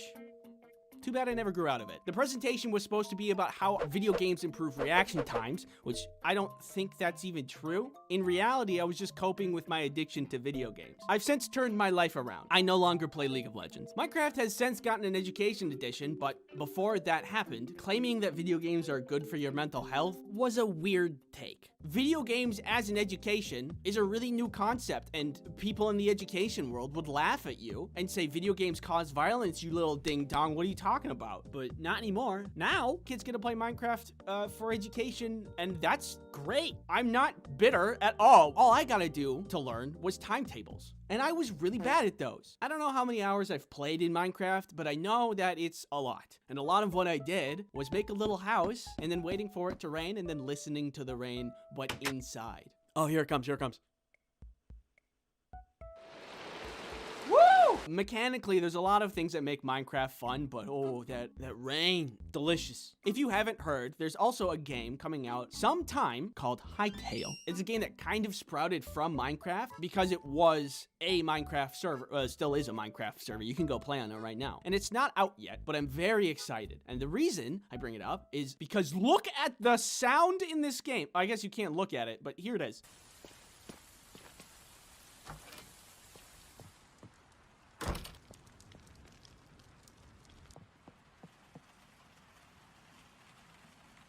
It's so good! Oh my god. I could live in this game. Just saying, Hytale, if you need a beta tester. I think there was one really crucial thing that made Minecraft as popular it is today. YouTube has changed their algorithm a bunch of times. At one point, YouTube changed the algorithm to favor watch time, which means if somebody watched 10 minutes, that video has 10 minutes of watch time. If 2 people watch 10 minutes of video, that's 20 minutes of watch time. Turns out, little bit of a loophole, you can play 1 hour of Minecraft, cut it up into 6 10-minute videos, and post unbelievably large amounts of content. Way more than like a makeup YouTuber or skit YouTuber who has to like plan and skit and set up the camera. Minecraft YouTubers went crazy. Minecraft videos were everywhere. Minecraft in suggested, Minecraft in trending, Minecraft in my bed.